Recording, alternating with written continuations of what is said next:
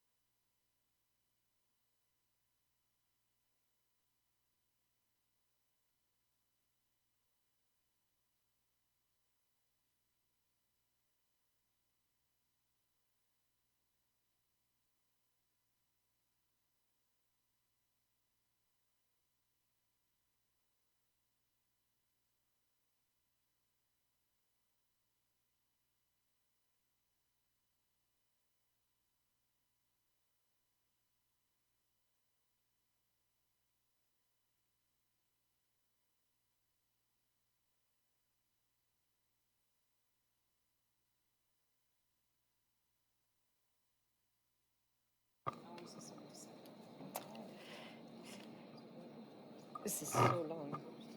Excellencies, distinguished delegate, ladies and gentlemen, good morning.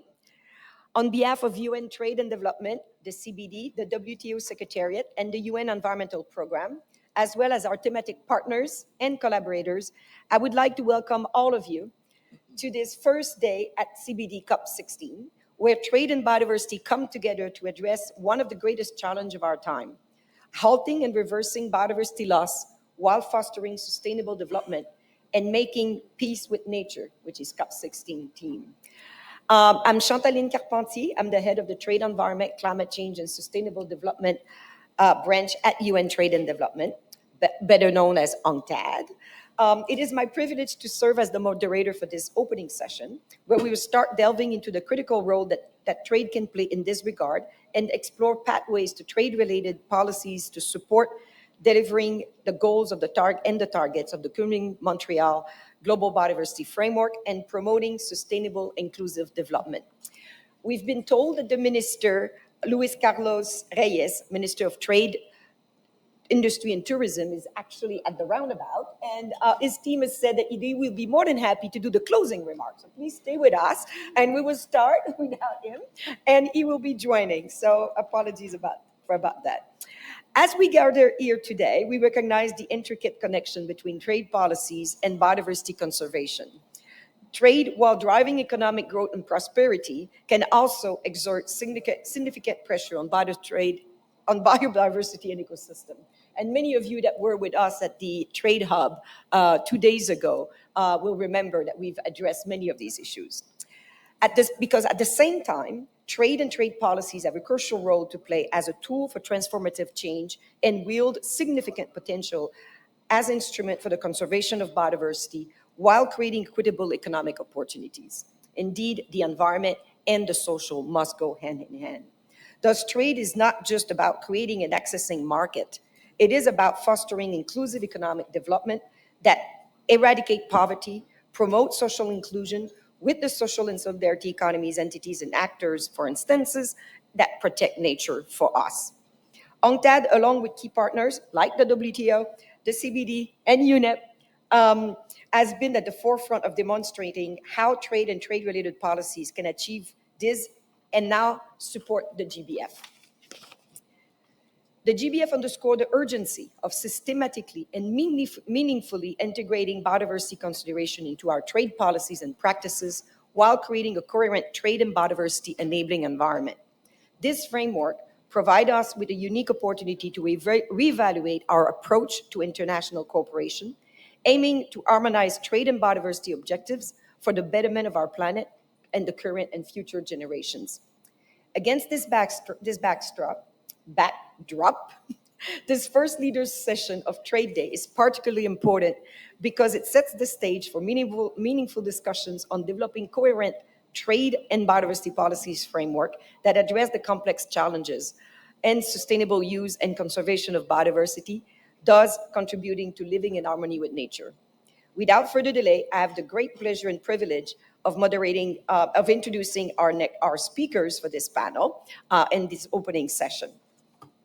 And we are very, very delighted to have with us Ms. Inger Anderson, Executive Director of UNEP, UN Environmental Program.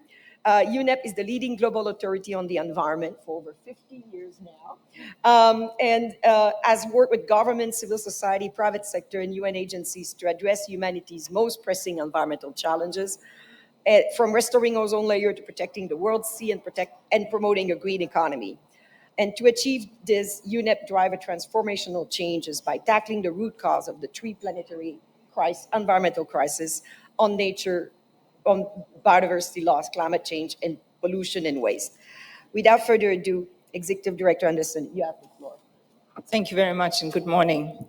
It's a great pleasure to be here, and let's just recognize our amazing hosts from Colombia and how much work they've done to make it so hospitable, so pleasant, and so beautiful every day. We're very, very grateful. We at UNEP are, of course, a proud host of the CBD, together with another 16 conventions.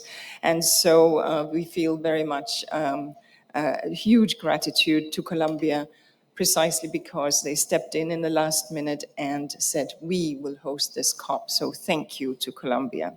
And thank you to everyone, including obviously Colombia, but also to my friends from the trade community, UNCTAD and WTO, for really lifting the trade dimension inside the environmental house. This matters and something that we are very grateful for. We understand that nature is absolutely the bedrock of our world economic system. We understand that 44 trillion or so dollars a year are dependent on nature and nature's generosity. But we also understand, and especially in UNEP, that nature cannot be commoditized, that nature has value in and of itself, and that so I just want to recognize that as I put dollar signs on it, very much because there is and value in nature in terms of our culture, in terms of our tradition, in terms of our legacy and identity. But we have to understand that food, which nature provides, has value. We have to understand that forest products have value, that the bioeconomy has value. And we need to be aware that the disruptions that we may see in trade patterns immediately impacts the very poorest, immediately impacts those who rely on that value that those products provide. And so when we look at biodiversity, we often quote from IPBES, the intergovernmental panel that deals with ecosystems, biodiversity and ecosystem services, because IPBES identified these 5 drivers that are causing the primary reasons of biodiversity loss. And the first of those drivers deal with land fragmentation, land conversion, land that was pristine, we have converted it to be maybe urban, maybe agricultural, maybe working for forestry, etc., etc. In so doing, we've interfered with what was natural and we've caused a change. So that's one driver of loss. A second driver of loss deals with overexploitation, overfishing, overcutting the forests, over whatever we are doing in the natural space. Is a third driver with our pollution, that toxic trail that our existence puts into the environment. Because remember, all other species live in balance with nature except this species. And so we are causing quite a lot of impact into the natural environment. That's a third driver. Fourth, obviously climate change. And fifth, not to be forgotten, invasive species that can destroy ecosystems. So when we look at those 5 drivers and we understand that nature is a very bedrock of our economies, then we have to talk about trade as an impactor on negatively on environment and how we shift that to the positive, because let me be honest, without trade, the economies will stop, right? So we need to understand that that exchange of foods and products, etc., across the world is critical for our very economic existence. Biodiversity-based products are about 17% of all global exports. This is an UNCTAD number. And when we then go into, and we from UNEP, and there has been in the environmental movement and environmental economics, quite a lot of thinking around environmentally extended multi-regional input-output analysis. That's a very technical word, but essentially it means if I am buying soap in Germany and it's made of palm oil from wherever, let's not put a name on it, then am I blaming wherever? Am I blaming Germany? What's the story here? And what are the real trade flows? And what is the impact of that? And who knows what? And what are the gear levers that we have to make those shifts? That's that environmentally extended multi-regional input-output analysis. That's quite a mouthful, but it's a useful mouthful because it helps us understand some of these things. Because when we use that broader life cycle assessment, we begin to have an understanding and not just point fingers at the country where maybe the palm oil is grown, but also take a degree of responsibility for where it is consumed. And consumption, let's say alone in the EU, 19% of tropical deforestation from imports of wood, palm oil, soy, cocoa, coffee, and beef was measured between 2008 and 2017. Now, we have to be very careful that the kind of regulatory settings, and here I am giving a little nudge to Europe, that the kind of regulatory settings that we put in place do not be perceived as trade barriers. So we need to be very careful with what we do roll out. But we must be aware of the impacts that the demand from the consumer side have on the environment. We also need to understand that those producing countries, often their economies are very dependent on exporting those things. So a sudden gear shifts make it very difficult for those countries. And so when we look at that, we need to have a broader, more nuanced, a more sophisticated conversation about trade and biodiversity. So what is it that we need to do? Well, first of all, obviously, the Global Biodiversity Framework, it has 2 targets that deal with trade. Target 5, which prohibits and speaks to trade in fauna and flora. And that's very much a CITES-related thing, obviously, but goes beyond that. And of course, Target 16 that speaks to sustainable consumption and production. And so that's just where we find this place. Now, so what is it that we need to think about? I say 3 things that we need to discuss. First, we need to talk about trade policy that have direct, harmful private and public financial flows towards nature services, if I can put it this way.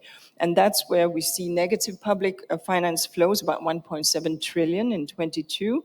And only we see 165 billion going to nature-based solutions, which is when we invest in nature, which is when we invest in the resilience of nature, etc. And we from UNEP have called out consistently the underinvestments in nature-based solutions. In fact, our Deputy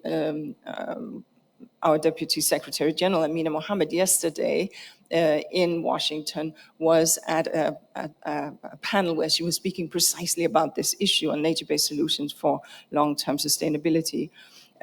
Target 18 of the Global Biodiversity Framework speaks to harmful subsidies, and that we are going to reduce the harmful subsidies by 500 billion per year by 2030. That's a clear target. Member states have agreed. So that obviously will also help shift if countries live through that and live up to that. And of course, the harmful agricultural subsidies. So dealing with some of those elements that are just driving ourselves into the ditch is a critical point, my first point. Second point, we have to find a way that we can incentivize production system that minimizes biodiversity loss and minimizes pollution. And I add pollution here because whether it's chemical or whether it's overuse of fertilizers, etc., whether it's insecticides or pesticides, heavy toxics or plastic, etc., all of the above are a significant driver of loss on biodiversity.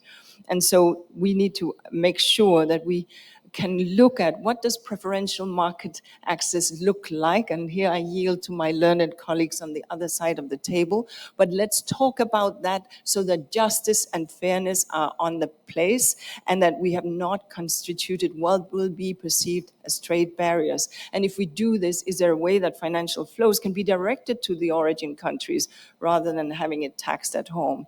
I think we need to think about this in a clever way.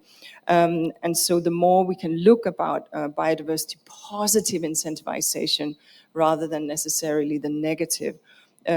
What we have done, for example, under CITES, the convention that deals with illegal and legal trade of flora and fauna, another UNEP convention like the CBD, we have listed about 40,000, we, meaning member states, have listed about 40,000 species where you could not trade or they were limited in trade, etc. And that means that populations have recovered when you look at that. So that's really critical. There are ways that we can do this.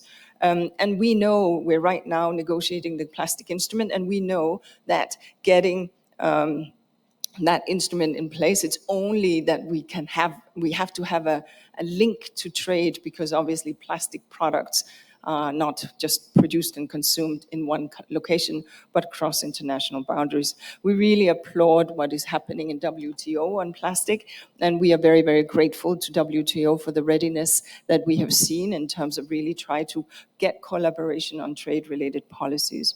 And my third point is, let's make sure that we deal with consumer awareness. What does it look like that I know what I'm buying? I'm back to the soap in Germany. Do I know what footprint it has had? Is there a way that consumer, not to put the blame on the consumer, but that the consumer can be better informed so that she or he will know the kind of impact their own purchasing is? Are there standards, voluntary or not? that can be set in place. The Marine Stewardship Council is a place where you know what seafood you are purchasing and whether it was sustainably harvested or not. Are there similar ways that one could think about that? Could it be global? Could it be regional? Would it be national? Discuss. I think that's the kind of thing that one needs to look at, because trade is essential and leadership is essential. And I think that here, if we can deepen this dialogue inside biodiversity, inside climate change, and of course inside desertification, as well as inside the chemical conventions, Basel, Rotterdam, Stockholm, Minamata, that I also have the privilege of hosting, and of course inside the Montreal Protocol that I also have the privilege of hosting, looking at this from the environment side, from the climate side, from the nature and land side, from the climate side, and from the pollution side is the way to go. Finally, just to say that the Secretary General had this panel on extractive energy, critical transition minerals. I'm sure that Pedro will speak to that, so I'm not going to say it other than the environmental dimension of this extraction is significant.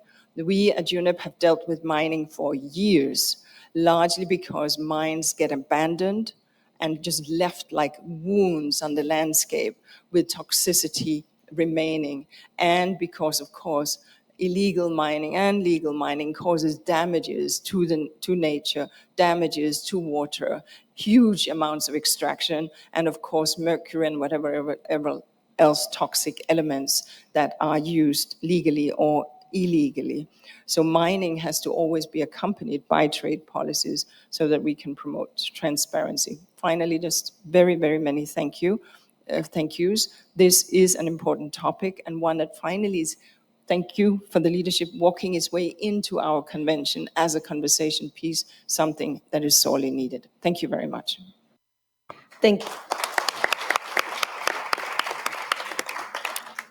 Thank you so much, Executive Director Anderson, and especially for these three key areas that you mentioned. But I would love now to welcome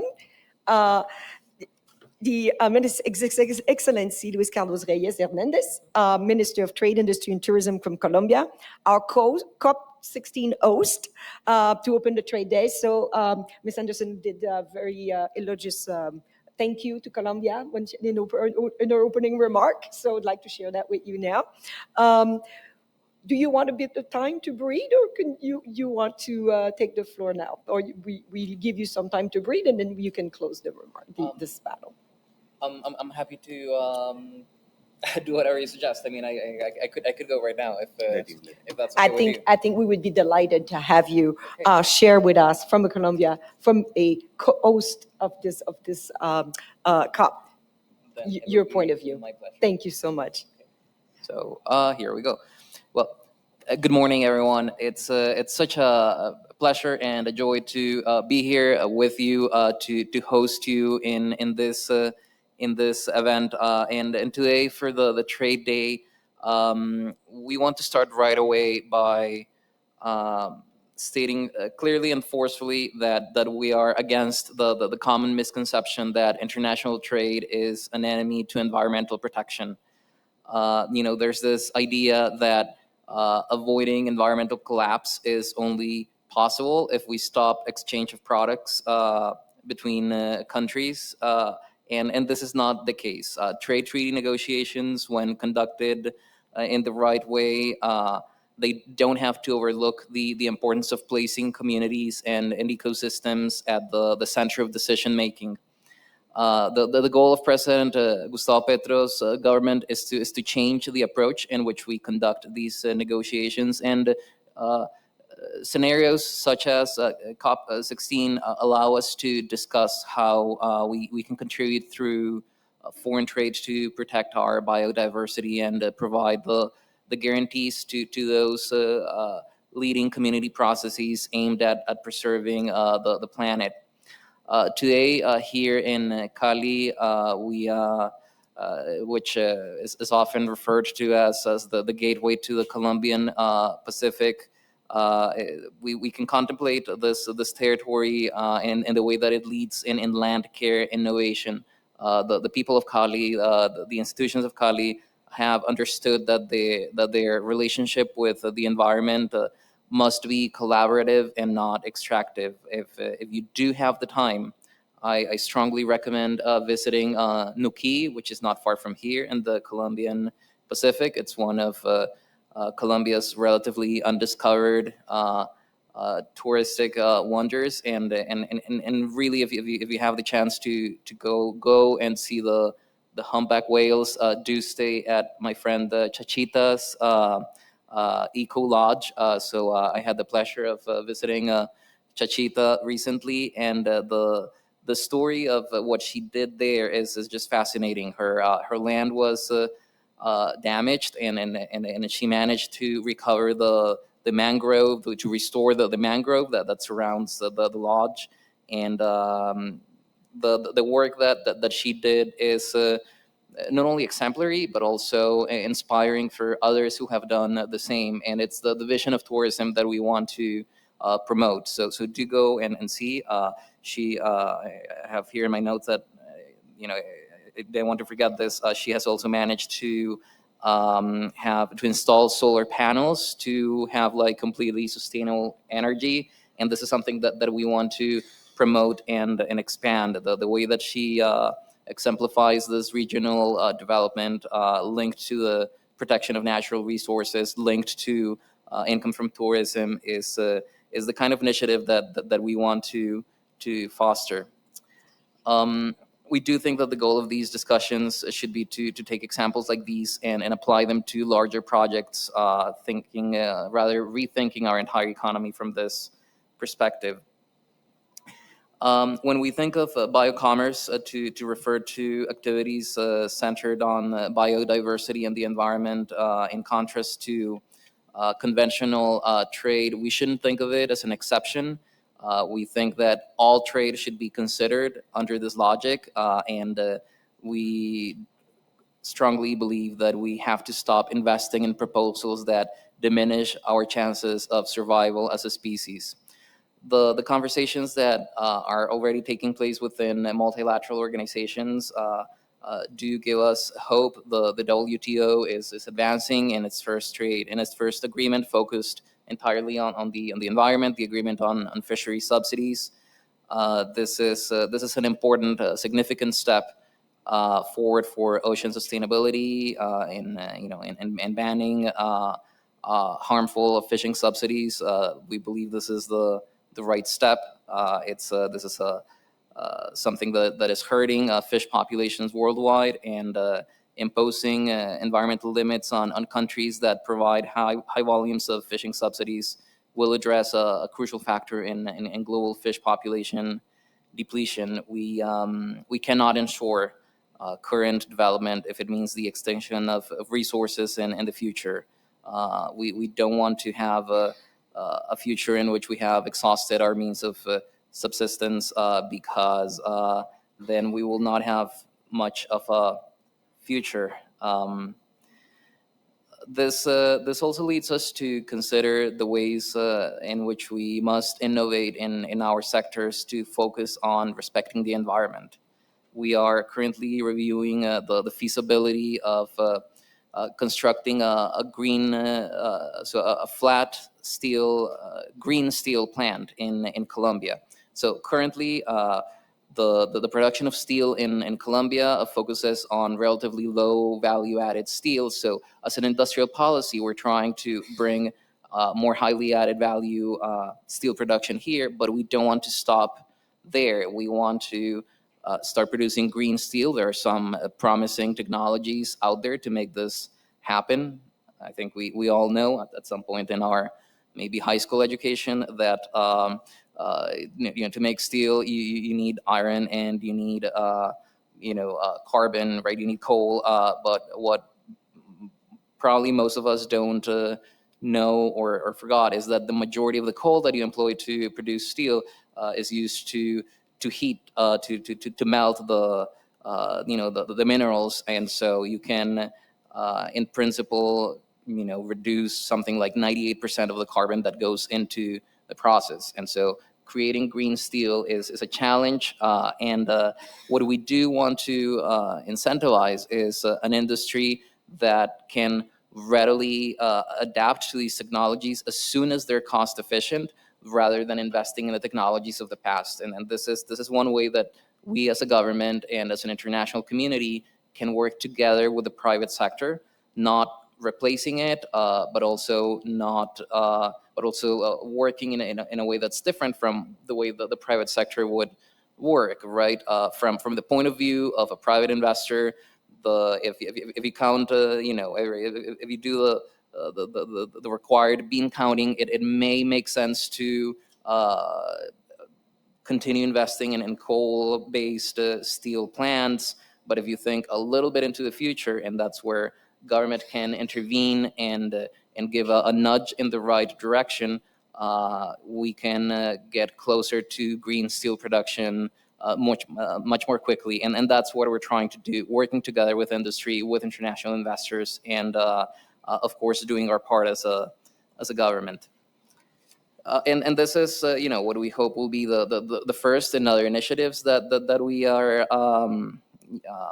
conducting at the ministry. We think that this event is a way for us to talk to partners in these conversations, and that we're very thankful that we have this opportunity. We have a significant responsibility as a world community, and we thank you all so very much for being here and for being a part of this effort to protect biodiversity and to find ways that are economically sustainable to guarantee our future as a species. Thank you.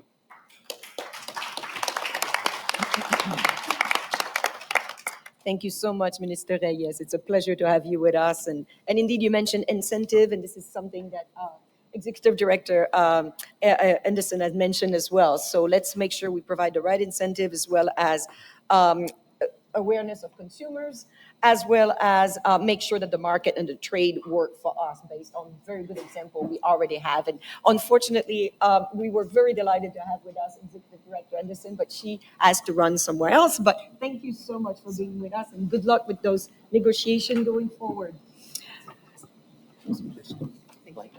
It is now my distinct pleasure to introduce my Deputy Secretary General, Pedro Moreno, because UN Trade and Development is the UN agency that for almost 30 years has been leading the work on the interface between trade, biodiversity, and social inclusion. It bridges too often disconnected world that you mentioned, Minister Reyes, the biodiversity community and the trade community. And as Executive Director Anderson mentioned, it is possible to make these two work together as a win-win approach for these communities such as Chichita and others. And therefore, we're very delighted to provide that bridge between these communities while providing trade-related substantive input to national and international level at the nexus of development and biodiversity agendas. So, DSG, can you please share with us your remark on these issues? Thank you, Chantaline. Dear Minister Reyes, thank you very much for hosting us. And thank you also to the government of Colombia, to civil society, to the academia, to the media here for having brought the world on the global community on biodiversity to Cali, the Colombian way, with the hospitality, the warmth, and the thoroughness and the boldness that characterizes the way Colombian works. So thank you so much. Thank you so much, and thank you to all of you for having hosted us. The importance of biodiversity, of course, cannot be overstated. More than half of the world's population, that is around 4.3 billion people, rely on biodiversity for their livelihoods. For the poor and for the vulnerable living in rural areas, it is particularly important because about 70% of them depend directly on biodiversity. And more than half of the global GDP, the gross domestic product, relies on biodiversity and healthy ecosystems. So while the evidence of its importance is overwhelming, the evidence is equally overwhelming that biodiversity is at risk. 1 million plant and animal species are at risk of extinction within the next decades.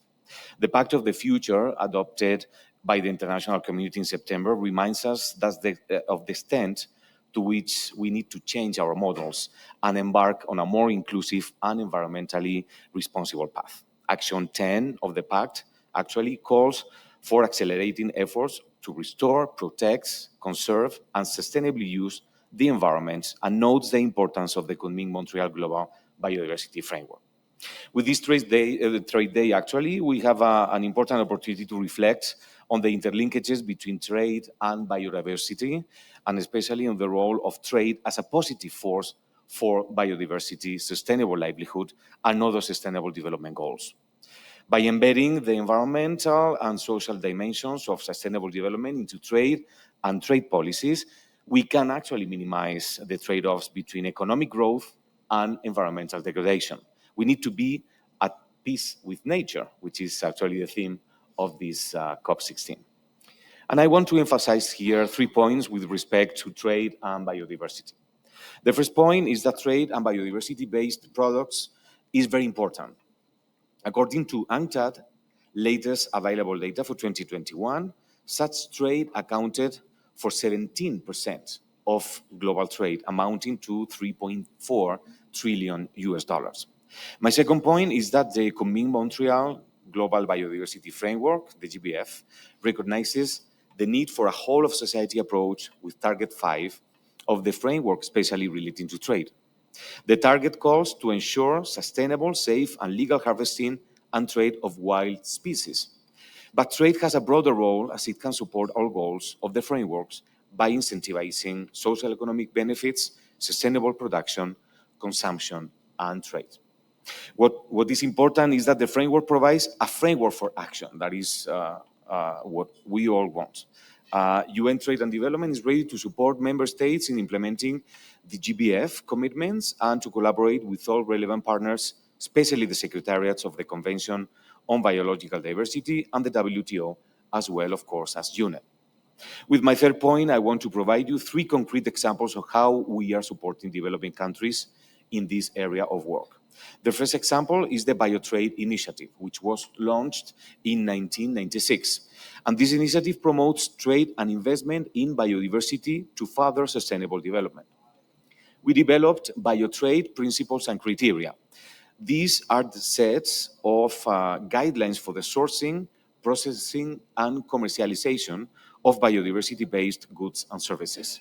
They support governments and companies in conducting biodiversity-friendly trade while contributing to the achievement of the SDGs and multilateral environmental agreements. Voluntary sustainability standards are crucial also for supporting the implementation of biotrade in developing countries as they help improve market access. And you will see some concrete results on this area. The initiative has supported sustainable trade, conservation of biodiversity and livelihoods in more than 80 countries. The biotrade turnover has been growing steeply, actually. Between 2003 and 2023, biotrade compliant companies as associations went from a turnover of 40 million to nearly 40 billion US dollars in 10 years.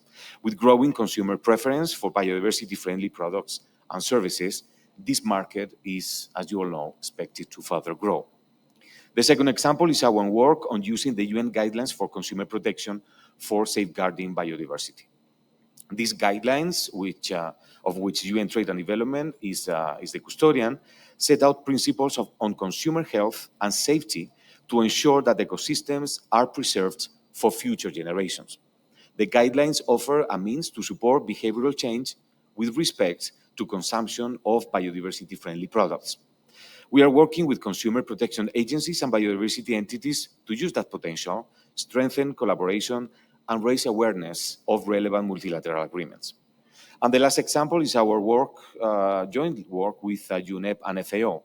We developed a joint plan of action towards supporting the sustainable use and conservation of our marine biodiversity realm and achieve the goals and targets of the Kunming-Montreal GBF. So to close, dear friends, looking ahead, the success of sustainable trade will depend on multi-stakeholder collaboration. This is clear.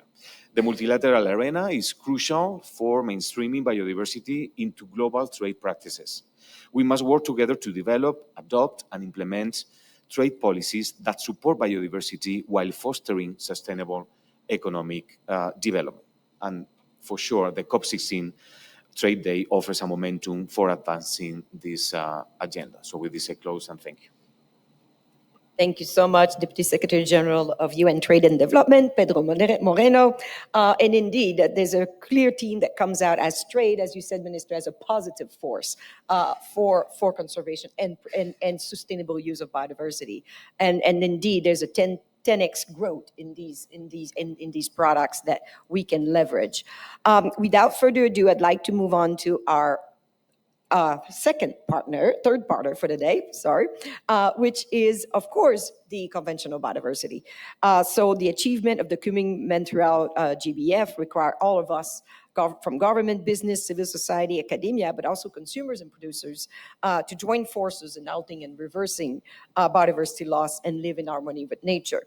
Unfortunately, our dear colleague, Mr. Cooper, David Cooper, could not be with us because he's sick, but we have a real pleasure to have Bianca de Brazil, Program Manager, Business Engagement and Mainstreaming at the CBD, with us to give the CBD point of view on the trade and biodiversity topic. Thank you. Bianca, you have the floor. Thank you very much, Antolin, and thank you. I think I'd like to thank the UN Trade and Development for organizing the Trade Day. This is the first ever Trade Day that we've had in the CBD COP. It couldn't be a better COP for that to happen. It is the largest COP in terms of participation. We are very excited to be here. Thank you very much. So the issue of trade helps to determine consumer patterns. There is a dedicated target in the GBF that talks about sustainable consumption. We also talk about sustainable production. Trade helps to determine how these patterns will go, etc. So there is a lot of linkages between what happens in the trade space and how that reflects into sustainable consumption, sustainable production, etc. Trade also offers many opportunities for sustainable economy, creating employment opportunities, incentives for conservation and sustainable use, and potentially offering efficiencies in production. So trade, when done sustainably, it can be a force for good. It can help us change the way we operate, change the business as usual, which we must really address. International trade accounts for over 50% of the global GDP. And also, according to the IPES, the International Resource Panel, 1/3 of the materials and resources extracted is linked to production for trade. So if we are able to rewire how we do this, I think there is such a huge impact that we can gain from it. The GBF, it was adopted as a package of actions. So we have 23 oriented targets that are looking into 2030, and we have 4 global goals that look in 2050. If we are talking about the 4 goals, we have protect and restore, prosper with nature, share benefits fairly, and invest and collaborate for nature. I mean, trade permeates across all of these four global goals. In terms of targets, we have, of course, target 5, who was already addressed by my colleague panelists here, but it goes much, much beyond. So we have a target dedicated to reduce invasive alien species. So trade also, if done sustainably, can help us move that pattern in terms of invasive alien species. We have a target to reduce pollution. Of course, production patterns also, if they are influenced by trade policies, positive incentives, we can go a long way. Target 10, of course, talks about agriculture. And we have the issue of agriculture, how it's done, how it's traded, and of course, the incentives associated with it. Target 14 talks about the integration of biodiversity across sectors and across policies. And of course, trade policies is something we're looking into. We are working closely with the WTO. We're watching what's happening in your discussions and negotiations because it's very consequential. Target 15 calls on businesses to assess, report, and disclose on their impacts on biodiversity. Of course, that goes a long way also in terms of the trade negotiations, trade of items that derive from biodiversity and so forth. Target 15 I already mentioned, talks about sustainable consumption. It's about sustainable consumption choices for consumers, but it's also about how we produce our goods and services. And finally, we have Target 18 that addresses harmful subsidies for biodiversity. Of course, we know that there's a number of activities, economic activities that are linked to subsidies, and how we're going to try and help governments to identify harmful subsidies, address them, maybe reframe them into a way that they are positive for biodiversity. That will be key, and it's one of the main issues that is being discussed in this COP.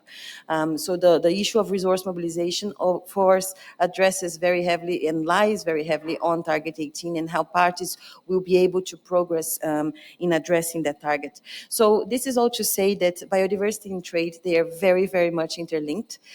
We are working closely with partners such as WTO and UN Trade and Development, the UNEP, and many other external partners. We are looking to how to translate that to make this change with the business sector, and we're very excited to be here. So thank you so much.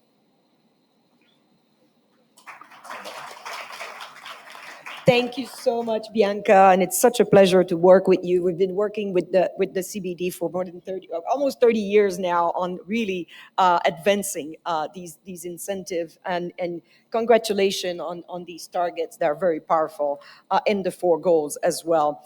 I would like to conclude with, definitely not the least, the one that's been referred to a few times, our colleague Ula Kask, Consular Agricultural Division at WTO. And sustainable development and protection and preservation of the environment are fundamental goals of the WTO, as we all know. So it's a pleasure, Ula, to have you with us. And please, can you share with us, how is WTO incorporating biodiversity into the ongoing processes and discussion, and what are the key topics that WTO members are currently discussing in relation to biodiversity? You have the floor. Thank you, Chantaline. But before, también quiero agradecer Su Excelencia por organizar la conferencia en un país tan lindo y también por haber mencionado varias veces a la OMC en sus puntos de habla. Muchas gracias. And as you said rightly, we have at the WTO already in the preamble that was, as you know, we celebrate 30 years of the WTO, so the preamble also dates back to 30 years. So already at that time, environmental protection was included. So it's not a new thing at the WTO to have it, but what is new that there has been really a real evolution, especially since 10 years, that the environmental considerations have becoming more and more present. So just to kind of focus structure my presentation, I would like to discuss 3 things where the evolution has been the biggest, which is the discussions at the WTO. There are more and more discussions. Transparency, we have more and more information available. And the negotiations, which is definitely the highlight of what we do.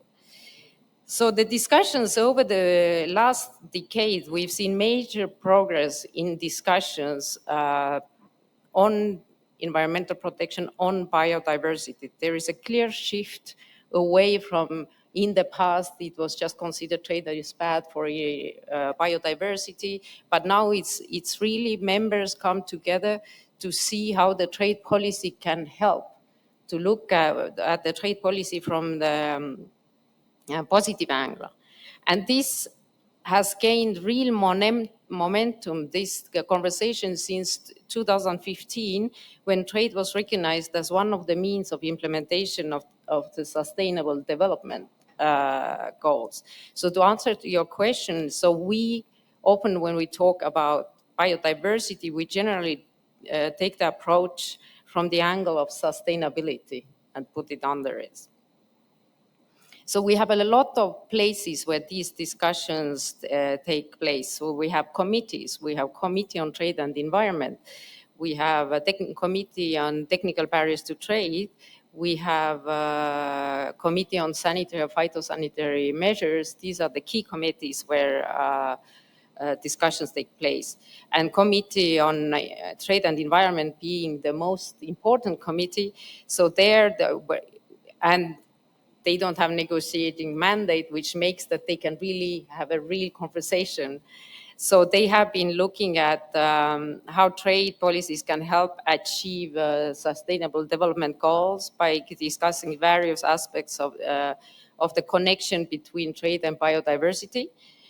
And this includes conversations on everything from promoting sustainable agriculture, which is a topic dear to my heart, and circular economy models to supporting green infrastructure, resource-efficient food system, and land forestation.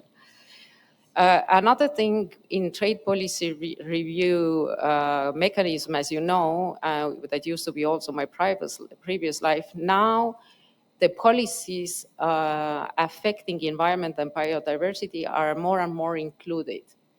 It is not yet mandatory, but it has become a trend that every trade policy review tries to cover those measures. Then we have member-led discussions, and these were already, several of those were mentioned. So we have among the most significant ones, we have trade and environmental sustainability structured discussions. We have the WTO dialogue on plastics pollution and the fossil fuel subsidy reform. So these discussions have also been driven apart, obviously, from the importance of the topic itself by the growing number of measures taken. We see really a rise in the number of measures taken by our members to protect the environment and safeguard biodiversity.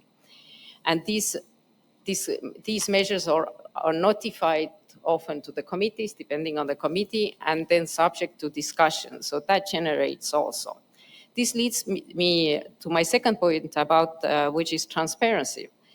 So we have even the track record of notifications by our members has been going up, has been improving. So there is more and more information available on what our members do.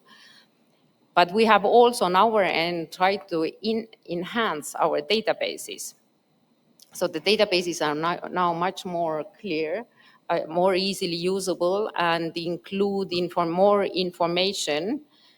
And if you look at the different, you have to look at some, there are two key databases.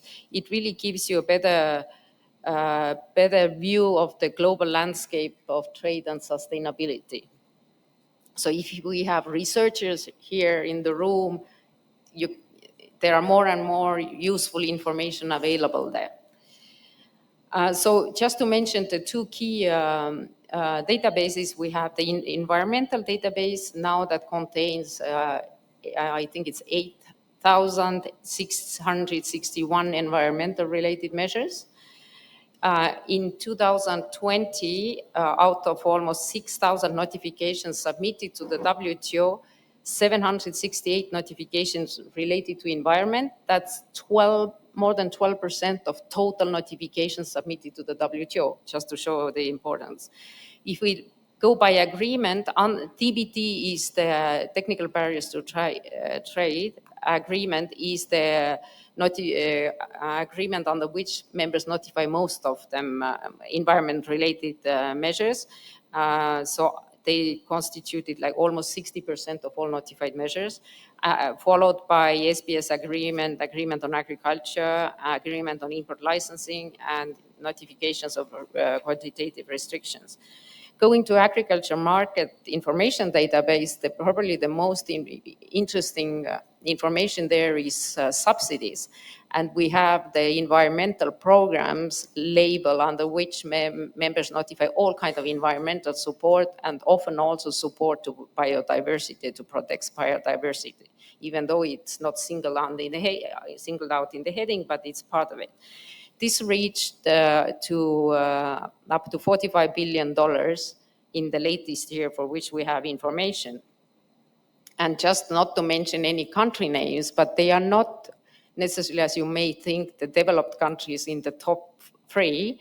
Actually, the top subsidizers and this is positive let me say, it's maybe not criticizing because it's for environmental, to protect the environment, the top subsidizes one big developing country. So well ahead of the European Union. So, all these databases provide a lot of information, and they also clearly show that the number of measures shows the attention paid by our members.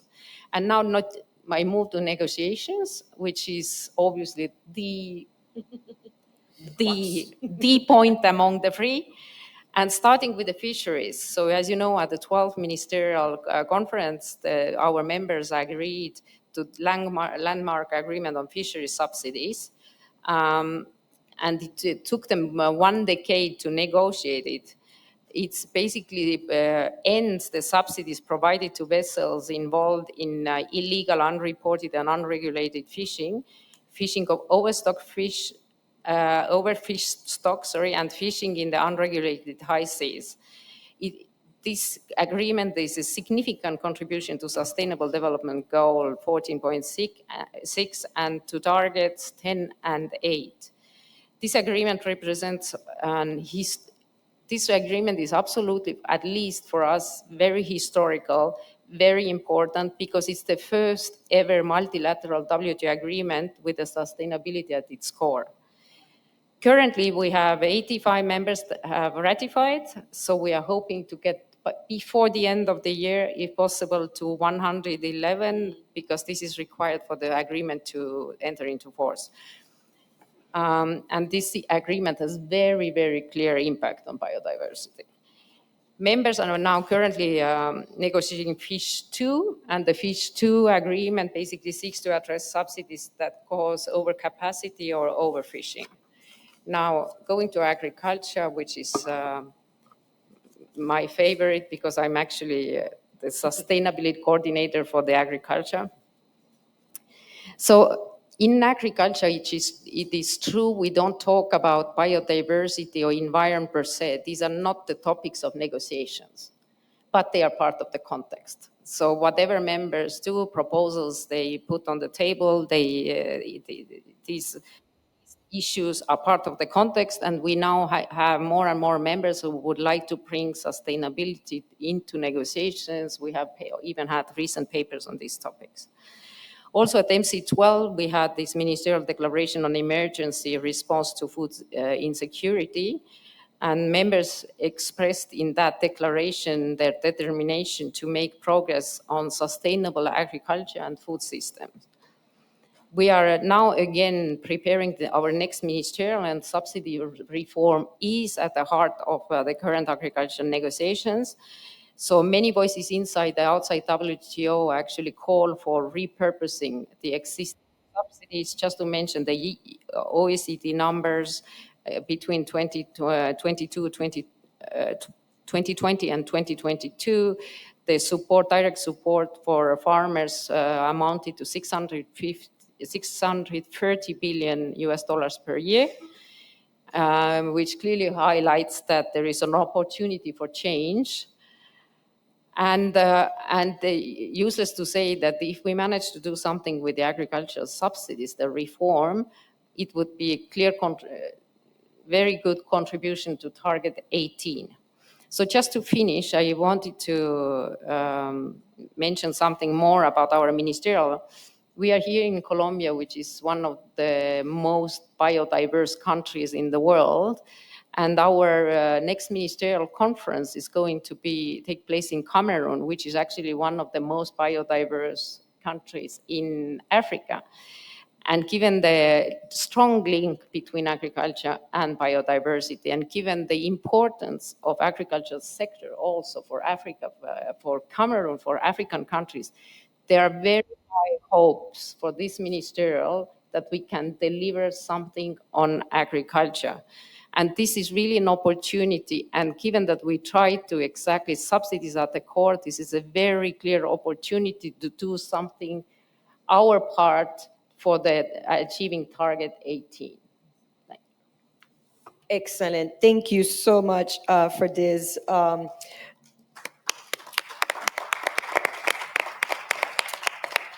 Madam Kask. And we're sorry we started a bit late, so we are a little bit late. And I know some other speakers for the next session are already here, but I would like to give a final round to the speakers of only 30 seconds. What's your key takeaway? Because now we've heard a lot about the incentive and repurposive incentive from the brown side to the green side. But if you, the one thing you want the audience to leave this room with, Minister Reyes, you want to start? 30 seconds. 30 seconds. Wow.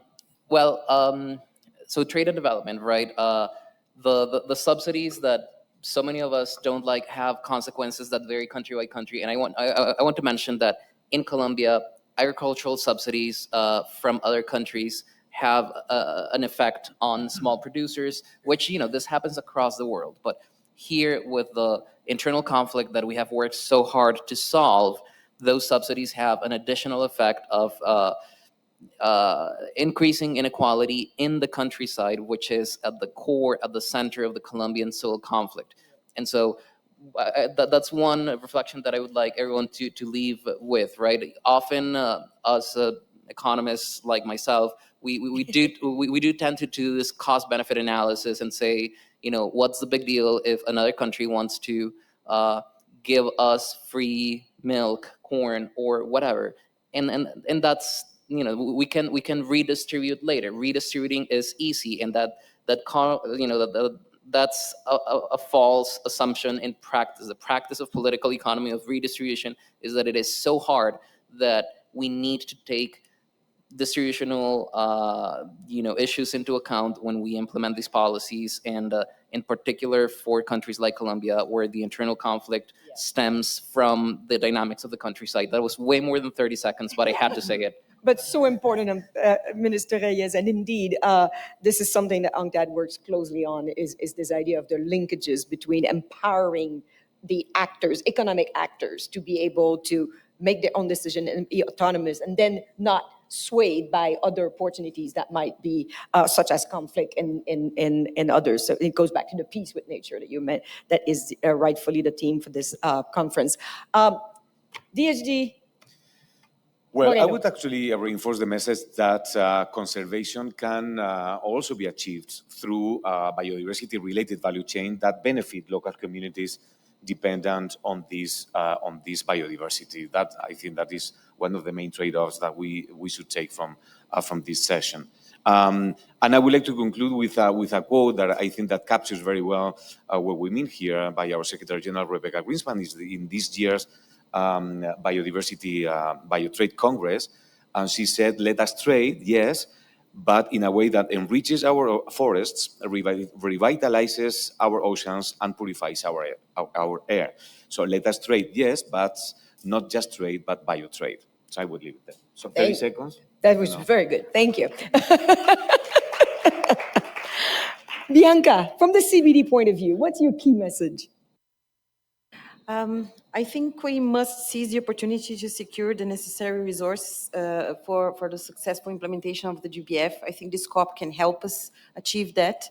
I think we need to ensure that the rights of indigenous peoples, environmental defenders, the livelihoods of the smallholders, they are respected and secured. And I think we need to strengthen collaboration across the board. Governments, they will need help to identify the harmful incentives, to rewire them. We need to collaborate among UN agencies, but also with WTO in the discussions that they're having. And I think we're in a good position right now. So I want to thank you very much for this. Thank you so much. Last, not the least, Lula. Can be fast. Yes, so I want to go back to my favorite topic, which is the agriculture and fisheries. Just to say that this COP is meant to be about implementation and securing fisheries 2 agreement, securing an agreement on agricultural subsidies at the next ministerial conference at the WTO. We need your help. And with your help, we can definitely help to achieve several of targets, and notably target 18. Thank you. Thank you so much. You can count on our help, and I'm sure everyone else here. So thank you so much, ladies and gentlemen, panelists. It was and Minister Reyes and Colombia as our host for joining us for this opening of this first ever trade day at a COP, CBD COP. And I hope this kind of gave you a sense of why we believe trade and biodiversity are so important as a team, and that no, trade is not only the problem, trade can be the solution. And please stay with us for the next session. As our guests will be leaving, we will have a next panel, and do take some coffee and some food so you can stay awake, and then we'll continue right away. Thank you.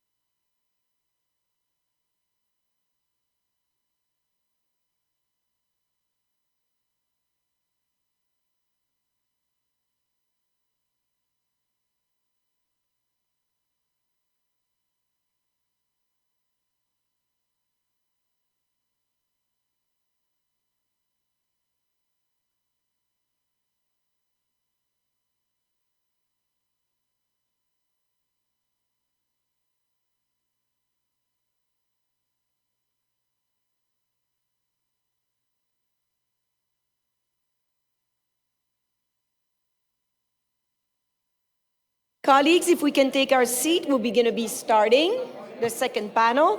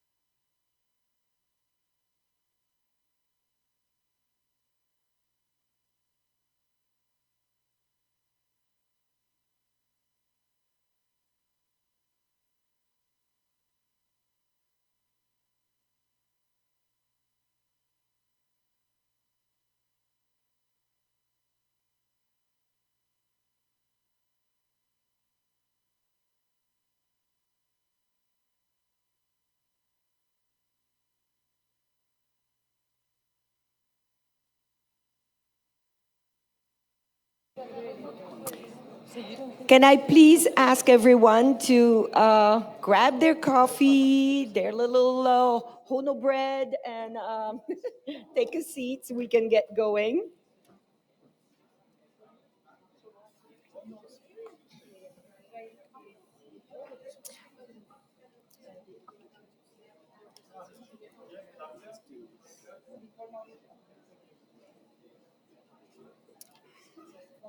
Honorable guests, speakers, colleagues, it's a real pleasure and an honor to moderate the second panel of the Trade Day, dedicated to trade for inclusion and solidarity. This is a theme that we've addressed also during the first session. Empowering women, indigenous people, and local communities for sustainable and resilient economies in harmony with the environment. We are gathered today because trade has strong transformative potential to drive sustainable development and alleviate poverty for historically underserved communities such as women, indigenous people, and local communities, especially those in rural areas. Because women, indigenous people, and local communities still have significant barrier ranging from limited access for global market, financing, technologies, and socioeconomic challenges that are additional, it is important to think about how trade and biodiversity can help in that regard. Because an agri-food system, women work less productive land in poorer condition while earning significantly less than men, is another reason we should address these issues. Because because indigenous people and local community have a critical role to play in conserving biodiversity that we need to recognize and promote better in trade activity through fair distribution of benefits. Solutions are here. We heard it in the first panel. We don't need to reinvent the wheel to include ecological consideration and extend beyond profit decision-making in our markets. We just need to highlight entities, programs, and other projects that can empower vulnerable groups by fostering equitable practices, ensuring participation in nature-positive global value chains like the social and solidarity economy. More precisely, this session will underscore the need for policies that address historical disparities in trade, highlighting the importance of indigenous peoples, gender equity, and the role of social solidarity economy in promoting sustainable development. As co-chair of the UN Task Force on Social and Solidarity Economy, I am happy to highlight the impact of social and solidarity entities in our discussions, since they are officially recognized by the Secretary General as partners to achieve the SDGs. And those are cooperatives, women's association, indigenous people group, self-help group. They're pretty much the one doing the hard work of sustainably extracting these resources, bring them to market, and they deserve that we pay attention as well and make their work easier. Together, we will try to understand what the specific challenges that these groups are facing in participating in these value chains and trade that would be more sustainable. And with a key role here, the dialogue to foster on collaboration. And that was the word that our colleague from CBD chose to as our last word. And these are complex. Scaling up, it's easy to have a lot of these nice project at the country, at the rural level in these communities, but how do we scale them? And that only happens if we all work together and collaborate. So we want to extract from this discussion actionable actions and recommendations that we could all together bring forward to ensure that we have more inclusive trade, and then as a result, protection of biodiversity. So I would love to start our panel with Her Excellency Nikki Stilwell, Ambassador of New Zealand to Colombia and Ecuador, who has been very patient waiting with us. Can you share with us your reflection on how the government of New Zealand promote inclusive participation and empower Indigenous and local communities in sustainable global trading system? Thank you. Thank you, and tēnā koutou katoa. For our countries to grow and prosper, it is important that all groups, including women and Indigenous people, are included in trade and investment. For New Zealand, trade is critical to our economy, and it is a critical enabler of inclusive growth. Through data analysis and assessing the impact of our trade agreements on groups such as women and Indigenous peoples, New Zealand has been able to take a more targeted approach to our trade policy to ensure meaningful inclusion for underrepresented groups. Māori are the Indigenous people of New Zealand. The Māori economy is growing and is a significant contributor to New Zealand's total GDP, worth approximately New Zealand $15 billion, or 6% of our GDP.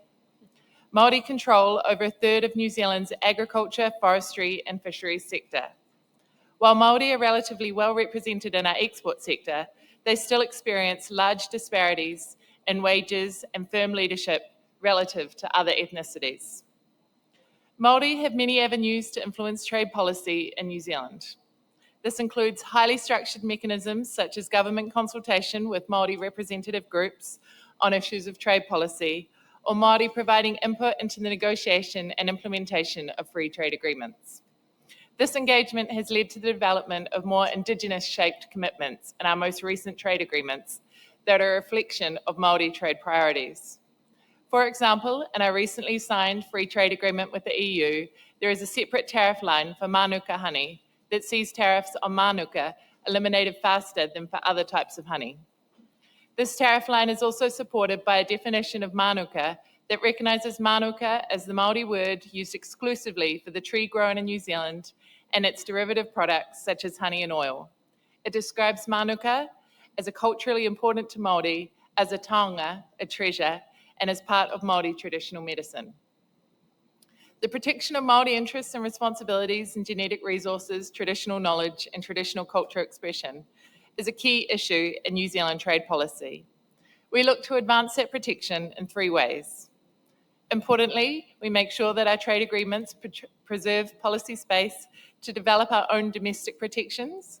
All New Zealand FTAs negotiated since 2001 include New Zealand's Treaty of Waitangi Exception Clause, which enables the government to adopt policies to meet its treaty's obligations. In addition to this general provision, we also look to ensure our FTAs do not limit specific aspects of our law designed to protect Māori interests, rights, and responsibilities. Our FTAs with the EU, UK, and the Comprehensive and Progressive Agreement for Trans-Pacific Partnership, CPTPP, all include rules relating to plant variety rights and provisions which recognise the need to protect kaitiaki, or guardianship, relationships between Māori and our Indigenous plant species.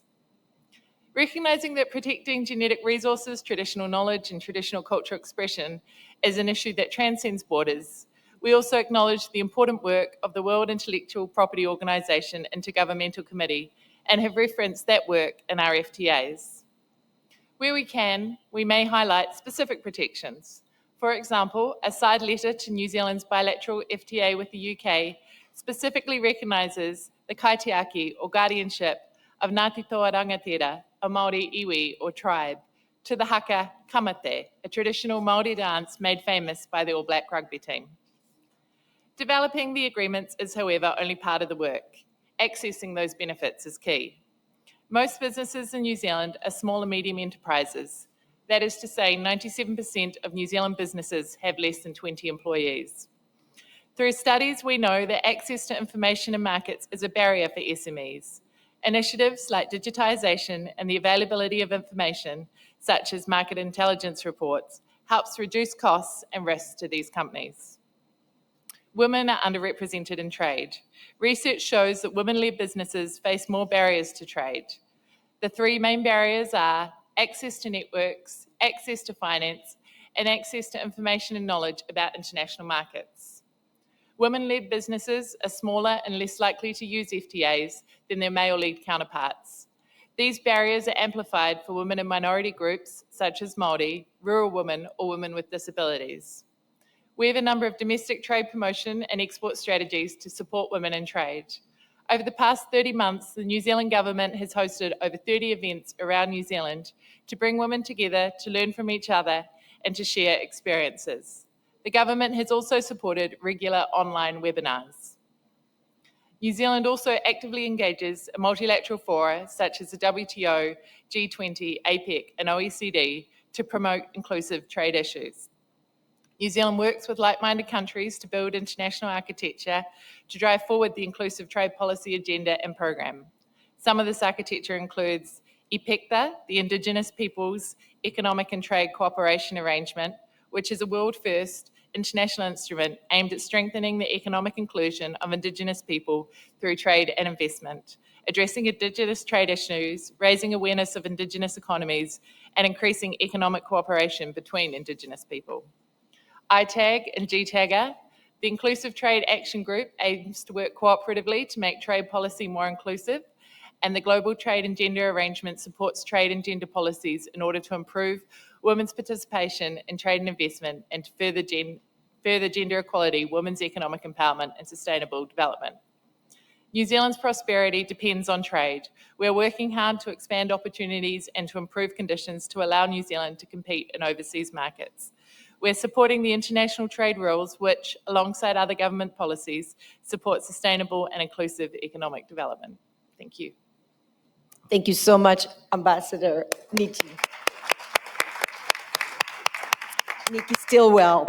And thank you for the specific example of actually how we can use trade agreement to make trade more inclusive, such as reducing tariff lines for specifically product produced by Indigenous people, but also to carve out space in your agreement so you can actually meet your commitment towards the First Nations, but also market intelligence report and peer-to-peer learning amongst women, amongst others. So thank you so much. So all this to say, it is possible to make trade agreement more inclusive. You just need to be intentional about it. All right, moving right along to Mr. Daniel Kobe, Executive Director of the Ogiek People's Development Program. Please share with us the experience of the Ogiek People's Development Program and how to empower rural community, in particular women, to protect their land, their natural resource right, and more. Thank you. Thank you very much, Saona. Let me salute the indigenous peoples of Colombia and the opportunity to be in this panel. This is really an honor and respect, and also for the government of Colombia. First and foremost, we cannot delink biodiversity and trade. And many times, many people discuss about biodiversity and they don't really discuss about poverty. And poverty is one of the greatest challenges facing indigenous women and indigenous peoples globally. And as we discuss in big conventions like these conferences, some of us having been brought up in indigenous people's lands and territories, we have seen what it means to see poverty and what it means to transform what we have as natural resources into meaningful, or rather into something for consumption. Because when you don't have money, you cannot tell people protect the forest when they don't have money. I have seen in many, I remember in 1995, as I grew up as a young man, one of the professors came and told us, please, let's start planting trees. But we were staying inside the forest. So I said, why do we want to plant trees inside the forest? And yet, we do not have a college. We do not have where our young people will go. Later on, after 10 years, it is true there was a lot of destruction in the same forest. So I saw that was something which needed to be done. But for the Ogiek women and other indigenous women, now we have started very meaningful work where we are giving women a chance to do rehabilitation of the forest. And they do it by doing indigenous trees, and they sell and make money. They have started now beekeeping. Previously, beekeeping was meant for men, but now women are doing it, and they are making money doing value addition. We have also issues of herbal medicine, which our women are doing. Previously, we have now started doing value addition to the kind of herbs. This became more relevant during the COVID-19, where everybody realized there was a need to use a lot of herbal medicine in our forest. And now intergenerational transfer is going on with our people accepting to herbal medicine, because they used to look at it like very dirty. They were going to get trees, roots, and barks of trees, and boiling some herbs and such like. But now all these are very critical, because they are realizing they can make money out of that, because you cannot transform and tell people to protect biodiversity when they are hungry, they don't have peace, and also when their rights are being violated. So human rights approaches are key to biodiversity and also for trade.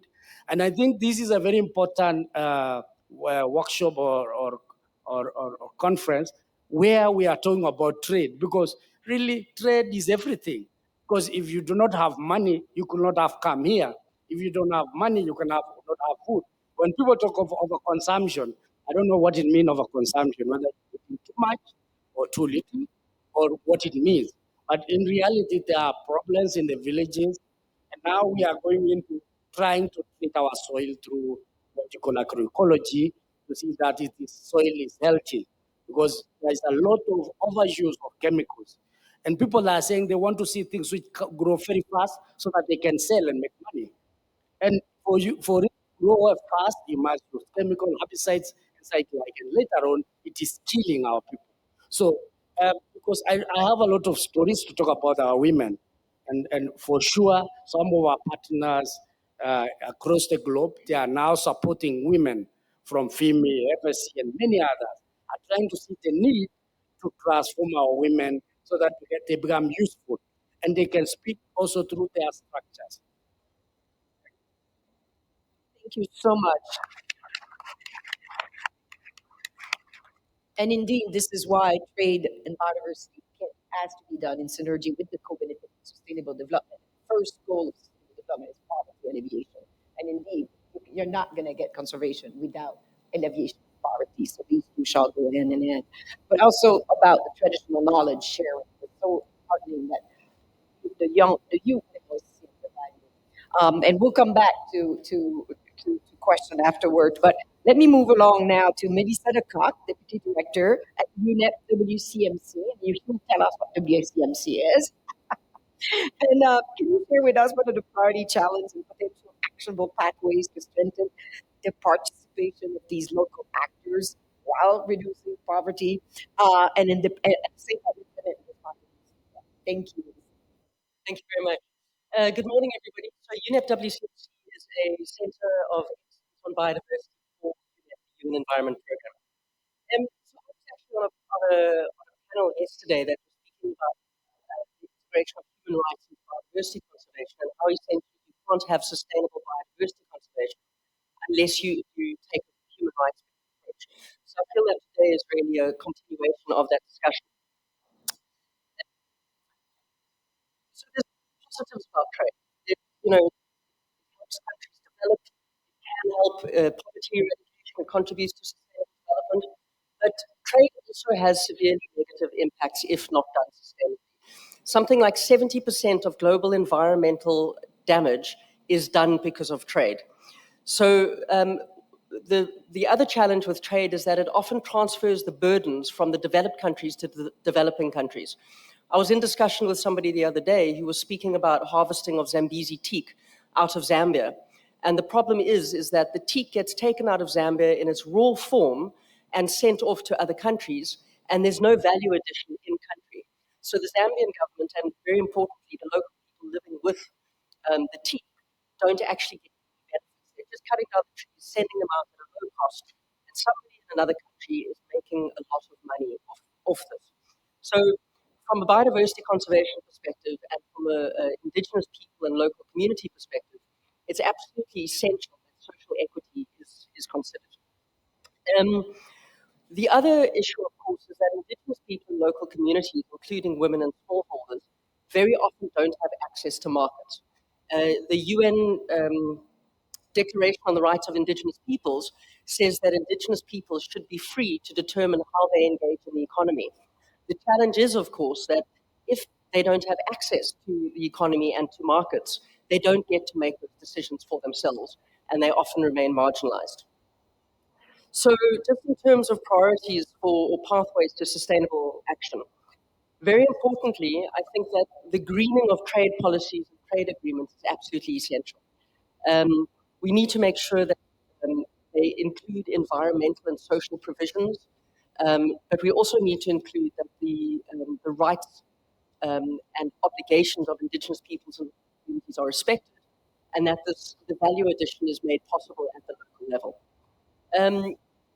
Now, having positive policies is absolutely wonderful. The challenge, of course, is that having those negative positive policies often means that Indigenous people or smallholders can't actually adhere to the new requirements of those policies. So, coupled with those policies, there's got to be the creation of positive economic incentives, technical assistance, and capacity building of the source markets to enable those smallholders to be able to address the nature positive policies. So it's got to be both. It's got to be, we need this sort of product in this sort of form, and here, let us help you find the ways to deliver on that. Then two last points. Facilitate investment and access of IP to not markets, but to finance mechanisms. And then policy coherence across trade, environment, finance, and sustainable development is really, really crucial. Thank you very much. So much, Melissa. And of course, this idea of value addition in country is something dear to my heart, and UN Trade Development, of course. We're working closely with you now, critical minerals, and that's the main point we're making: value addition of critical mineral in developing countries. But the same is true for environmental products and others. But also this whole idea now, as we are seeing a fragmented world and multiplicity of new standards and requirements in the market, and the inability for then the local communities to be able to take advantage. We really appreciate your comment about it has to be one with the other linked, not an afterthought. Different. Thank you so much. I would like now to move on to our fourth but not least speaker, my dear friend Sandra Moreno Cadena, Executive Director of RIPES. And Sandra, please tell us why these cooperatives, associations, and social solidarity entities can help overcome the challenge that these groups face in participating in nature positive trade. And what are the key factors that contribute to the success of these organizations? Thank you very much, Chantaline. Thank you very much for UTAN and for the organization of this whole trade day.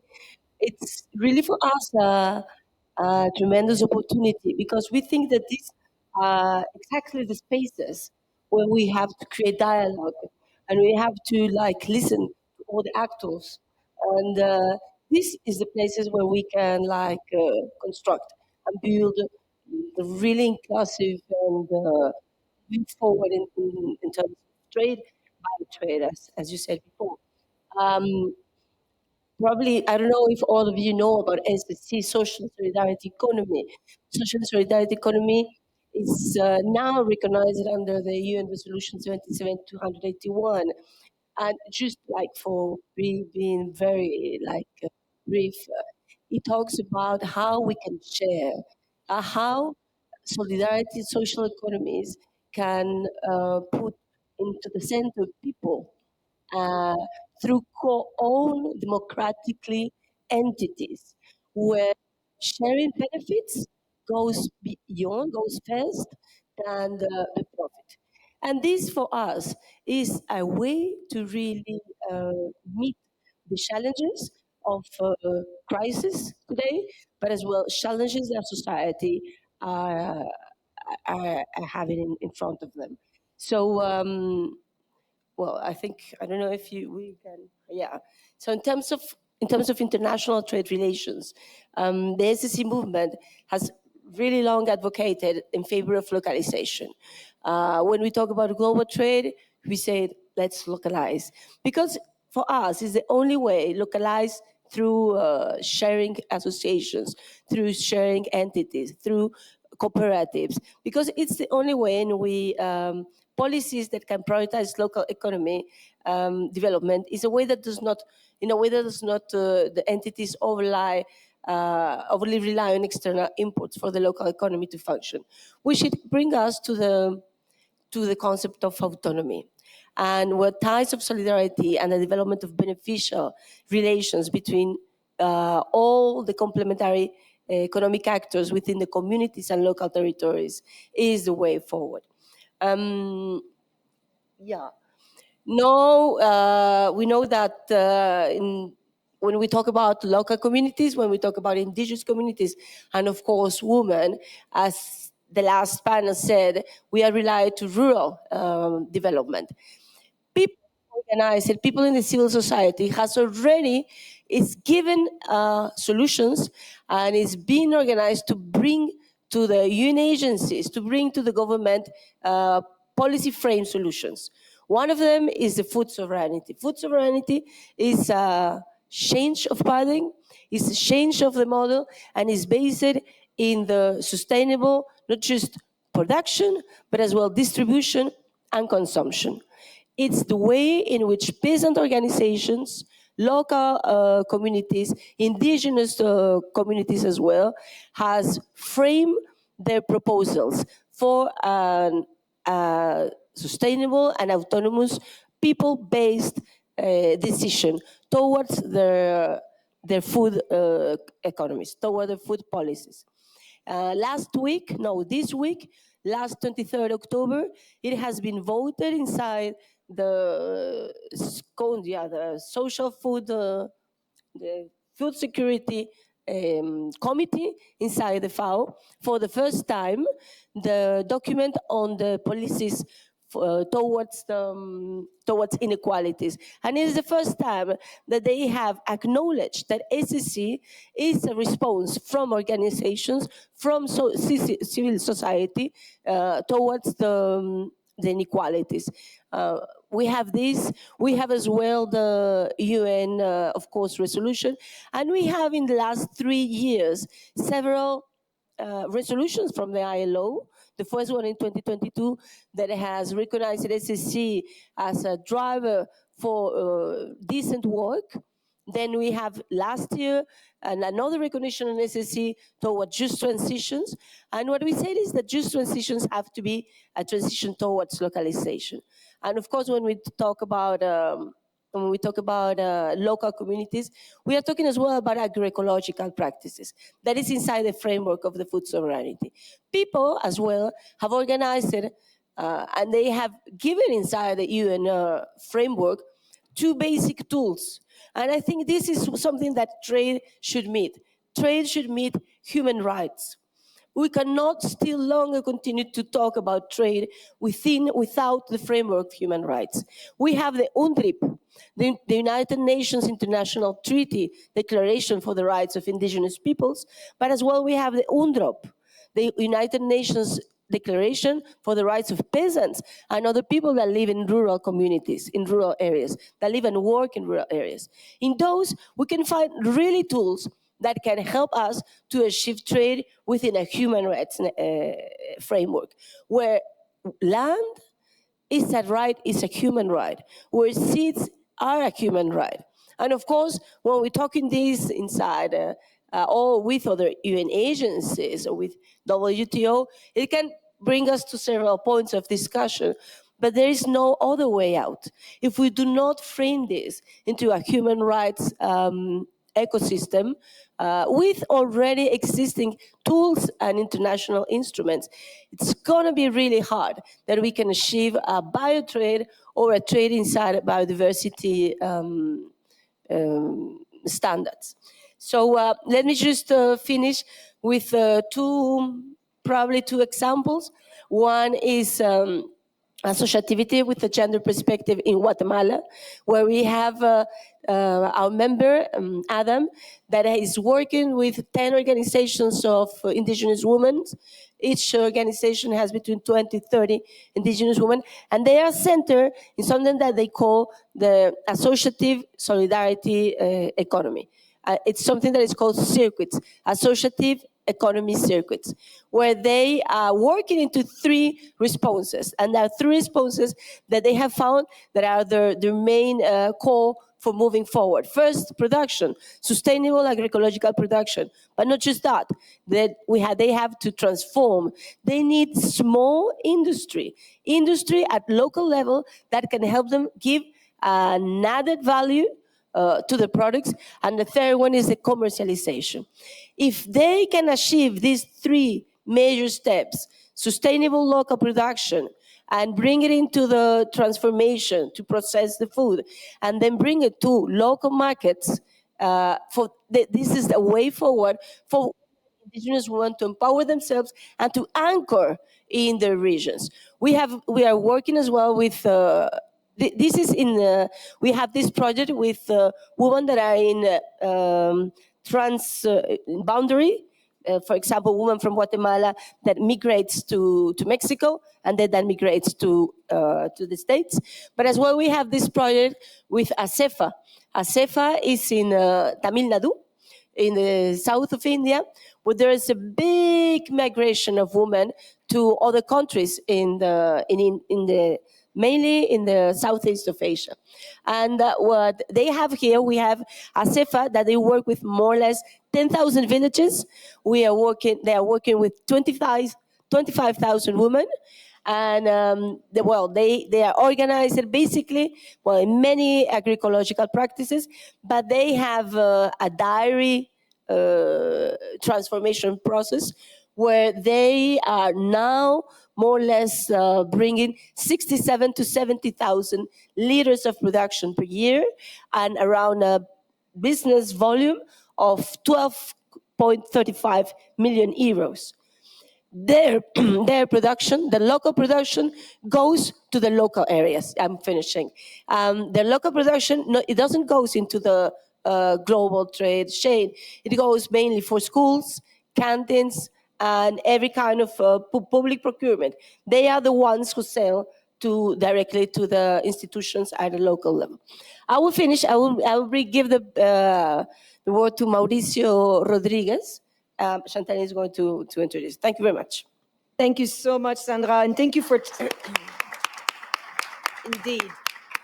Thank you so much for bringing this idea of the collective or the associative, where it makes it easier, for instances, to do the peer-to-peer learning or the technical cooperation or the financing, but also localizing the SDGs and also to reach the mass, right, and reinvest in the community.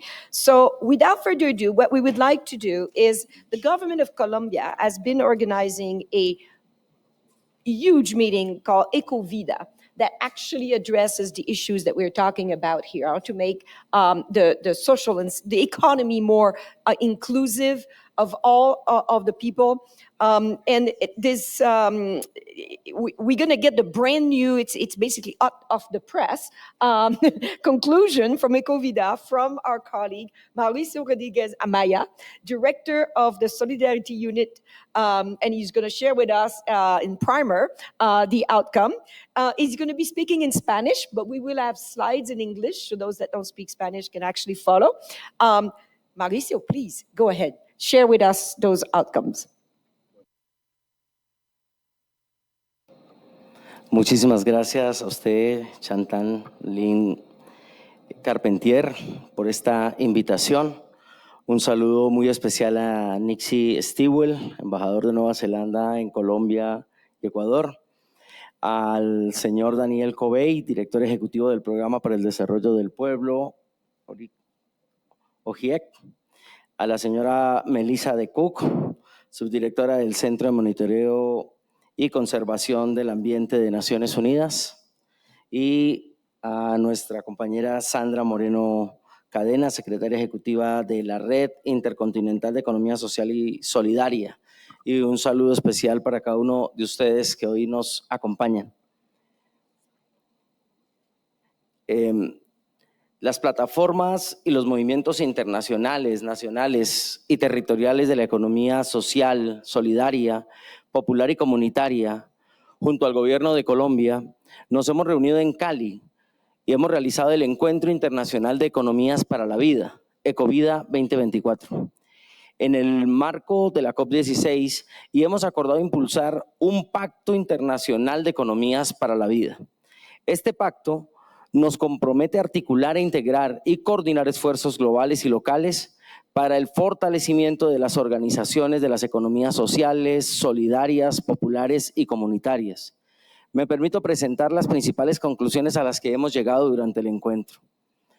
Ecovida exhorta a los gobiernos a concretar instrumentos nacionales e internacionales, políticas públicas y acciones colectivas que hagan realidad la resolución de Naciones Unidas 77281 y a respaldar la propuesta de resolución que actualmente se encuentra en negociación.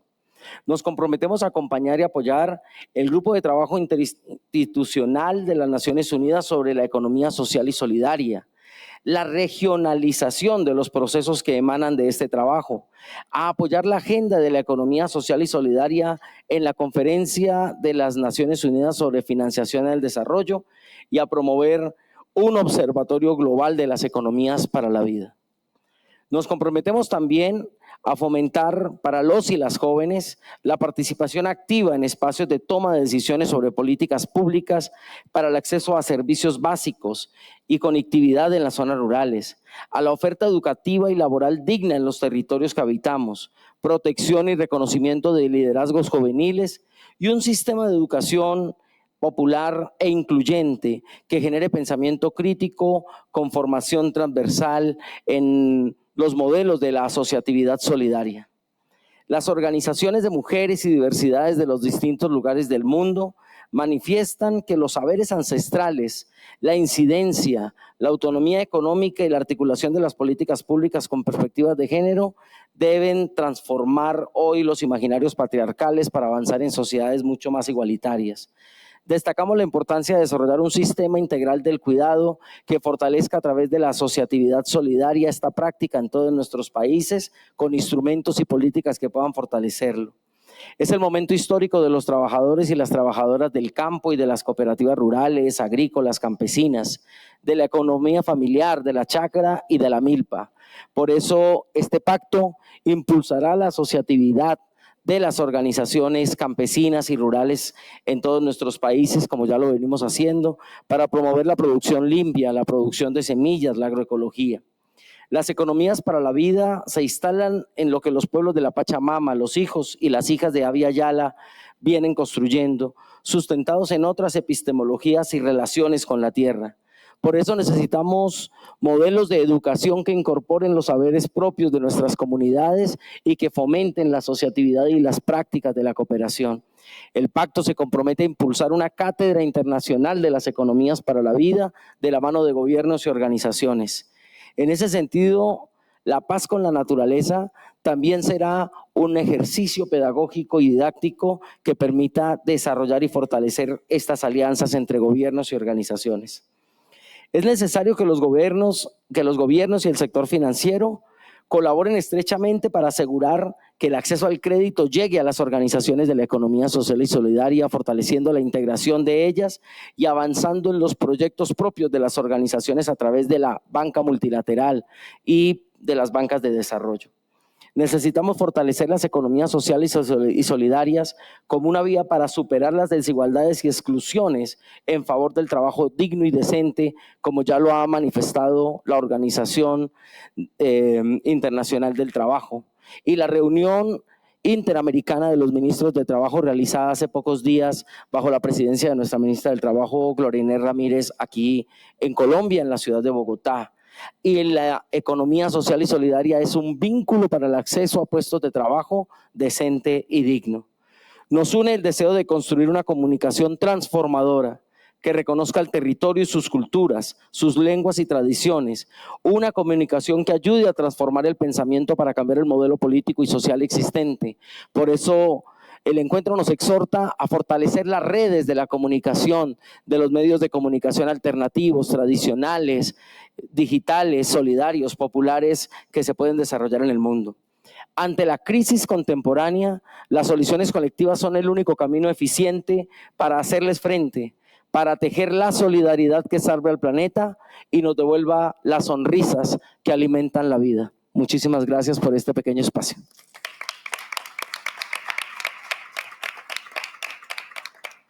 Mil gracias, Mauricio, y para el gobierno de Colombia, para este trabajo de juntar la comunidad internacional para alcanzar a nuevas economías, nuevas maneras de pensar la economía que sirve a la gente.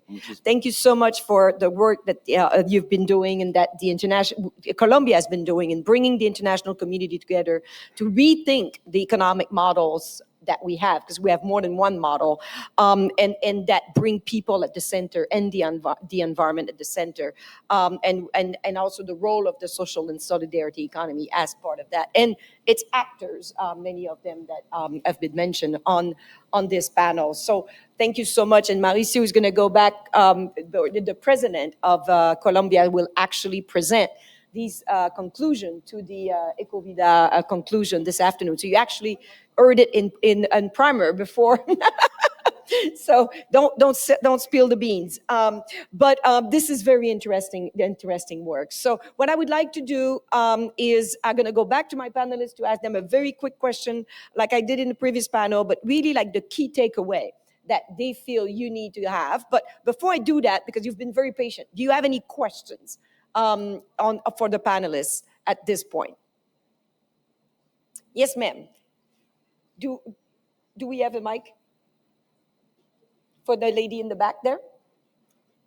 Thank you. And just say your name and then your question, okay?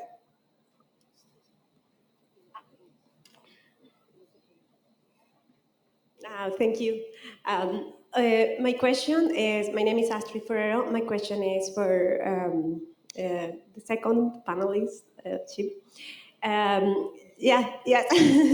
Sandra.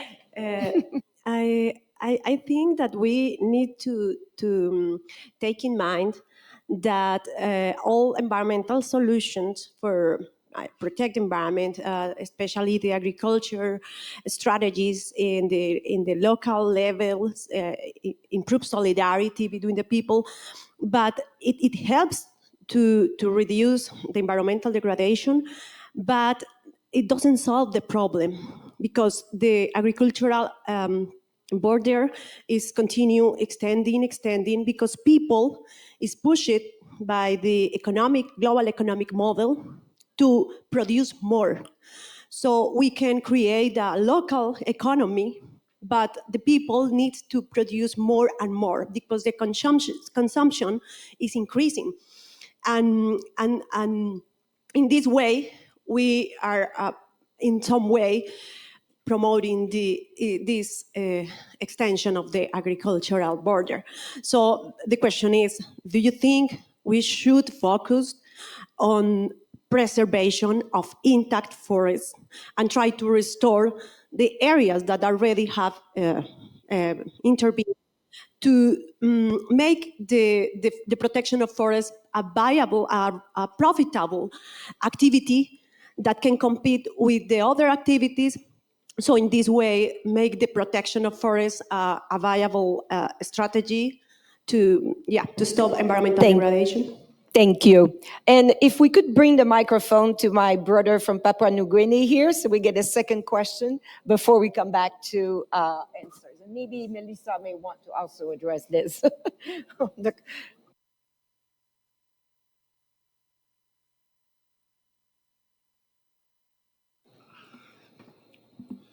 Hello, my name is Jeffrey from Papua New Guinea, and I'm from a very biodiverse country, but also largely indigenous.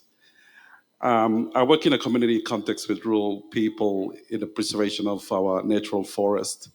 And one of the threats that we saw was with our education was a threat on our traditional language. Now, my question directed to Daniel. Um, one of the things that we did with the threat on the traditional knowledge was to look at our forest and the names of the tree. The traditional name of the tree describes the functions of the tree. It actually talks about what the tree does, in terms of the traditional medicinal knowledge. So the thing is, if you lose a species, not just a species, but the traditional knowledge, the language, if that erodes, you actually lose the whole body of knowledge.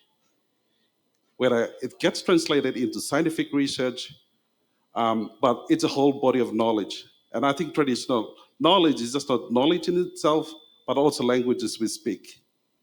And I just want to question you, what is the role of language in the community where you work in?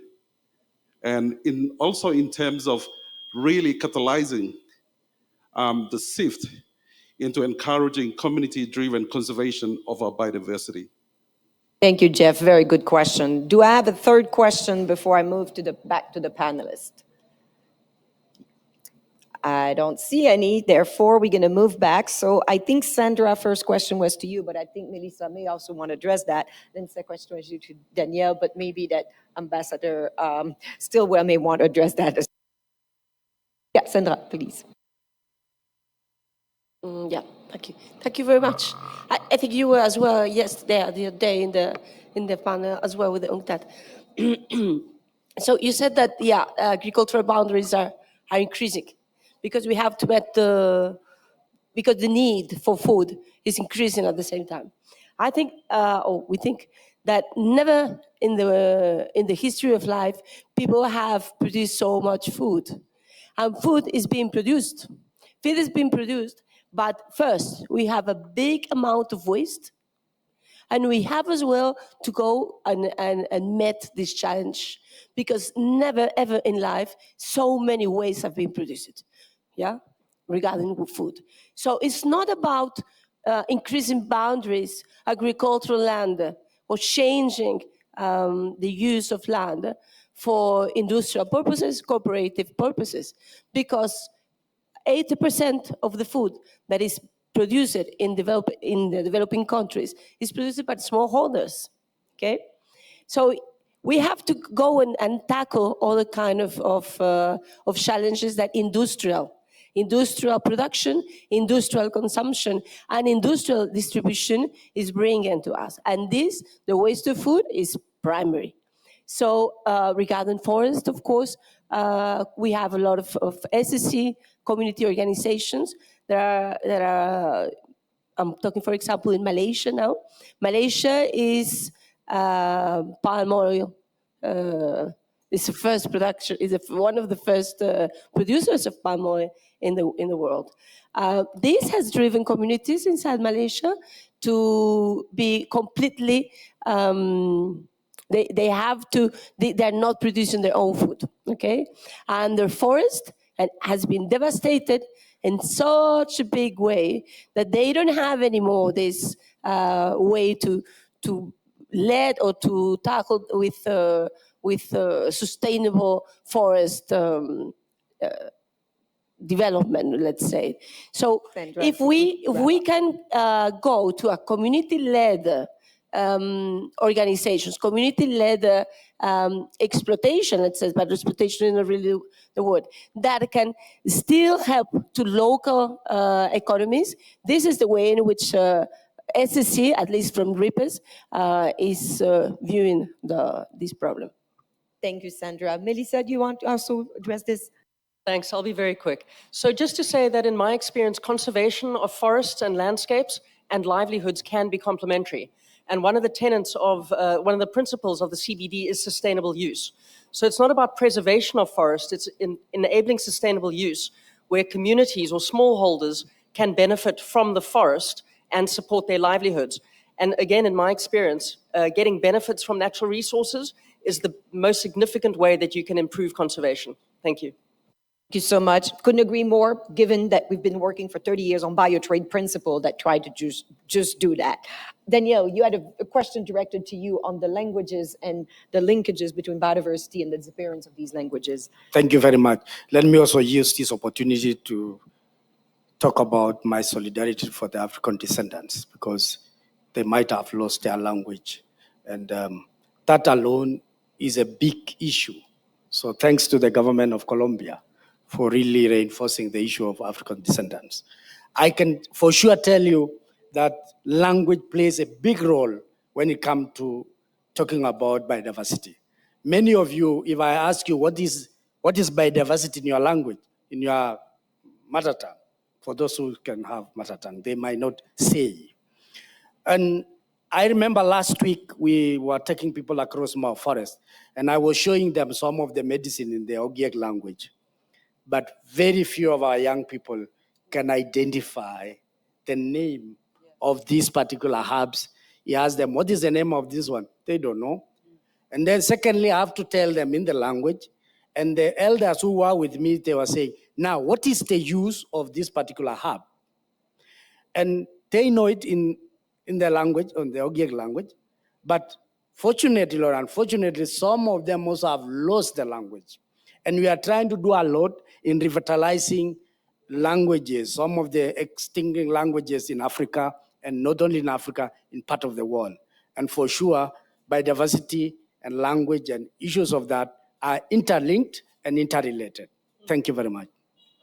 Thank you so much, Danielle.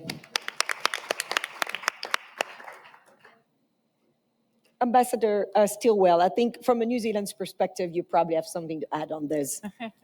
Thank you very much, and thank you, Jeffrey. I spent three very happy years living in Papua New Guinea, so it's a place very close to my heart. I think the drivers of inclusive and sustainable growth are multiple and complex, and they include, issues around identity and language preservation and revitalisation, and it's crucial to include those in part of the wider process of inclusion, and that's a path that we continue to be on in New Zealand to move forward with preserving Te Ao Māori and Te Reo Māori. And I would like to just link back to the statement by the Minister Reyes this morning of Tourism of Colombia, because culture and biodiversity are so closely linked, especially in mega diverse countries, biodiversity countries like this.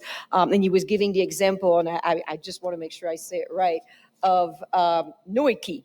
So inviting everybody to go to Noiki, because it is a local woman that is basically having a local lodge and doing exactly that, protecting the culture while having tourism generating revenues. Mauricio, do you want to say one last word before we close? Because what we're going to do now is 30 seconds. Please bear with me. 30 seconds. I know it's hard for human being to do it, but if you want everybody here to go away with the one message, what is the one or two word you want them to go out with? Oh, disculpa. Ya traduce. Es el momento de incrementar todas las formas colectivas, asociativas, cooperativas en el mundo. La única posibilidad de sobrevivir en medio de una crisis sistémica, de una crisis planetaria, del clima, de los alimentos, de los sistemas de salud, es a través de los modelos solidarios. Y ese camino que ha iniciado las Naciones Unidas de discutir y de profundizar las herramientas para que los modelos solidarios de desarrollo se empiecen a implementar en el mundo es la verdadera ruta para poder materializar los objetivos de desarrollo sostenible. Gracias. Maybe just to translate. So basically the 30-second version is we need to rely increasingly on collectives, on associations, if we want to actually survive in peace with this planet. And that's the only way actually to go forward. It's very summarized, but yeah.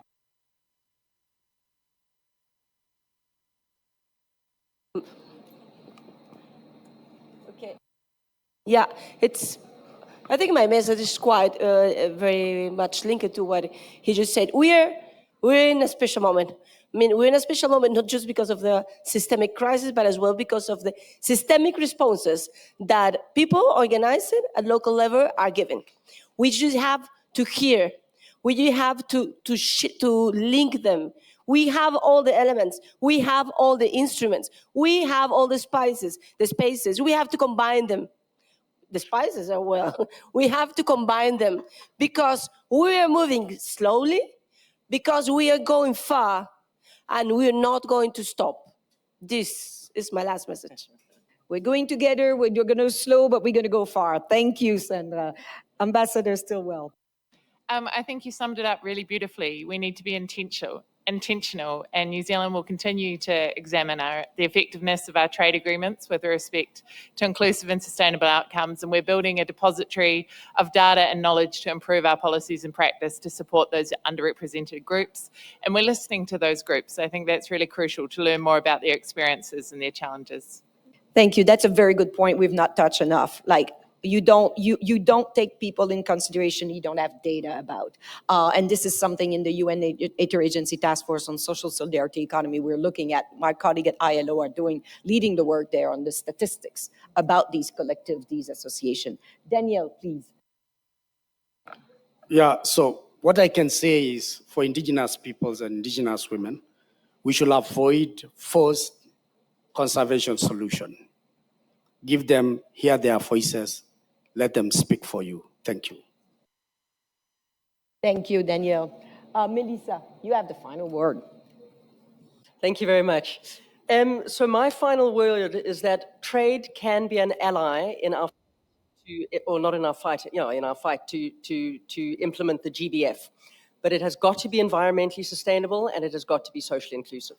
Thank you. Environmentally sustainable and inclusive trade. That speaks to me. All right, ladies and gentlemen, excellencies, it's such a pleasure to have heard all of these testimonies at the table here today in this second session. And I think I hope you're going to go out of this room convinced that we can have more inclusive economies and inclusive trade. It's a matter of intentionality, and together we can do it. Thank you so much. Stay with us for the next session. Thank you.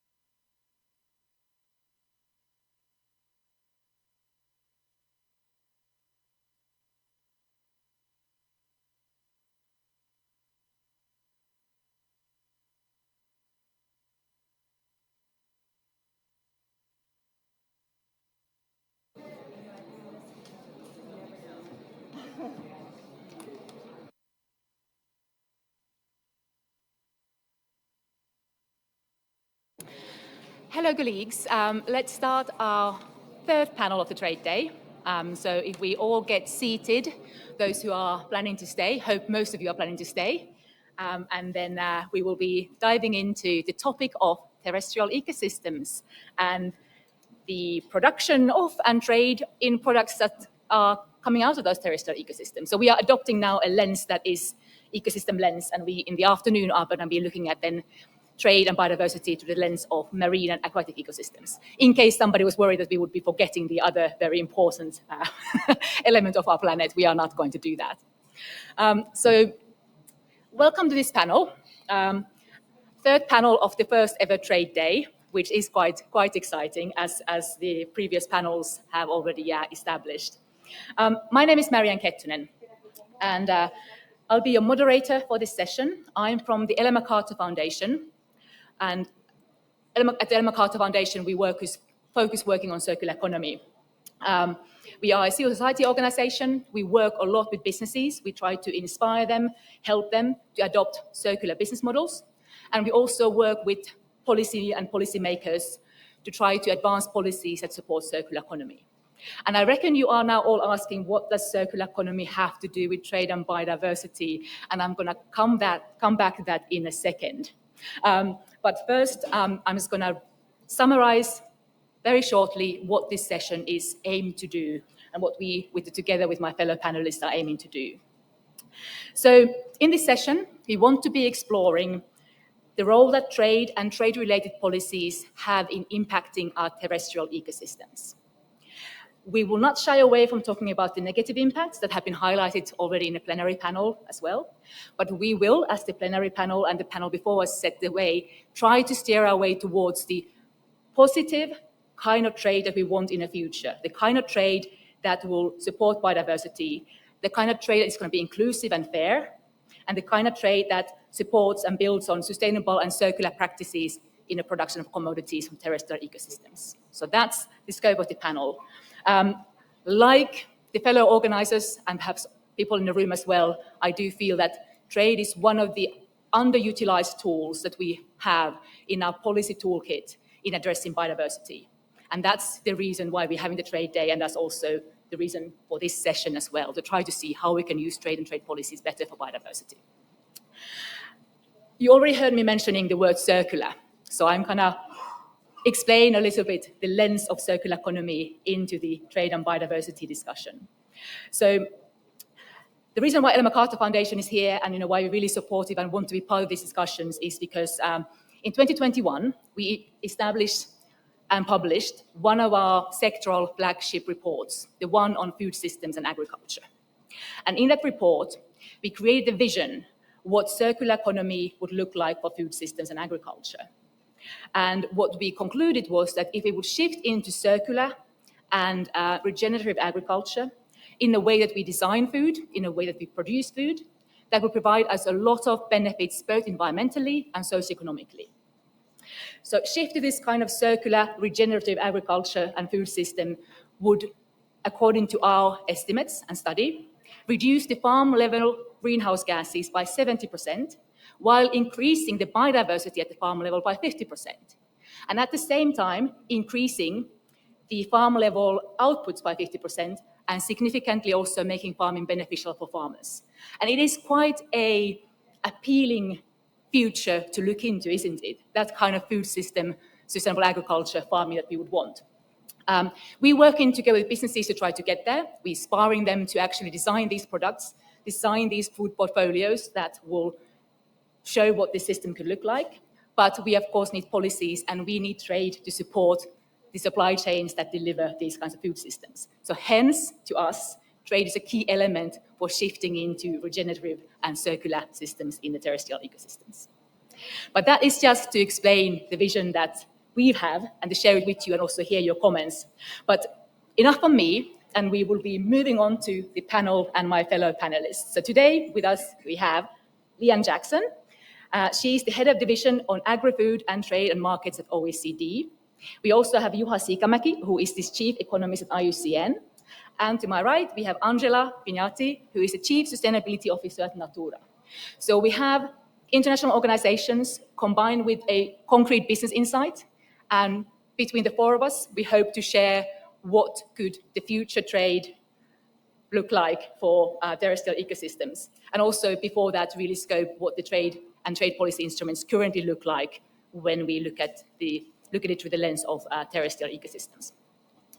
So it's always good to start by taking stock. And that is what Lian is here for. So OECD is about to release a review on the trade and trade-related measures related to environment and agriculture very soon. So that is a review that takes a stock of what is out there, what are countries adopting, what is impacting our terrestrial landscape. And that's why the first question comes to you, Lian. Can you give us a bit of a sneak peek into what type of measures we are talking about when we talk about trade and trade-related measures that impact our terrestrial ecosystems? What has the review revealed in terms of their relevance and also their possible impacts through agriculture on ecosystems and biodiversity? So where do we stand? Great, thank you. And first of all, it's really so great to be part of this day. I hope we have many, many more of these in the COPs going forward. So just for those of you in the room who are not familiar with OECD, it's an international organization based in Paris, and our mission is better policies for better lives. So we have a budget that's provided by our member countries, and they ask us to do certain kinds of research based on what their current policy challenges are. And clearly, as we've heard already this morning, this area of the role of trade in terms of being a lever for positive transformation is on the agenda. So we had, over the past 2 years, this effort to conduct a stock taking on trade-related measures that our OECD members are implementing, because as researchers, we think the first you need to know the landscape. So before you launch into trying to really dig into the economic impact, you need to know what you're talking about. So as has already been said by others this morning, we've seen a lot of countries moving into this space.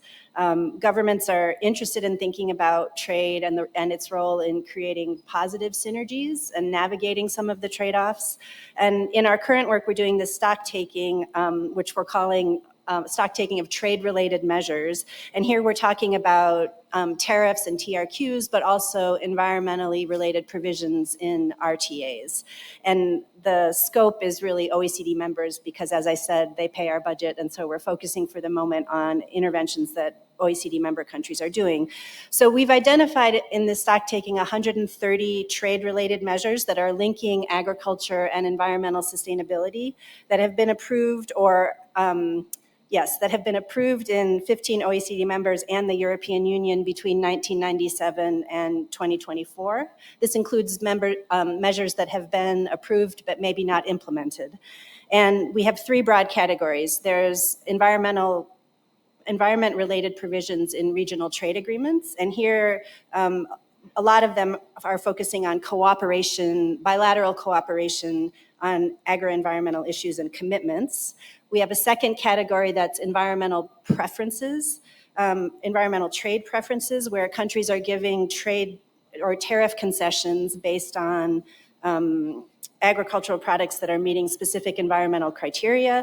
And then the last category is environmental market access measures. And these are the ones that are really gaining a lot of public attention right now. So you can think of the EU deforestation regulation, for example, where the EU has proposed to define market access conditions based on exporting countries providing evidence that they're satisfying certain criteria around limiting deforestation. So what's interesting out of that stock taking so far is that we've seen in this world of 150 trade-related measures, 50% of them have been implemented in the past 4 years. So that's a big uptake. And in fact, when we break it down by biodiversity, because that's why we're all here, about a quarter of the identified measures have biodiversity and ecosystem protection as one of the core objectives. We have the environmental related provisions, we see 19 or so of those measures that are focusing on biodiversity and linkages with agriculture. In terms of environmental trade preferences, we've identified 3 where countries have entered into RTAs where they're providing conditional TRQ access, for example, based on this RTA agreement. And then we have 8 environmental market access measures, which are part of national regulatory frameworks, and sometimes people refer to these as unilateral, right? So these are measures that countries are implementing at the border, and they're having impacts on their trading partners, but they're not negotiated in the context of a bilateral agreement. And here we have a set of measures that are around conditional program eligibility, and a lot of these are around biofuel, trade in biofuels, for example, or bioenergy products. And then we have 3 that are conditional market access measures, and here we include the EU deforestation regulation. There's another deforestation regulation that the United Kingdom is looking at, and also maximum residue limits regulation that the EU implemented that's around pesticides, a certain type of pesticides, neonicotinoids. Anyway, so you see that's kind of our framework. And so the question around effects is really important. Just a big caveat here, we're not doing the economic analysis of effects right now, but based on our stock taking, what we see is there's 2 ways that you could have bigger effects. One is the scale of the impact of the measure. So if you think about these environmental provisions in RTAs, they're bilateral agreements, maybe it's 1 product, versus something like a unilateral measure at the border that is affecting a wide range of products and a wide range of trading partners. So the scale is really important, and that we'll be thinking about that in our next round of research in terms of how to measure impact. And then the second point is, are these measures enforceable? So when you look at RTAs, a lot of them are framed around cooperative agreements. It's a bilateral understanding of how countries are going to engage with each other around these biodiversity objectives, for example. But when you look at some of the market access measures, they're much more, they have more teeth, if you will. They're really like classical trade measures that are going to have direct impact on trade. So like I said, we haven't started the economic analysis, but we're moving into that, and I'll stop there. Thank you. Thanks, Leanne. So the messages from here, so firstly, reference to RTAs, in case there are some people here who are not trade nerds, like for example, I am, perhaps us are. So those refer to the regional trade agreements. So if you hear that acronym. So it's a wide range of measures that we have in place, and not all of them are tariffs. We really are talking about a much wider range of measures, and as Leanne said, a number of them are being now adopted by countries unilaterally, and that is the category of trade-related measures that is increasing at the moment, which is a trend that is changing from the past. And taking wider the scale, broader the impact, and more enforceable, better the impact as well. So those 2 things will matter the most. You didn't mention subsidies, but subsidies have been mentioned many times already earlier today. But we have here Juha as an expert to give us some insights as to where we're at. So diving into subsidies, IUCN has just launched a report, I think a couple of days ago, right? Reviewing the agriculture subsidies and also looking at them through the lens of impact on ecosystems and biodiversity. So, Juha, what kind of agriculture support do countries provide? What are the key insights from the report? Positive and negative support, what does it mean? And what do we know about the relationship of agriculture support and the biodiversity conservation? So basically, key synopsis, key insights from the report. Thank you, Marian, and very pleased to be here with my esteemed colleagues in the panel, and glad to see the audience here despite well, it is the trade day, so I think you're committed to trade, but it's still a day off for many of us, so I appreciate you coming here.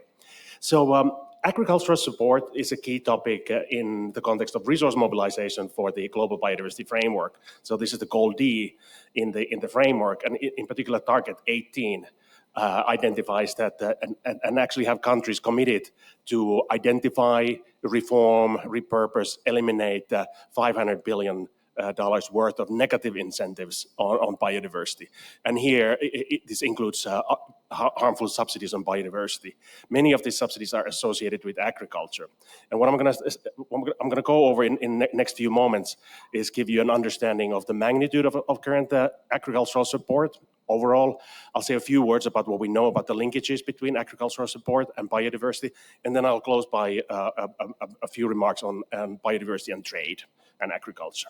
So we now know, thanks to OECD, World Bank, IFPRI, IDB, we roughly know what the magnitude of support that is provided to agriculture is. For a long time, this has not been fully understood. But even today, we actually have detailed data on roughly 90 countries around the world.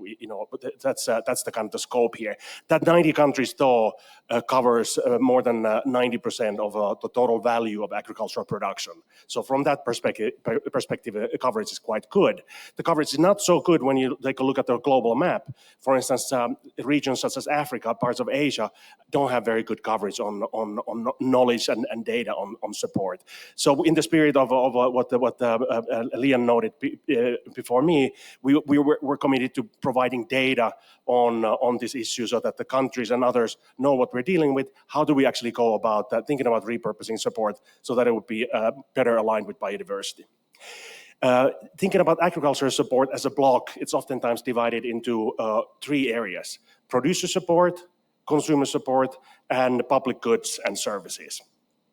Producer support is takes the vast magnitude of the support. It's roughly 72% recent figures of agricultural support is in that category. And the total that we're talking about globally for producer support is about 460 billion. And the total amount of subsidies, most recent numbers, and these are actually from prior to pandemic, is about 640, 650 billion.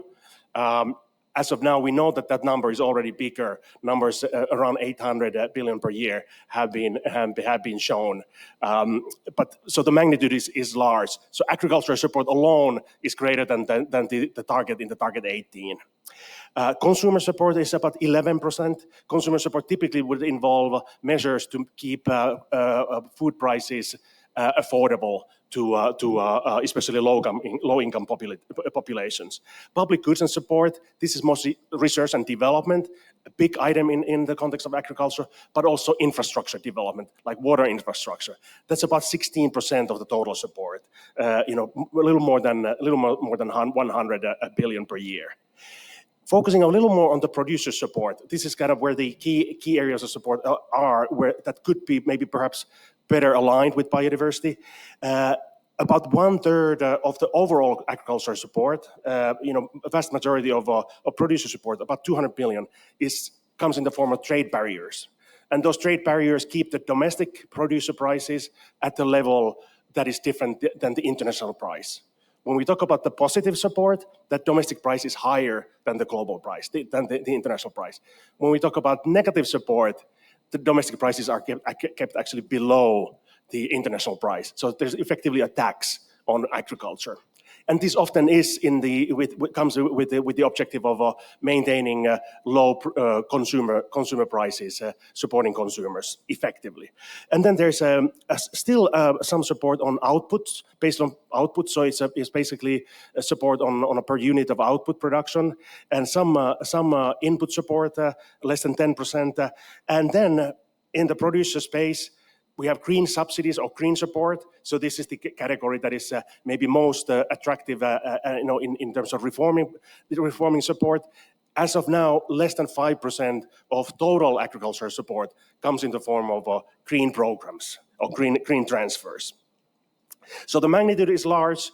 Most of the support, more than two-thirds of the support goes directly to agricultural producers, and the green support, green subsidies, roughly 5% of total, so very low.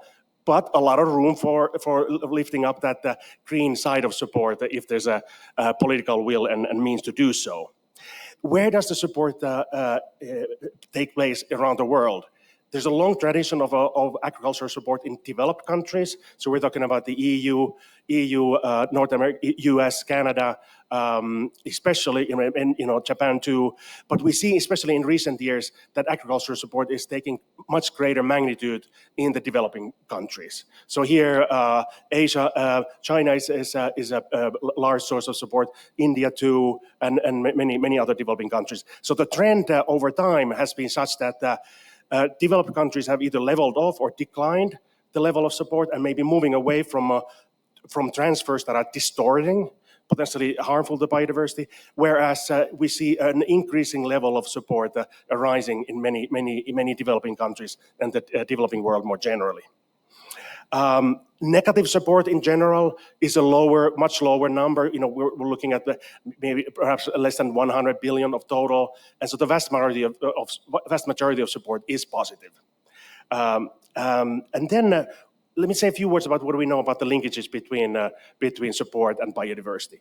At the outset, also considering that agricultural support plays such an outside role in the GBF in Target 18. From our viewpoint, we know relatively little actual facts about the linkages between biodiversity and agricultural support. So we feel that it would be beneficial for everybody involved to have better knowledge about how support is linked to biodiversity.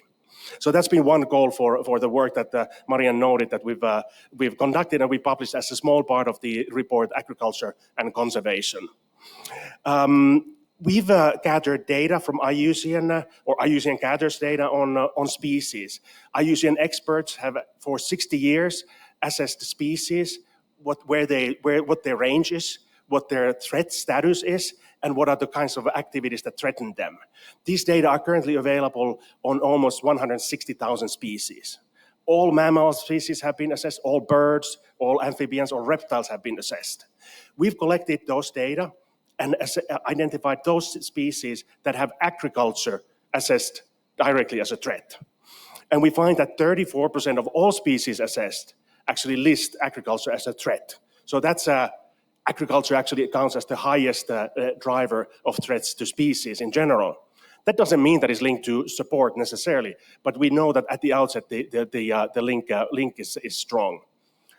Conceptually speaking, if we think about support, if it intensifies production, if it encourages habitat conversion, we know that there's a negative link potentially to biodiversity. Is that identified carefully? Not at the global level, not so generally. We collected data then on using data from Ag Incentives database. So this is the roughly 90 countries covered. We assessed the level of support by country over time, and we compared that to the threats that are driven by agriculture on species. And we measure them all on a kind of per hectare basis to make meaningful comparisons between different countries. And what we find, perhaps surprisingly, well, maybe not perhaps surprisingly, but before looking at the data, we were surprised to see that there is a fairly strong correlation between the level of support and number of species threatened by agriculture. So I welcome you to take a look at the report, but the correlation is very obvious visually too. But we also find that the negative support tends to be associated with greater impacts, potentially greater impacts on species.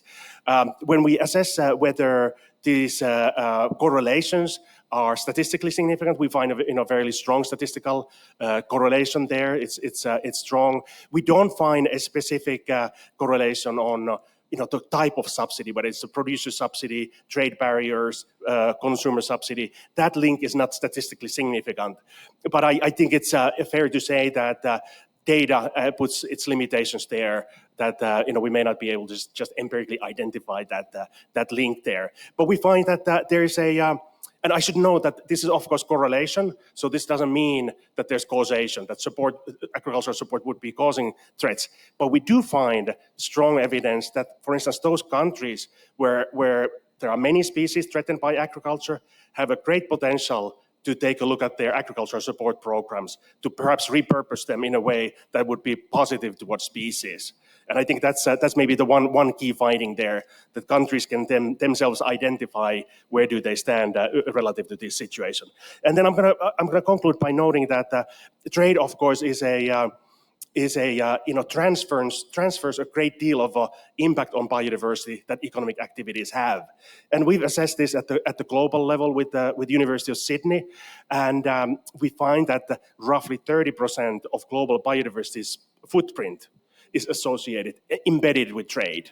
So this is biodiversity footprint. It takes place in one country and is exported with the goods and typically goods, not so much services, to another country.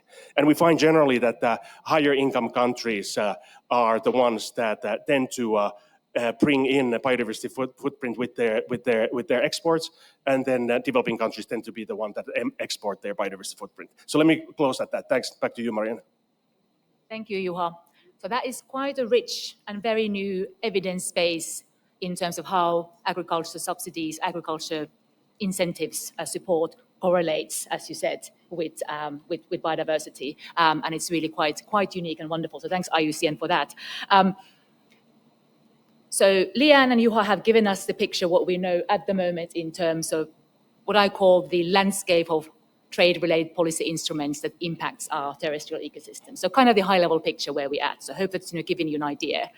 But to keep things slightly more real, and also to bring us down to earth and down to the ecosystems, I'm going to turn to my right before I go back to my left, and we can follow up on these questions. But I would like to bring in Angela now and really shift to looking at the terrestrial ecosystems and trade through a actual business lens and supply chains on biodiversity. So I think fair to say Natura is perhaps one of the forerunners in sustainable biodiversity-based businesses. You've been there since perhaps maybe from the very start, as I've understood, including working with the Biotrade initiative. So how does Natura ensure that the sustainable producing is happening in your supply chains, like that your impact on the ecosystems through trade is sustainable? And does international trade play a role in your business and your business model? And are there some barriers as well there that you would like to be addressed? And just saying, in terms of making things really concrete, I know that Natura likes to also show that this is something concrete that from the highest of levels to the down actual products we can see. So thank you so much for the invitation, and even more for bringing our product as an example. Really nice.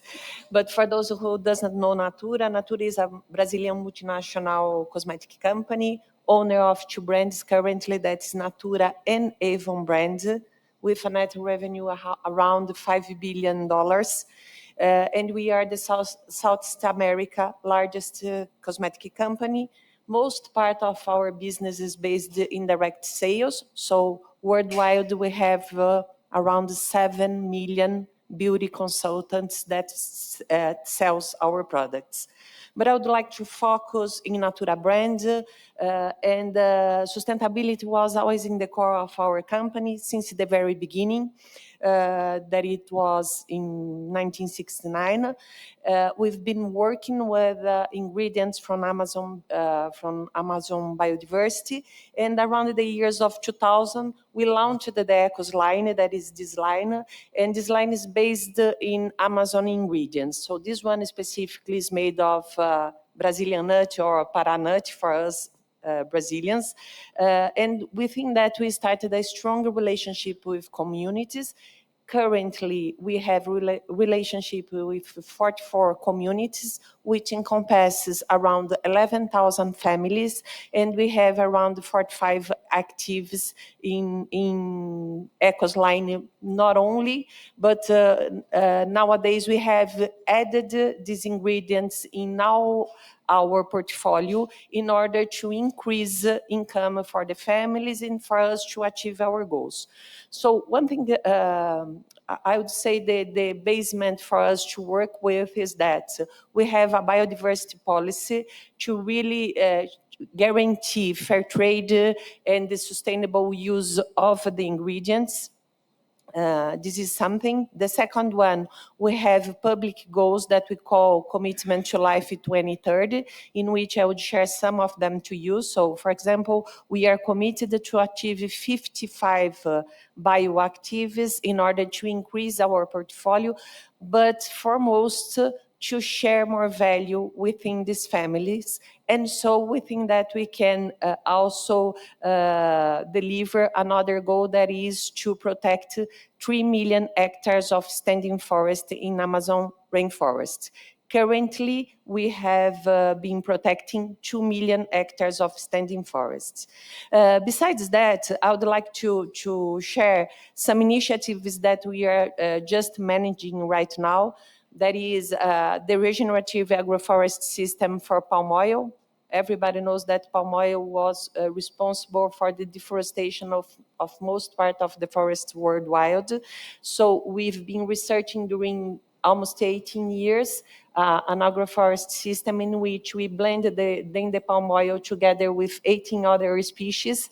And we start from the pasture land without no trees. And in 4 to 5 years, we reestablish the state of a forest. And we are aiming to achieve 45,000 hectares of this model, to have 100% of our palm oil being from this source, which for us is a regenerative source. It is important to say also that our supply chains are UEBT, Union for Ethical Biotrade certified. And besides that, we have also conservation projects within the families as well. So, in fact, we have almost three models to add income, to help them. The way for us to keep the standing forest is to provide the means to the families to have a good income. So the first one is buying the ingredients, and it's so much to share that's difficult to remember. But in the beginning of this journey, we started buying the seeds, and within the time, as our demand has increased so much, we implemented around 16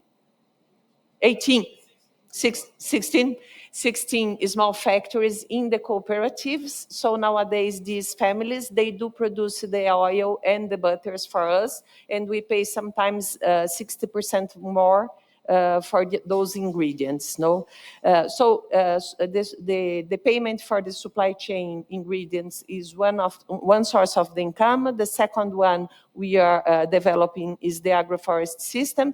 The third one is the conservation of standing forest, as these families has part of their small farm, a part of the forest that we have a contract of 30 years with them in order to pay for them for the carbon there if they do not have any deforestation. And we check this on a yearly basis. So I think within that, I showed you that it's possible to have sustainable use of ingredients and bioingredients. I think business needs to understand that is about generating economic value. We do support and help to protect the Amazon. It's not just because of our principles and ideals, but also because we can generate economic value. And by saying this, I'm generating financial value for Natura as a company, but economic value for the families and for the planet. And to close my speech, I would like just to share that we also implemented a tool that is the integrated profit and loss analysis, in which we value the natural capital, the social capital, and the human capital. And currently, we know that Natura, for each $1 of net revenue, we generate $2.7 of positive impact for nature and for the people. Fantastic. Thank you, Angela. So trying to bring my right side of the table together with the left side of the table in a very simplistic manner is through many criteria, this is the kind of trade I think we would want to see more in the future, that delivers for people and delivers for biodiversity. And we would want the left side of the table, so all these instruments we have and the subsidies we provide, we would want them to shift more towards something like this. That's it in simplicity. And it's not going to be simple. It hasn't been simple, but that's kind of where we're at. And of course, understanding better the landscape will help us to do that, like understanding better really where those subsidies go and the impacts of that, and what kind of trade measures can provide the largest of impact on it. We can dive into that a bit more later. I'm looking at the time and I'm wondering, I have obviously questions for my panelists as well, but I'm wondering if at this moment, might be nice to just open it to the audience, if we can keep it short and then we can come back, but just hear your thoughts for what you've heard, because I think you've already heard quite a rich insights from our panelists. So if we have the microphone, please. Are there anybody who would want to? So here in the front row and then there in the back row. And if you keep it short, then we can maybe reflect and also move forward, please. And if you state your name and where you're coming from, organization or... Hi, I'm Malini Shankar. I'm a journalist from Bangalore in India. My question is to you, ma'am, from the OECD. I think your name is Lee Ann Jackson, right? I have two questions. I'll shoot it off right away and you can take your time. Yeah. One is, if there is market access, can it be made plausible or workable or realizable for the indigenous people? Because sharing access and benefits is all about that. And second one, talking about trade practices, is there a possibility of the WTO or the OECD helping establish a bank only for the indigenous people? Again, it helps for benefit sharing. Because otherwise, CSR doesn't work for tribals. I'm coming from the Indian perspective. I guess you know the story. Great. Thank you for that. And that's maybe a question. So, Leanne, think about it, and we can also go a bit later. But I'm also inviting, if anybody in the audience, their colleagues also, from people working on trade, want to reflect on this, please just then put your hand up as well, because this is, I think, a broader question, not necessarily only to Leanne or OECD. Very important one. And then there was a gentleman in a white shirt at the back.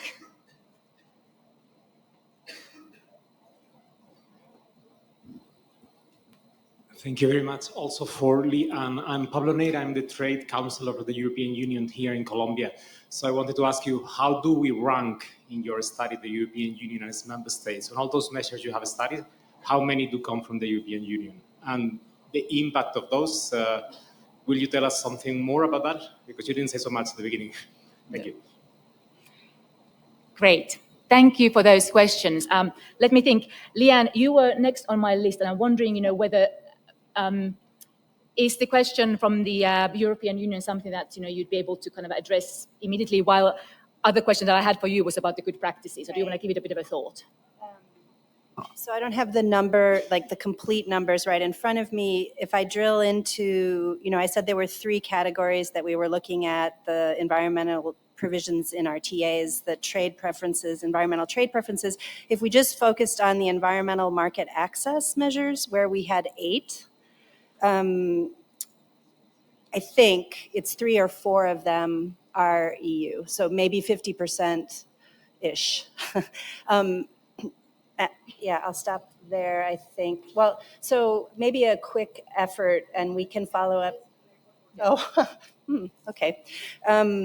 So this is an issue that I wanted to mention in our best practices also, which is that linked with these trade measures usually come a series of obligations to demonstrate particular kinds of outcomes. Oh, yeah, thank you. Linked with these trade measures that are market access measures, typically they come with requirements to somehow demonstrate that there's an impact at the local, that there is an environmental impact. And those questions are currently in flux everywhere. How do you measure that? And therefore, it's a very confusing landscape for everyone. And I take your point that maybe in particular indigenous communities who might have less immediate transparency on what those requirements might be, what the kind of information that would be required from the community in order to justify having the market access, what that would be. I think there is a special need. Within the OECD, we're having lots of conversations on what would it take to try to reduce the costs of this kind of reporting broadly, but currently not with an indigenous communities angle. And I'll leave it there because thank you. Because it is a good segue to the question that I had for Leanne as a follow-up to the review, which is about good practices. So I was wondering, could you share briefly what kind of good practices, in addition perhaps, what you already alluded here in terms of sustainable access, we could recommend to countries moving forward, which you've learned through your review, so that the measures they're taking, they work well with trade, they don't create trade barriers, but also ideally are fair and equitable. Right. So any insights there? Very big question, I know. So we come at this with a food systems perspective. So really thinking about how agriculture and food and environment and societies that interact with each other. So we know that there's no single solution, and there's really a need for a whole of government approach to thinking about the questions, because there are trade-offs and synergies for each of these measures that we're talking about. So clearly, a lot of the kind of good practice, best practice principles that we have, you can see some of them already reflected in the core principles that underlie the WTO rules. So here we're talking about making sure that measures that countries are implementing at the border are based on some kind of science, hopefully an internationally justified science, so something linked to international standards, for example, and that they're non-discriminatory or no more trade restrictive than necessary. So these are all kind of broad principles, but important to keep in mind because we know these border measures affect competitiveness immediately. And so these kind of WTO-ish principles are important, but in addition, we think that countries need to do impact assessments before they implement measures. They should do consultations, and we're talking food systems types of consultations, right? So not just with individual companies, but broadly with the private sector, with NGOs, with consumer groups, with communities that might be impacted, and that they should also include a evaluation after they implement them. And then maybe just quickly, I think this question of measurement is the key question. And this is where I think a lot of attention needs to go, because we're seeing lots of different kinds of measurement proposed, which on the one hand is a glass half full story, which is there's innovation and firms and countries are trying to think innovatively about how do you make the links between trade and biodiversity, trade and environmental outcomes. But because there's so much diversity, it's likely to create an uneven playing field for smaller producers, for indigenous communities, for LDCs, for example. And so having some sort of an alignment around measurement in the next couple of years, I think, is one of the really important steps that the global community needs to face.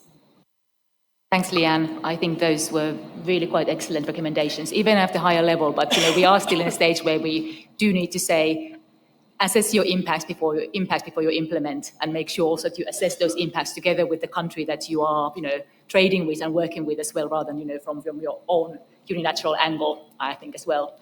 But Juha, let's drill a little bit more into what happens next after your really comprehensive analysis, because you said no clear links yet found between the types of support subsidy provided with the impact that you see. Why do you think is that? Because of course it's really important and interesting to understand, what kind of subsidy we would put in place that would then help us to get the right kind of impacts on the ground for biodiversity. So basically, getting, for example, 5 measures to be subsidized that will deliver something positive. So why do you think you couldn't find the link, but also should be looking into this more, and is IUCN planning to look into this more in the future? Thank you, Marianne. When we first started doing this work, our main goal was simply to gather data, make it available, see what the linkages, if any, are. In a statistical sense, there's a kind of difference, of course, how one can confirm that link. If we just look at the data, it is quite clear that even visually, countries that subsidize agriculture highly tend to have countries that are also where species are threatened by agriculture. That's pretty clear. And these observations come from expert assessments on specific species. There's more than 10,000 experts in IUCN commissions who conduct these kinds of assessments. So that in and of itself, I think, is in many ways is perhaps the strongest piece of evidence there. Again, 34% of species threatened by agriculture. We have to recognize that species endangerment threats emerge over very long periods of time. So 10, 20 years tends to be short in when you think about species. Agricultural support has been in place for decades in many countries. It's quite as expected that the current level of agricultural support, current policies may not accurately reflect what actually has emerged over decades of agricultural production and threats to species. So I think that's good to keep in mind.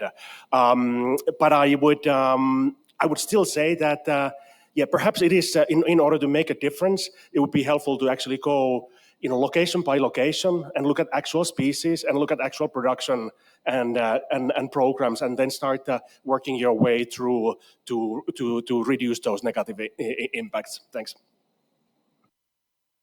I think you might be seeing where I'm getting at here is in terms of being able to do something about this in a policy space, particularly trade policy space, to be able to say, here are the type of subsidies that we would, like what we did with fisheries subsidies, and you heard about that in the morning. Agreement was made that there's a certain kind of subsidies, or we're trying to make agreement on certain kinds of subsidies that we all can agree on that they are harmful. So at least, blocking those out in the context of agriculture, as we're trying to do in fisheries, would be a helpful next step. And then perhaps looking as well, what we know about the ones that we want to be subsidizing. So that's why it's important to really try to understand the type of measures that, we bring the good rather than the bad on the ground when it comes to agriculture incentives.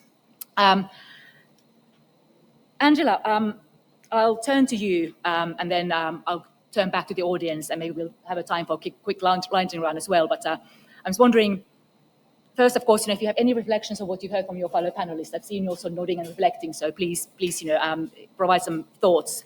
But then I would like to invite you also to share what we're exploring together with Ellen MacArthur Foundation and Natura. So, what kind of cooperating on the idea of regenerative circular economy type of solutions on the ground, which you are already implementing. But what does future look to Natura as well? So reflections, and what does future look to Natura? Perfectly. So I will start firstly because I haven't answered the question about how global trade had impacted us. In fact, I don't think we had a lot of impact from global trade because you are very much focused since the beginning in Brazil. Now we are expanding and working with bioingredients from Ecuador, from Peru, and from Colombia. And then we start seeing the impacts, for example, of not having harmonized access and benefit sharing regulation, so which would help us getting better solutions and speed up the process as well. So what I would say in general for the companies, it has to be simple measurements for us to speed up. A company cannot handle, and I would say as responsible for sustainability nowadays, I answer more than, I would say, more than 300 KPIs each annual reports. So if you are going to add another layer, things are going to get so complex. In the end of the day, the benefit will not achieve the ones who take care of the forest the most, that are the indigenous people, the smallholders, and the traditional families. And besides that, I think always we need to think about regulation in how this money is going to be there.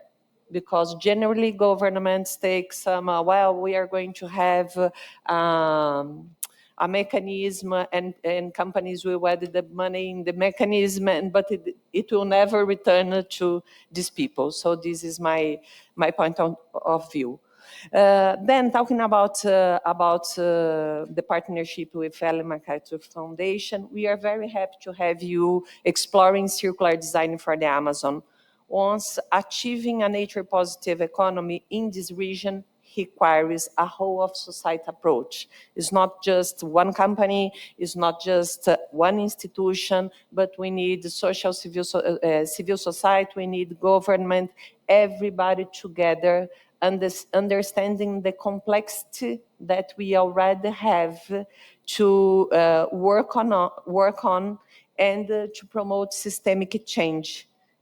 Supported by government policies, regulations, civil society, private sector, strong institutions, but also if I have regulations and legislations, how can government transfer from the harmful subsidies for the agriculture towards the regenerative agriculture? Because in the end of the day, companies that want to use biodiversity, paying the right ABS, and doing the right things need to be competitive as well. And I would say, Natura, for example, we compete with other companies that sometimes use the same ingredients and do not follow the whole procedure. So this is something for us to think. I think we can have in this whole chain opportunities to, so we've been sharing experience with Ellen MacArthur Foundation because within 25 years in this region, we learned a lot with the harvest knowledge, how to handle smallholder farmers. So here we have Mauro that is the responsible for a team that are in the field visiting these 44 cooperatives very frequently to guarantee the whole compliance with a fair trade, for example. And besides that, there are lots of constraints in logistics. It's a tough region, higher costs in logistics. No, so we needed to understand how to enhance financial investments to develop these local supply chains. But we aim to share our experience in the supply chain and even maybe to share this base of supply chain that we already developed. So we buy cocoa, castanha from these communities, but we know that we have excellent production in these areas that could be shared with other companies as well. So promoting the circularity. And we are very keen on that because we want to enhance and to improve the social development of this region. Thank you.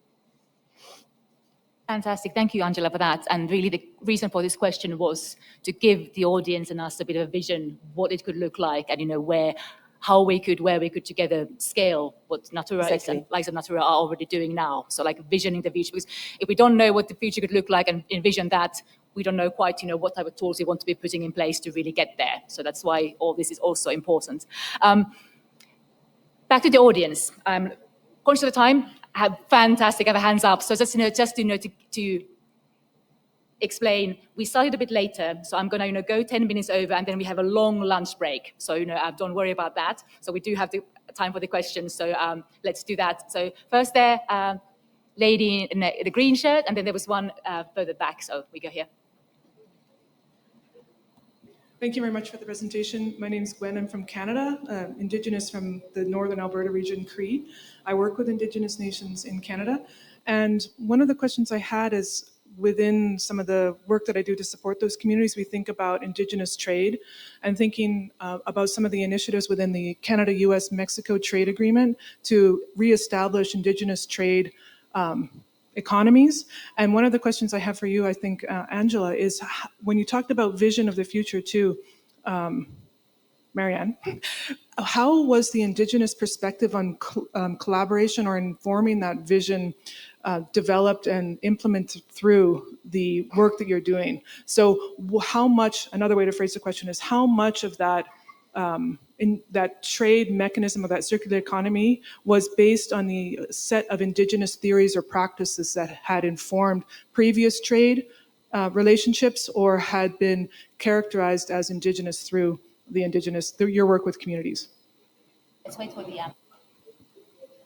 So was there another question as well somewhere? Or did I see? Yes, absolutely there. Thank you. My name is Astrid Ferrero. I am from CES Environmental Solutions. This is a private organization developing projects in Latin America. So my question is, it's a question for all.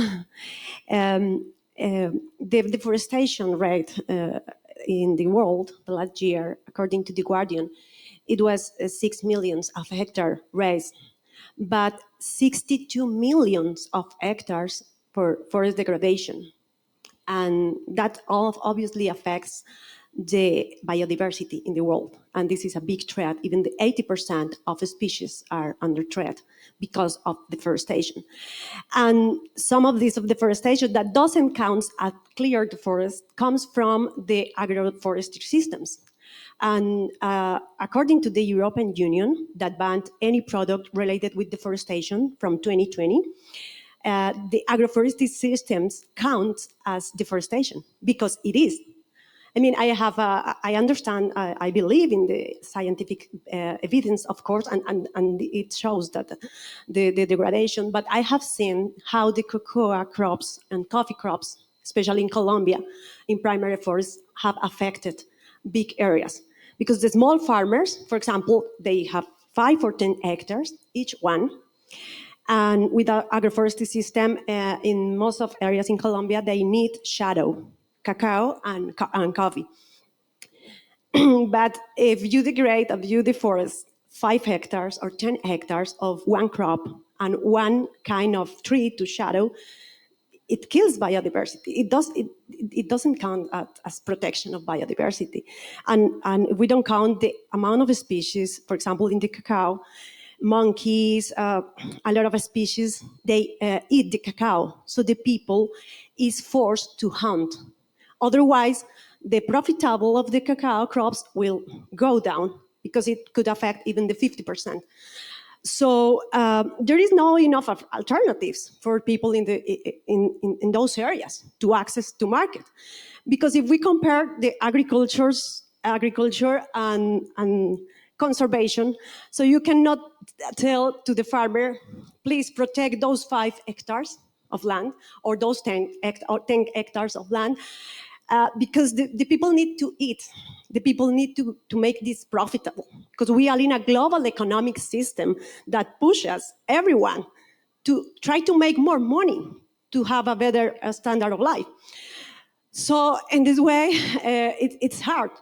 And if we compare the business models around the conservation, for example, carbon credits, payment for environmental services, forest management certifications, philanthropy, ecotourism around protect the forest intact, it's very hard to make it accessible for the small farmers. They need a large organization or a significant organization that partner with them. They need a large areas, or in the case of Natura, a big company that try to protect the forest. And if all companies were like Natura, we wouldn't face this problem because they were supporting. But in other areas, they don't have that possibility. In Colombia, there is about 60 million of forests, but just 20 million are protected areas. That means that the 40 million of primary forests are not protected. In most cases, they don't see that as a deforestation, as a forest degradation. So in this moment, if I go to the bank here in Colombia to start a coffee crop, I have a lot of incentives. I have a credit, access to anything, and they give me the money to start that. But they never ask anywhere what is the environmental impact of this activity. They don't ask that. So this is an invisible problem, the deforestation of unprotected areas, especially in tropical areas in Latin America. So the thing is that my organization have identified five source of more business models, but the problem is make it accessible.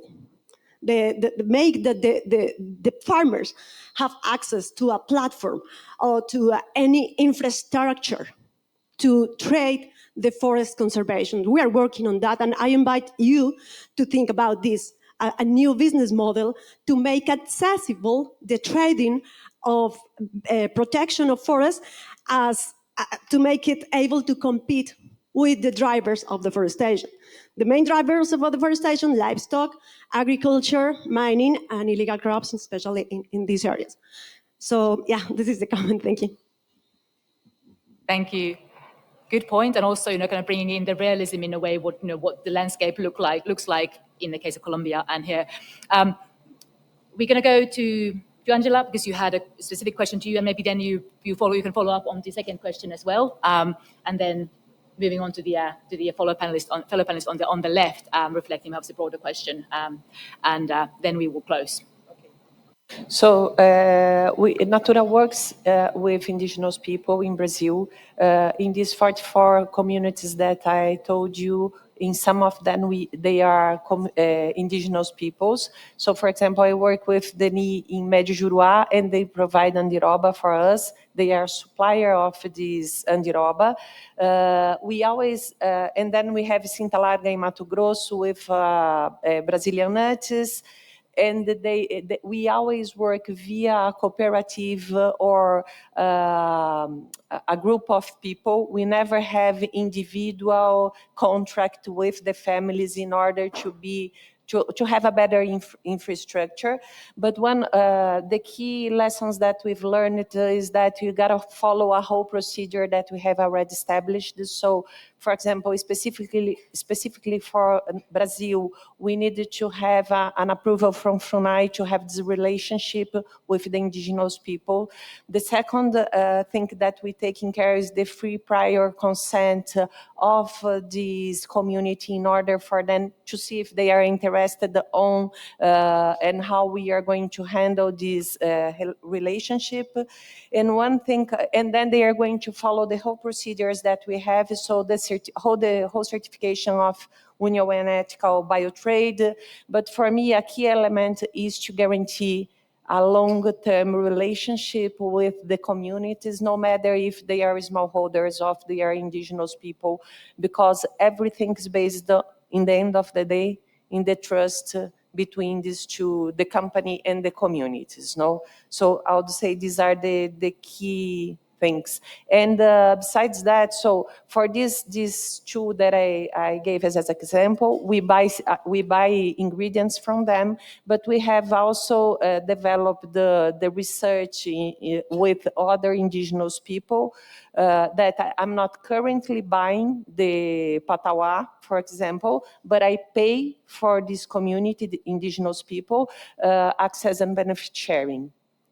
Okay, I hope I have answered this.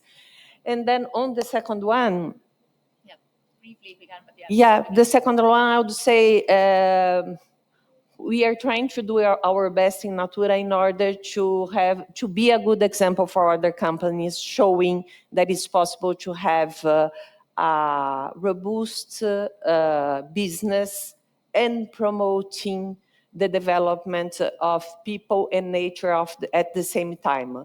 So just being very briefly, I do believe that we need to work not just on agroforest system, but a very well researched agroforest system to be in balance with the forest. So our example, for example, has 18 species mixed all together. And the second thing is we need to pay for the people for the conservation. The problem is that the society take air and standing forests as granted. In the end of the day, you have families in the forest protecting. In this family, we need to remember that they need to have money to pay, to pay their food, to pay for their families. So we need to understand how to have this payment as social environmental service. Thank you. Thank you, Angela. Leanne and Juha, do you reflect the question that was asked? But I'm going to now roll this into my lightning round question as well, if this is possible, because my final question to all the panelists, and I'm going to be generous compared to Chantaline earlier, I'm going to give them a minute, where Chantaline only gave 30 seconds. So just remember this, which was like, between now and the next COP, biodiversity COP, COP17, if there's one thing that you want to see action be made, perhaps also through your organizational lens, what could it be? Like one thing that might shift the needle. But yeah, maybe that can be also linked to the question earlier. If not, you can just take them separately. Me first? Go ahead, Leanne. That's a great question. I think when we're talking about agriculture and food and land use, forests, we always have to keep in mind that we're talking about not just environmental conservation, but we're talking about food and we're talking about livelihoods. And across those objectives, there are synergies and trade-offs. So we heard already from Natura some examples of synergies where you can get two objectives moving in the same direction. And so what we're doing at the OECD is trying to think about how do you evaluate the synergies and trade-offs. Because again, we're trying to produce data and evidence to inform how policymakers are navigating these complicated questions. And there's no one size. So your example is a great example. So in terms of the lightning rod, and this can feed into it, what's keeping us from changing? We've been talking about these problems for many, many years. And what we think is that it's a combination of differences in how stakeholders, governments, firms, communities think about facts, differences in the way interests engage in the way these policies are formulated or practices are formulated, but then also differences in values, or at least not an explicit recognition that we're talking about values when we're talking about food, when we're talking about conservation.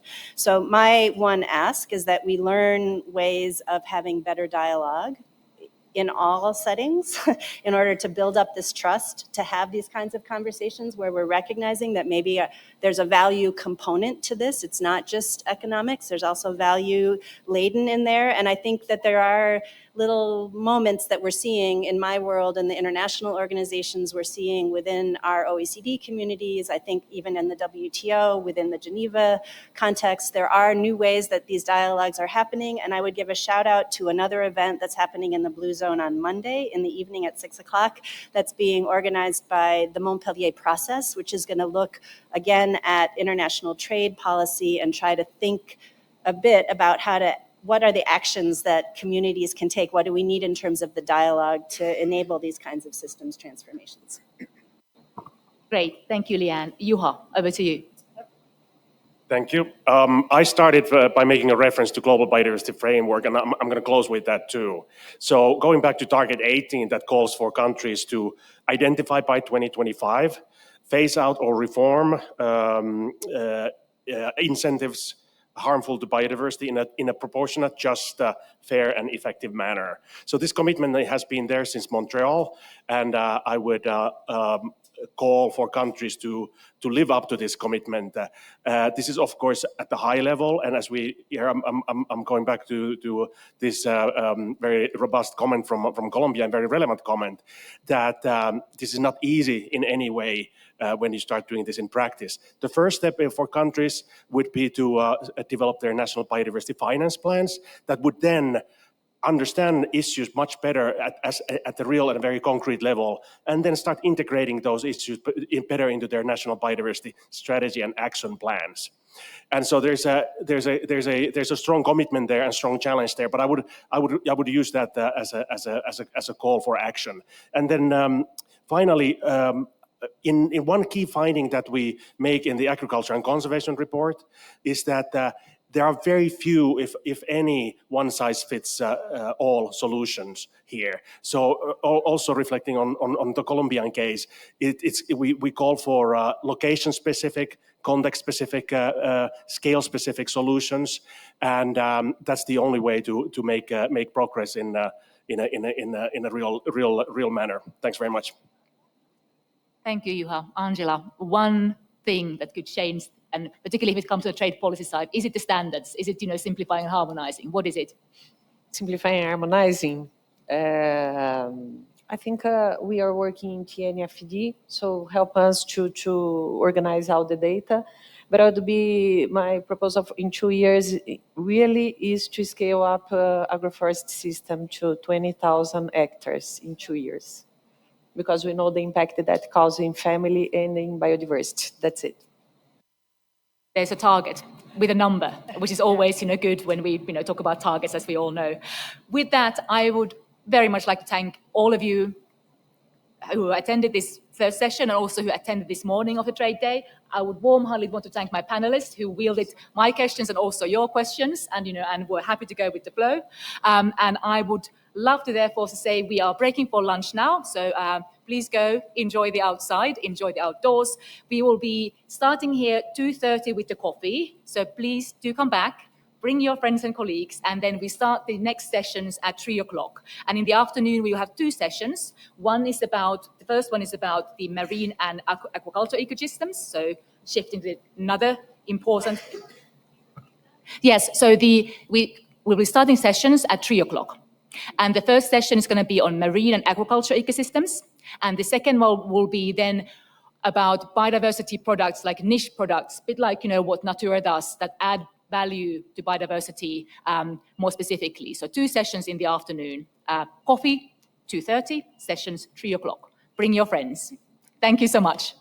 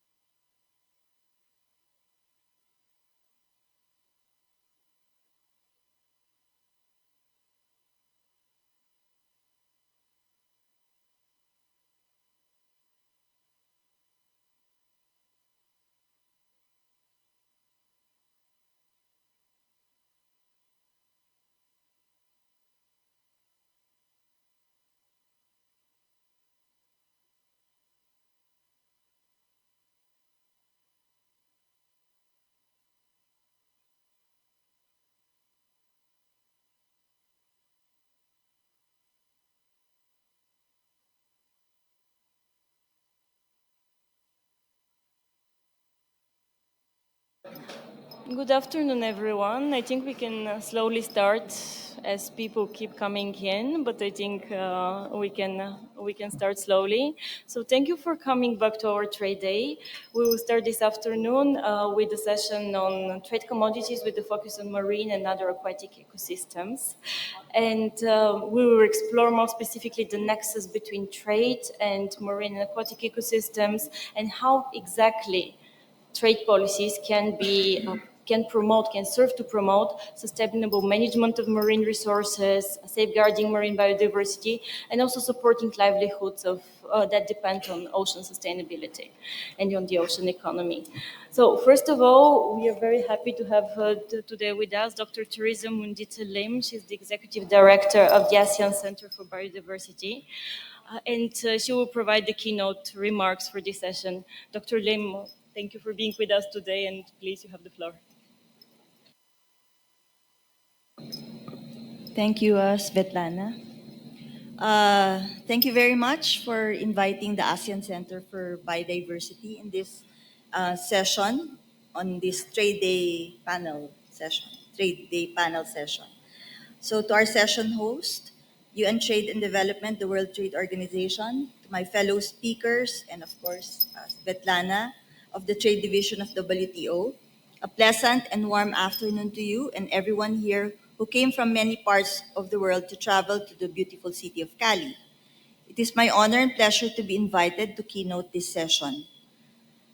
Our region, one-third of our GDP in the Southeast Asian region comes from its marine economy, with a gross value added of nearly 440 billion US dollars in 2015 alone.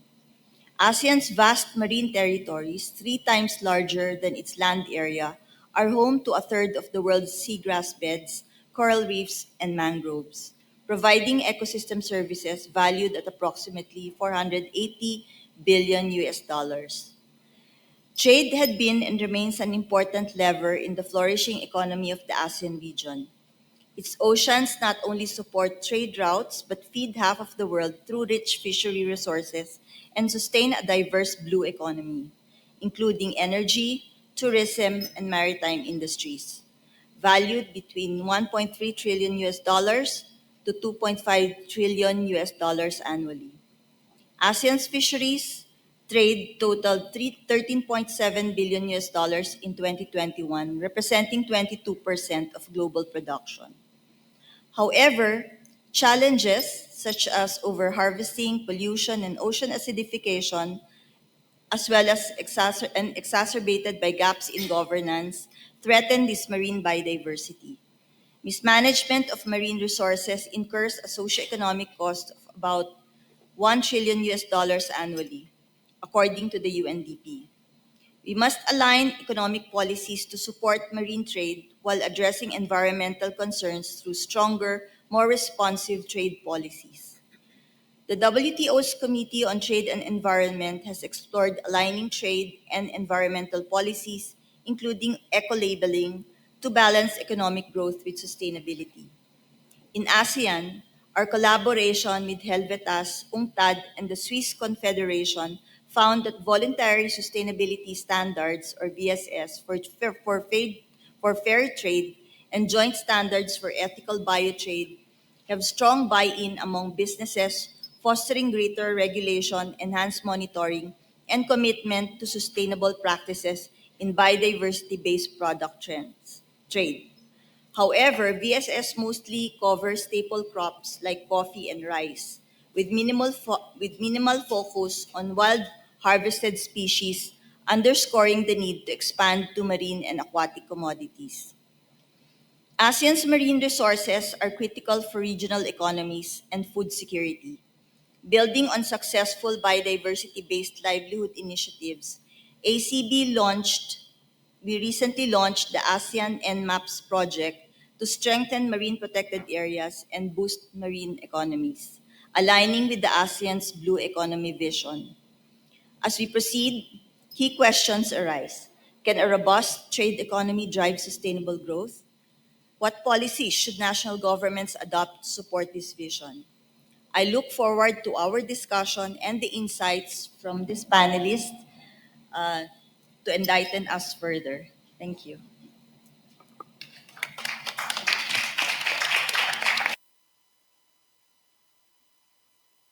Thank you very much, Dr. Lim, for giving us this very important ASEAN perspective and for asking very, very easy questions to answer. But hopefully our panelists today will be able to start responding to them little by little. So without further ado, I would like to turn to our panelists today, Mr. Marco Lambertini, convener of the Nature Positive Initiative, and of course also former director of WWF, Mr. Lo Salpin, senior legal officer at the UN Office of Legal Affairs, and Mr. Jeffrey Lamb, he's a strategic advisor at Pegasus Capital Advisors. So today they will offer really complementary and different perspectives on this topic of marine and other aquatic ecosystems and how they relate to trade policies, how trade could be made more sustainable and address this topic. And me, just the moderator, but also from the WTO, would like to put the first piece of the puzzle of today's discussion by saying just a couple of words about the WTO members' contribution to this topic. In June 2022, WTO members adopted the first WTO agreement with sustainability at its core, the WTO Fisheries Subsidies Agreement, and it marks a major step forward in sustainability of marine ecosystems by prohibiting harmful fishery subsidies, which are a key factor in the widespread depletion of the world's fish stocks. The agreement prohibits the support for illegal, unregulated, and unreported fishing, or IUU fishing, and it also bans support for fishing of overfished stocks and fishing on the unregulated high seas. Now, currently, WTO members are also engaging in the Fish 2 discussions Fish 2 agreement and discussions over concluding it, which we're hoping that they will be able to reach an agreement at the next ministerial conference. But if and my colleague Kula Kask mentioned that if the Fish 1 agreement enters into force quickly, so we need a couple more signatures for that to happen. And Fish 2 also is concluded. It has the potential to end as much as 22 billion subsidies, harmful subsidies per year. So it directly contributes to the achievement of target 18 of the GBF. So the first piece of the puzzle on the table. Now I would like to give the floor to Marco Lambertini, who is working on a very important and very complex initiative trying to answer a very complex question on how do you measure nature positive outcomes. So Marco, how crucial is it having a common metric for measuring nature outcomes in marine ecosystems in particular, and how does that help facilitate sustainable trade and trade in marine resources? Thank you very much, Svetlana. Thank you, everybody, for attending and watching online as well. So let me just clarify, first of all, I'm not a trade expert, but obviously trade is an absolute fundamental pillar of our economic system.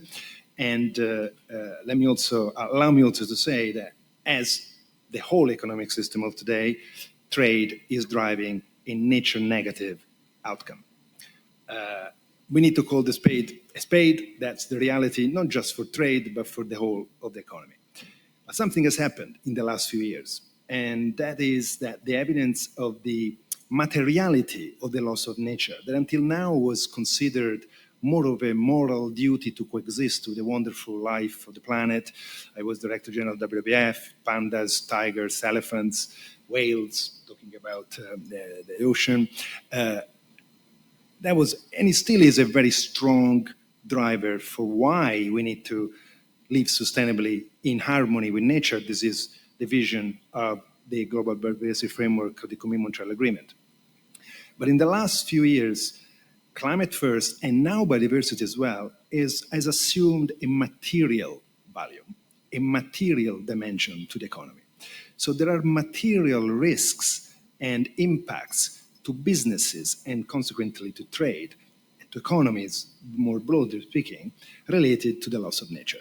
Loss of natural resources, scarcity of natural resources, but as well the decline of species and ecosystems that provide incredibly important services to our economy.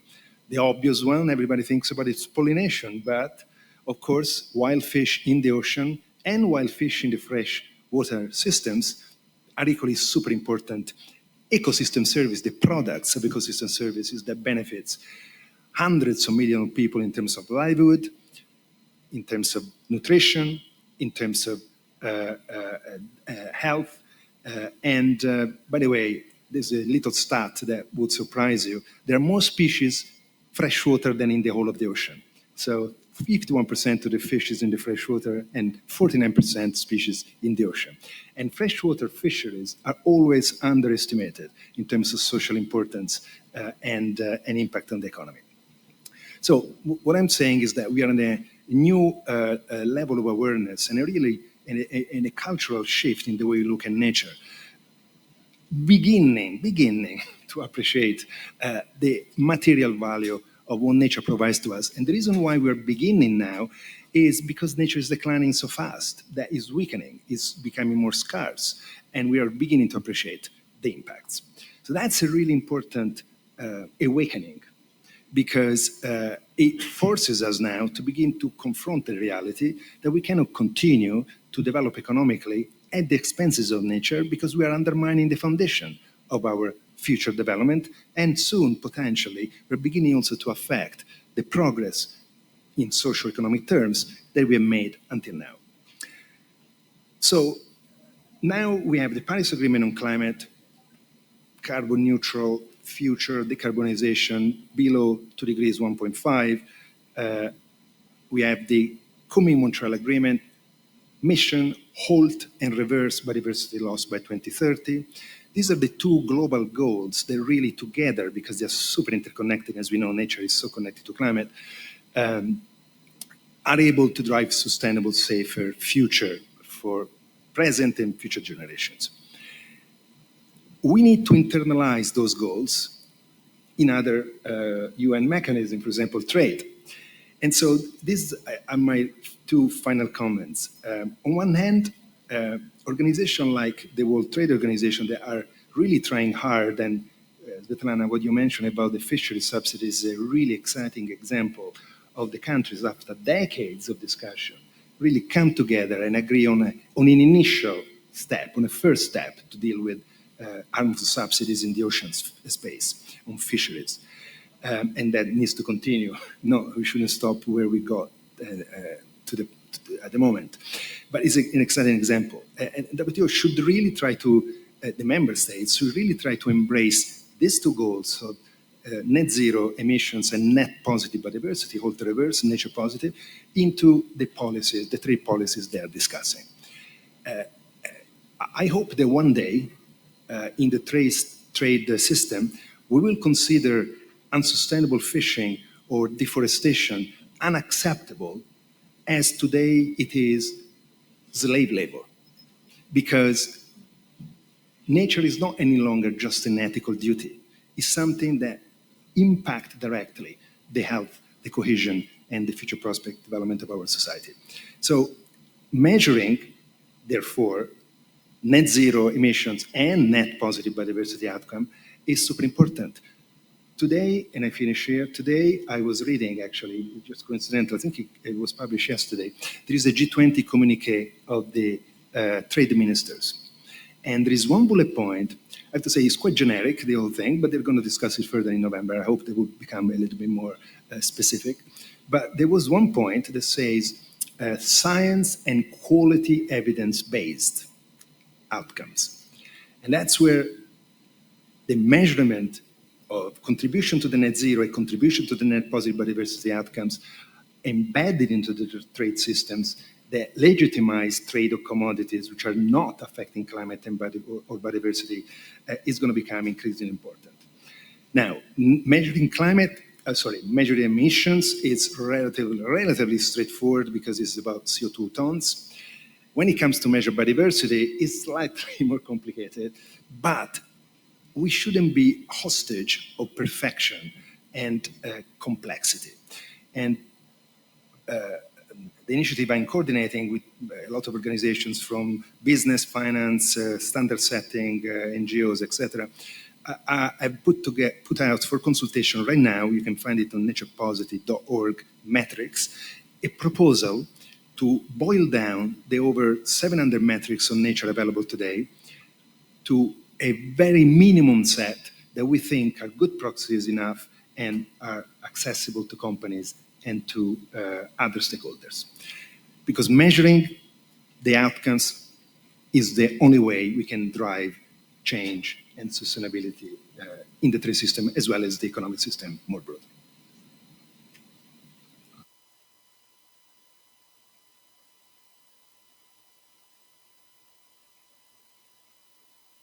Thank you very much for giving us this very important perspective. And I think I've heard more than once at this COP how we need a shifting culture, shifting thinking to perhaps understand as what now we think is acceptable, to move towards realizing that perhaps it's unacceptable and find the metrics, find the ways to bridge the gap and to overcome the challenge. Thank you very much. With that, I'm going to move. I'm going to move to our second speaker from a very fundamental agreement in the area, UNCLOS. So, Charlotte Salpin, Senior Legal Advisor at the UN Office of Legal Affairs. Charlotte, could you explain the key aspects of UNCLOS, but also of its implementing agreement, in particular, the biodiversity of areas beyond national jurisdiction, the so-called BBNG agreement, and how are they relevant for sustainable trade in marine resources?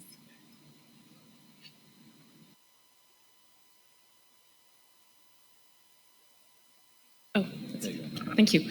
Thank you very much, Svetlana, for the invitation to sit on this panel. I have to admit that this is a bit of an unusual forum for me because I'm not a trade expert, but I will aim to really provide you an overview of how not only the BBNG agreement, I know there's a lot of interest in the BBNG agreement, but it comes within an overall framework which really represents a coherent whole, and so I really want to touch upon the various instruments that make up what we refer to as the UNCLOS family, and how their effective implementation can really support alignment of sustainable trade practices and ocean sustainability objectives. So while the instruments that I will talk about do not regulate trade, they do play a crucial role, of course, in ensuring the sustainability of ocean-based economic sectors that rely on trade in marine goods and services. So starting with the UN Convention on the Law of the Sea, this is commonly referred to as the Constitution for the Ocean, as this provides the legal framework within which all activities in the oceans and seas must be carried out, and this is annually recognized by the UN General Assembly. What UNCLOS does is essentially to set out the rights and obligations of states in the various maritime zones, including in relation to the conservation and sustainable use of the ocean and marine resources. UNCLOS, I should mention, because this is often a misunderstanding about it, it does strike a delicate balance between the sovereign rights of states to explore and exploit their natural resources with their duty to protect and preserve the marine environment. So it actually includes extensive provisions on the protection and preservation of the marine environment, including marine biodiversity. Both UNCLOS and its first implementing agreement, which is the 1994 agreement relating to the implementation of Part 11 of UNCLOS, which really regulates exploration for and exploitation of mineral resources in the international seabed area, address not only the protection of the marine environment from these activities, but also contain trade-related provisions in relation to the production of minerals from the international seabed area. The second implementing agreement to UNCLOS, which is the UN Fish Stocks Agreement, aims to ensure the long-term conservation and sustainable use of straddling fish stocks and highly migratory fish stocks. What it does is to set out principles for the conservation and the management of those fish stocks. It spells out the relevant duties of the flag states, and it promotes cooperation at the sub-regional, regional, and global levels to that end. So, of course, as you would understand, its effective implementation can really help ensure the long-term viability and productivity of these stocks, which are actually among some of the top traded species in global fish markets, for example, tuna and cod. Now, coming to the BBNG agreement, which for its long form is the agreement under the UN Convention on the Law of the Sea on the conservation and sustainable use of marine biological diversity of areas beyond national jurisdiction. That's quite a mouthful. So I will use the acronym BBNG agreement. This was adopted in June last year. So this is the latest member of the UNCLOS family, and its third implementing agreement. So I will spend a little bit more time on this. Since the opening for signature of the agreement last September, we have now received 104 signatures, 105, apologies, that's 104 states and the European Union. And 14 signatories have now ratified it. So we require essentially another 46 ratifications before the agreement enters into force. The overall objective of the BBNG agreement is to ensure the conservation and sustainable use of marine biological diversity of areas beyond national jurisdiction. And under that overall objective, what the agreement does is to address a package of 4 key issues, which are all relevant to sustainable trade in ocean-derived resources and ocean-based services. So I will take you very briefly through those 4 key elements. So first, the agreement addresses activities with respect to marine genetic resources of areas beyond national jurisdiction, including digital sequence information on those resources. It provides for the fair and equitable sharing of benefits from activities relating to marine genetic resources and digital sequence information. As some of you might know, according to certain private estimates, the global marine biotechnology market is expected to reach $11 billion by 2032, spanning various sectors, including pharmaceuticals and cosmetics sectors. So there is obviously potential for expanding trade opportunities in that area.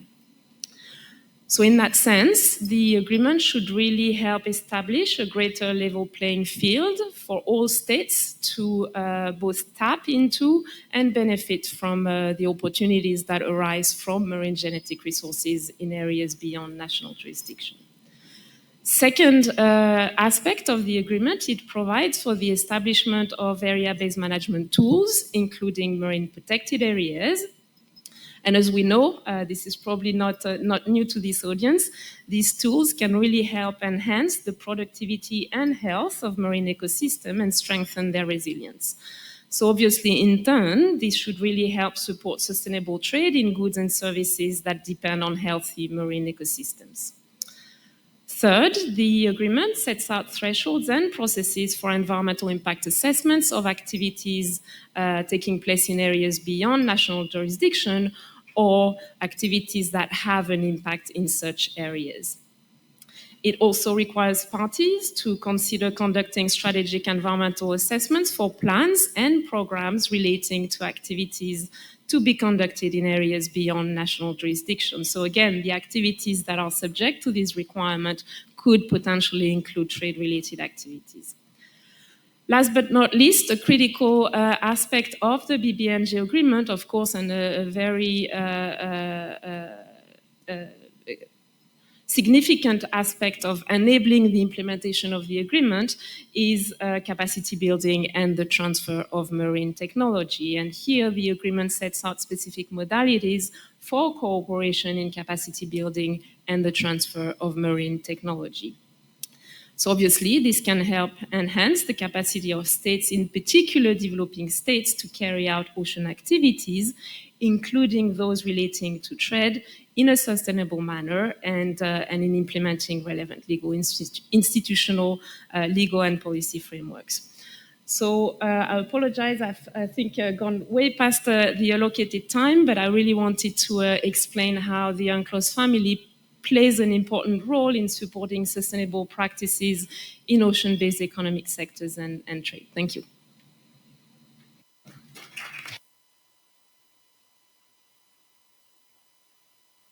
Thank you very much, Charlotte, for this comprehensive overview of the UNCLOS and specific laws of the BBNJ. And indeed, I should have started by apologizing because I'm not an environmental expert myself. And I think it's great that actually we're sitting here at the same table, people that are not environmental, sorry, are not trade experts, because when I hear you speak, I see a lot of elements that actually relate to trade policy. And I'm sure if you listen to the discussions at the WTO, you will see very relevant elements from your own area of expertise. And so indeed, the BBNG, from what I can see, impact assessment, regulatory practices, transfer of technologies. You mentioned also how it can help sustainable trade in goods and services. I mean, these are very important topics that are very much discussed by our members as well. Thank you. And with this very good overview, horizontal overview of how different trade aspects could be relevant to marine and other aquatic, as you said, also sweet freshwater ecosystems. We will delve into another important aspect of how that's very important for sustainability, finance. And here we have Mr. Jeffrey Laum, who is a strategic advisor to Pegasus Capital Advisors. And Jeffrey, can you tell us a little bit more of how finance plays a critical role in driving climate action, and particularly in developing countries? How does Pegasus Capital Advisors in particular contribute in enhancing sustainable trade opportunities, while at the same time improving, I understand one of your areas of work, coral reef resilience through its investments via the Global Fund for Coral Reefs? Thank you very much. Hello, everyone. Let me start off by just introducing our organization to give some context. So this is, obviously I'm speaking from a private sector perspective, which is different, but also we're all related, one helping the other. But, Pegasus Capital Advisors is a private equity fund manager and private capital, and we are noteworthy for being an early climate impact investor. We have 2 climate funds. Both are backed with anchor investments from the Green Climate Fund, and we are the first, still perhaps the only U.S. private equity firm accredited to the Green Climate Fund. So we have a very close relationship with the Green Climate Fund. So as a private equity firm, we invest capital into companies, and all of our investments are focused on emerging markets, certain emerging markets, for which we have a mandate to invest in. Today I'm going to talk about, we have 2 funds, one called the Subnational Climate Fund, which is more of a mitigation and mitigation infrastructure fund. The other is the Global Fund for Coral Reefs, which I'll focus on here. The Global Fund for Coral Reefs, perhaps some of you have heard of that before, a lot of people have, but it can be confusing because it actually is a coalition and comprises of many things, but particularly 2 broad categories. And one is a grant fund technical assistance facility, a substantial one that is managed by UNCDF, and they are quite prominent in terms of their activities, and they do. Obviously, they provide technical assistance and what have you, and many other things. And then the others, and that's a separate fund managed by them, and I think it targets nearly $200 million at current rates. And then Pegasus manages the Global Fund for Coral Reefs Investment Fund, Grant Fund Investment Fund. And while we're still raising funds for that, we have had closes, which means we are already actively invested in companies. We've made 4 investments so far. We target to be $500 million worth of private capital that will get deployed, that is being and will be deployed into other companies. I want to comment about our model, which I think is useful and I think it's interesting, is the role of the Green Climate Fund in the Global Fund for Coral Reefs on the investment side. So they are an anchor investor of substantial amount, and why that's important is because their money is considered first loss money or junior tranche. And so what that means is first loss means that if the fund itself was to incur losses, their portion, which is makes up 25% of the fund, they would incur those losses on behalf of all the private equity partners, which are all other entities that have put their capital in. They would absorb that before anyone else does.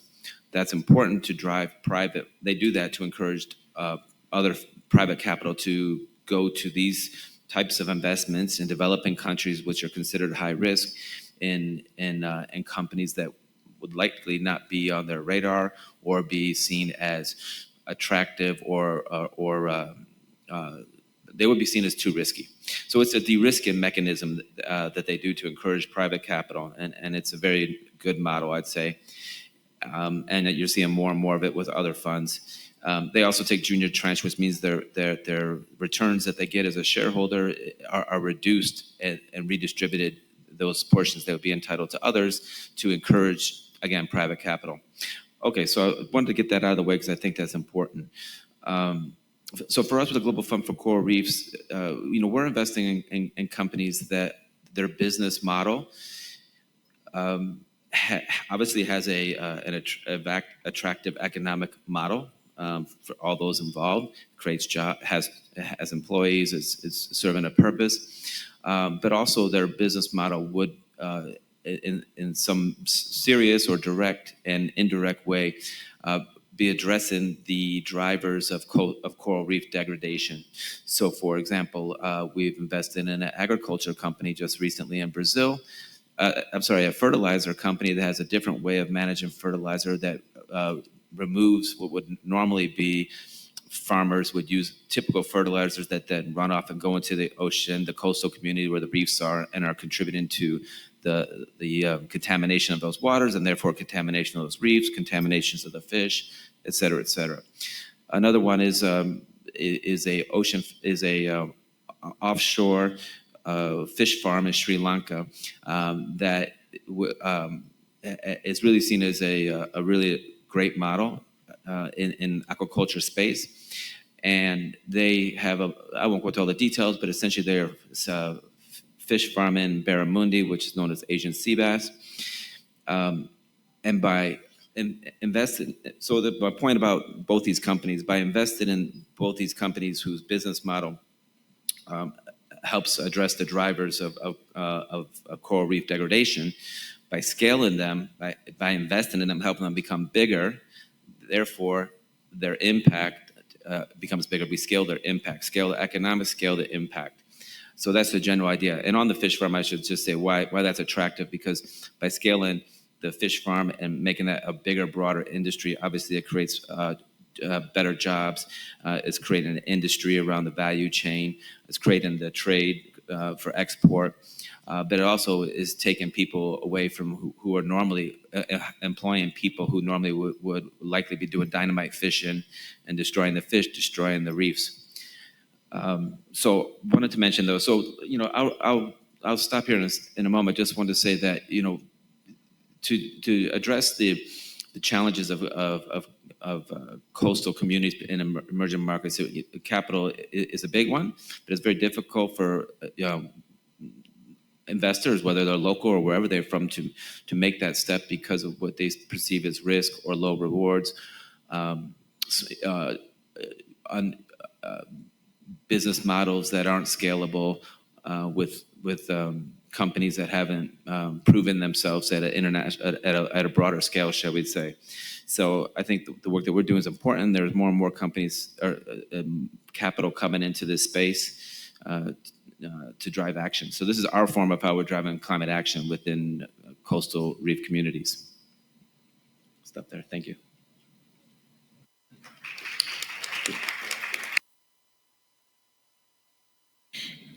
Thank you very much, Jeffrey, for putting an emphasis on the importance of funding for creating opportunities and really for the whole range of positive spillovers that could create social, like job opportunities in coastal communities, but also trade and industrialization opportunities. So thank you for this first round of remarks. I do have follow-up questions, but I would also like to open the floor to see whether the audience first has any questions for our three panelists. So please, if you have, if you'd like to make a comment or raise a question, yes, please.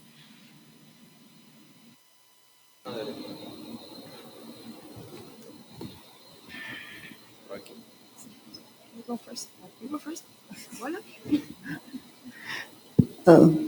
So thank you everyone for your excellent presentation, and I'd like to just to ask a question related to intellectual property rights. So when Marco and also Charlotte spoke about this new, Marco about the positive perspective, putting nature or considering nature into business, and also Charlotte talking about the instruments, but brought by UNCLOS family. So I missed the thing related to intellectual property rights, so, because also is regarding to local communities and also the North-South relationship. So there are a lot of implications that I would be happy to hear. And I don't know if maybe also Jeffrey has something to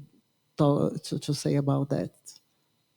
And sorry, I forgot to mention, if you could Oh, please sorry present about yourself. yes, sorry about that. Christiane Derani. I am here for the Inter-American Institute for Justice and Sustainability, and I'm deputy chair of the World Commission on Environmental Law of IUCN. Thank you. And I think the lady here in the front also had a question. Yes, please. And then we take a third question and then come back to the panelists. Thank you. Can you hear me? Malini Shankar. I'm a journalist from Bangalore in India. My question is, there is a lot of traditional Chinese markets, and they harvest anything from grasses in Tibet to bones in wherever, in Singapore or whatever. But there is also a case for ex situ conservation. But my question is, how can ex situ conservation of a particular grass, it's some kind of a aphrodisiac in the Himalayas. You can't have ex situ conservation without the ecosystem. How do we address that situation? Thank you. I'm Claudia De Wind, director of IIJS and also a professor on IUCN.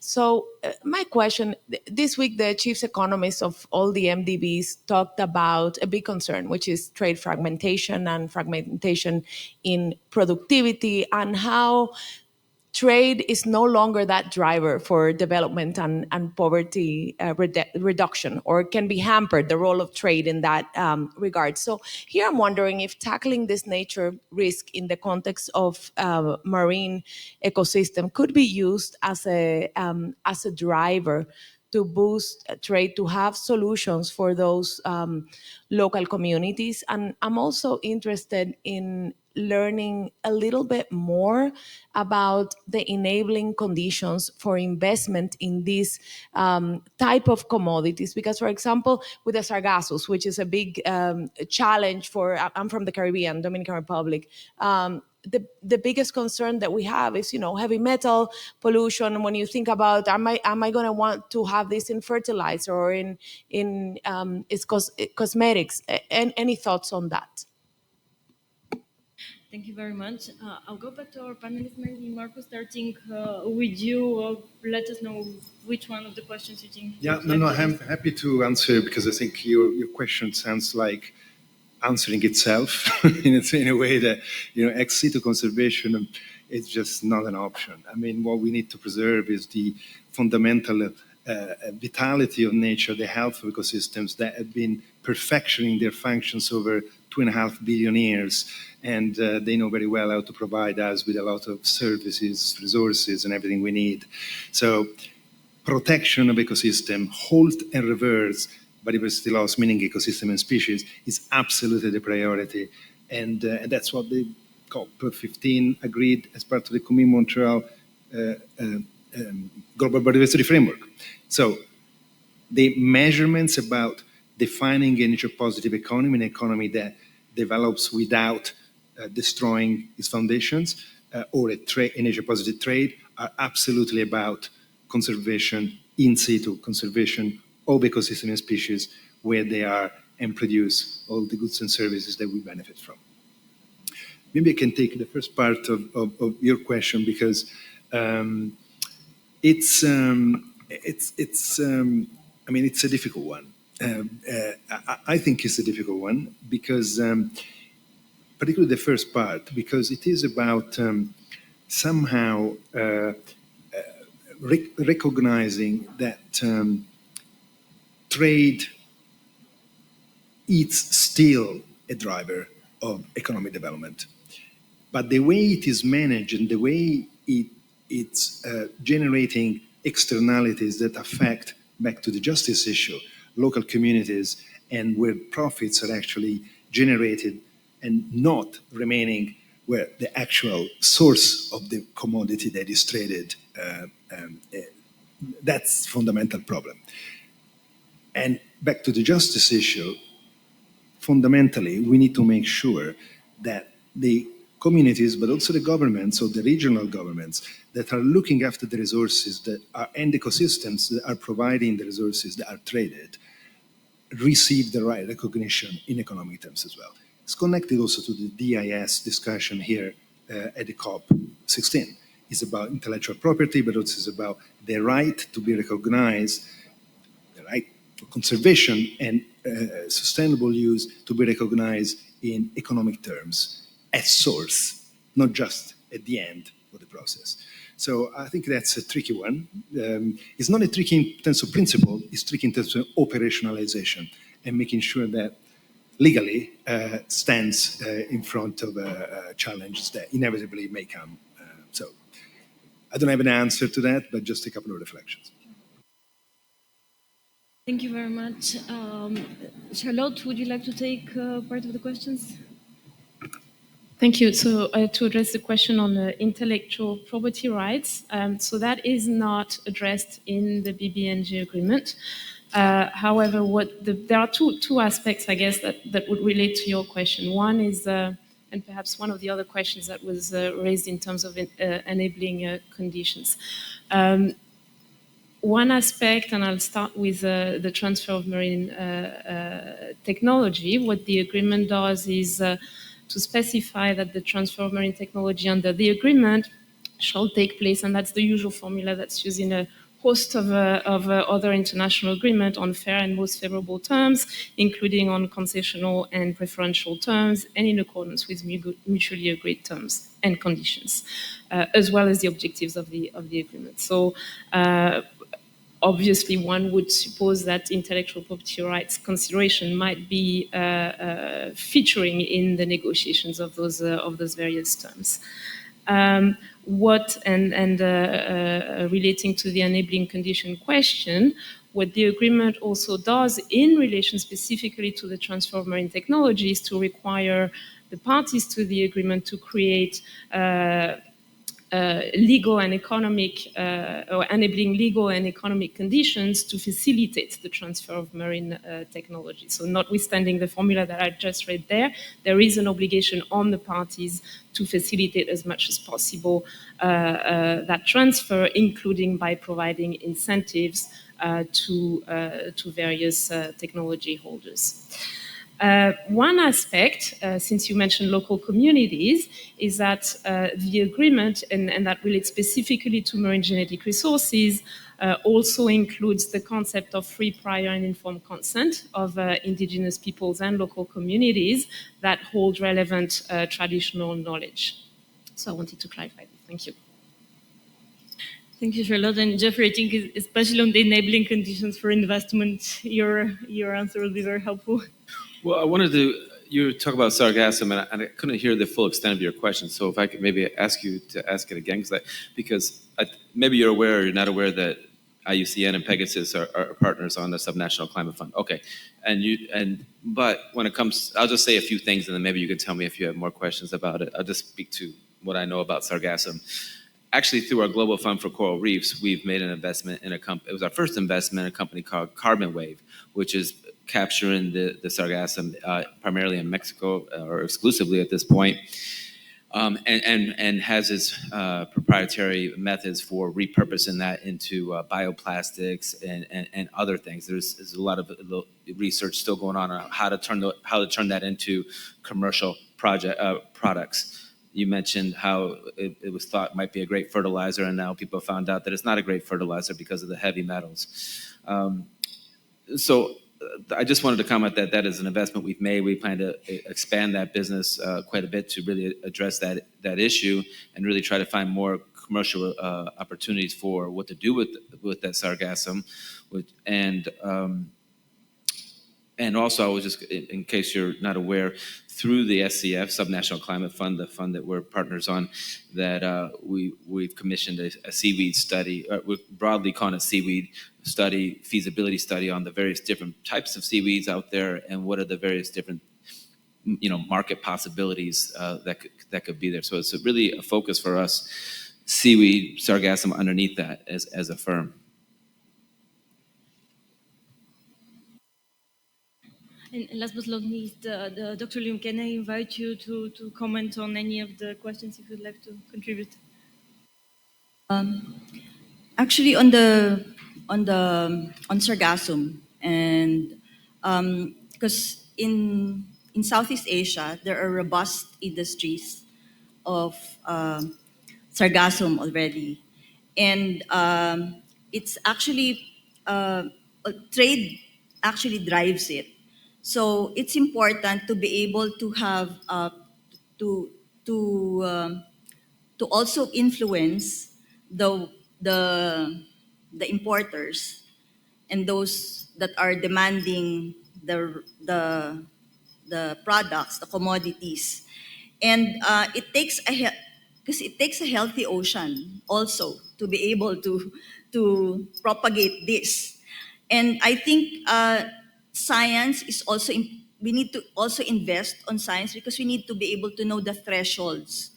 Um, the target one already mentioned, target one of the KMGBF already mentioned spatial planning.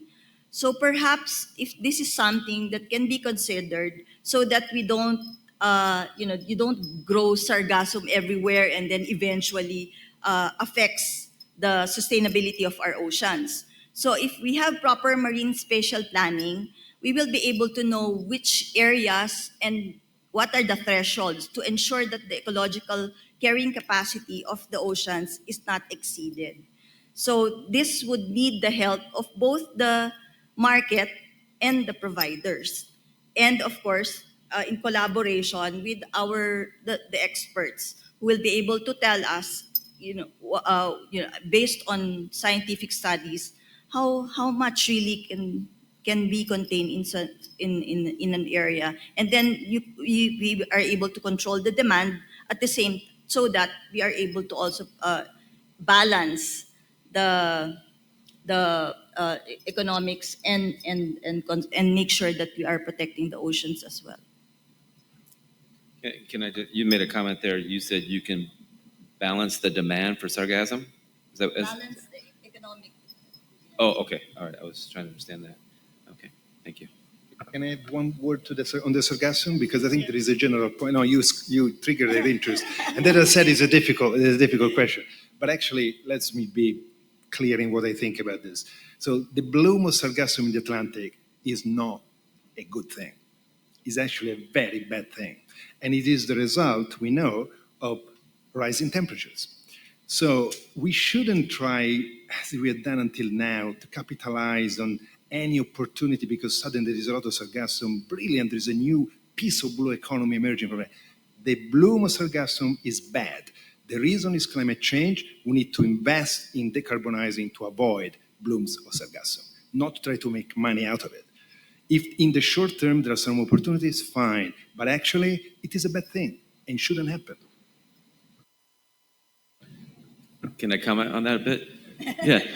Which is to say, intellectually, I understand that, but at the end of the day, sargassum, if it's here and if it's happening, it is affecting not only coral reefs and their habitats, but they affect obviously the tourism industry, and so there's a cost for major cost being borne by countries now to deal with that. So whether it should be there or not be there, it is there, and if you don't find a business model for it, then you just added a big bill to national budgets to deal with it. So I just look at it from a practical standpoint, not whether it should or shouldn't. Of of course, it shouldn't be. No one likes it, but business models will help deal with it. But it's another interesting comment that thing I wanted to mention was that if you develop some business solutions, which are still not guaranteed, then you develop companies or maybe industries that are somehow tackling this sargassum. Then what happens when the sargassum goes away and into those industries? So I've even heard companies talk about, well, when sargassum goes away, we built this infrastructure, then we should look at farming sargassum, which is another thing altogether. So just something I've heard about recently.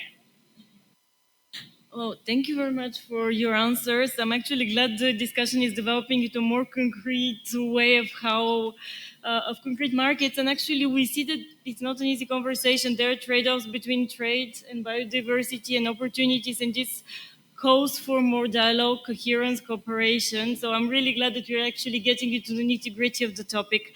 With that, we still have 10 minutes left. Are there any other questions that the audience would like to pose? I see two on that side, the lady in the back, and yes. Thank you. Just, a quick comment on this issue, because I hear Marco's point. I mean, you don't want to put the incentive on the negative, right? And on the sargassum case specifically, we know it's the rising temperatures, but at the same time, the nitrates from agriculture that are coming from somewhere. And we need business solutions to tackle this societal challenge, but there are also many mechanisms. Charlotte mentioned the technology transfer under the BBNJ, for example, just making sure that things are safe and that we have, the capacity to withstand and for the oceans to capture. It's all about those trade-offs. But I think it's finding alternatives as well for these industries is another. So more dialogue. I think there are many mechanisms. Nature-based solutions, for example, comes to mind. This is a societal challenge where we could bring in economy, society, and environment. Thank you. The lady in the back? Sure. Thank you very much, and hello everyone. I'm from the Public Foundation, which is an NGO based in New York, and we primarily work with small island developing states and landlocked countries. And I noted in the discussion today, we heard a lot about emerging economies and investments and financing that's being made there. But I didn't hear anything about small island developing states that are very vulnerable. And we know everybody is saying that they are vulnerable to climate. But what we're seeing, and the data says this, that between what's happening with climate change, between the increased frequencies of disasters that are hitting us, and when you marry that with our debt problem, we are having a really tough time combating that. And I hear financing for emerging economies and investment there, but I don't hear anything about that part of the world. So it could just be an omission, but it would be great to hear if anything is happening in that space.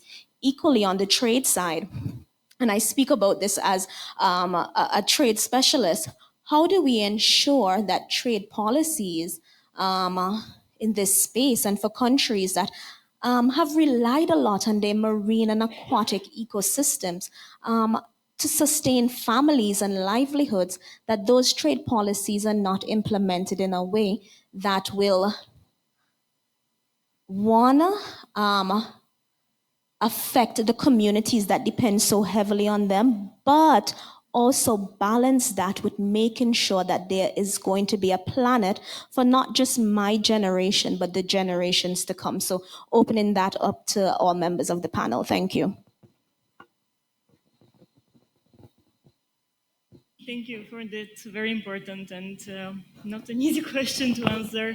So any takers? Let's do the reverse. Let's start with Jeffrey. Yes, please. Hi, I'll just mention about the SID. So in the context of the Global Fund for Coral Reefs, it invests in over 20, has the ability to invest in over 20 countries. I think it's the grant fund invests in more, or operates in more than the investment fund. Getting too technical here, but the point is, the countries that both funds operate in are countries where there are reefs. Now, of course, pretty much I think every SID or most every island SID would have a reef, but it has to have a coral reef. But also that country at the government level had to opt in. We went to all the countries saying, who would like to be part of this? Who would like to be considered for investments? Some countries opted in, some countries opted out. Some we tried to convince, we said, and some we were successful with, and some we were not. So that specifically to the coral, when you look at the list of countries that we invest in, that's why it is. But it does include many SIDS, and more broadly, Pegasus, what our other funds, definitely has a strong focus on SIDS, not exclusively, but it is particularly challenging because this is a really important point for a fund. We need to invest in companies, and we need to invest in companies that have some kind of level of scale already in order for them to absorb our money. And the smaller the country, the smaller the population, the smaller the companies that are there, so the less up.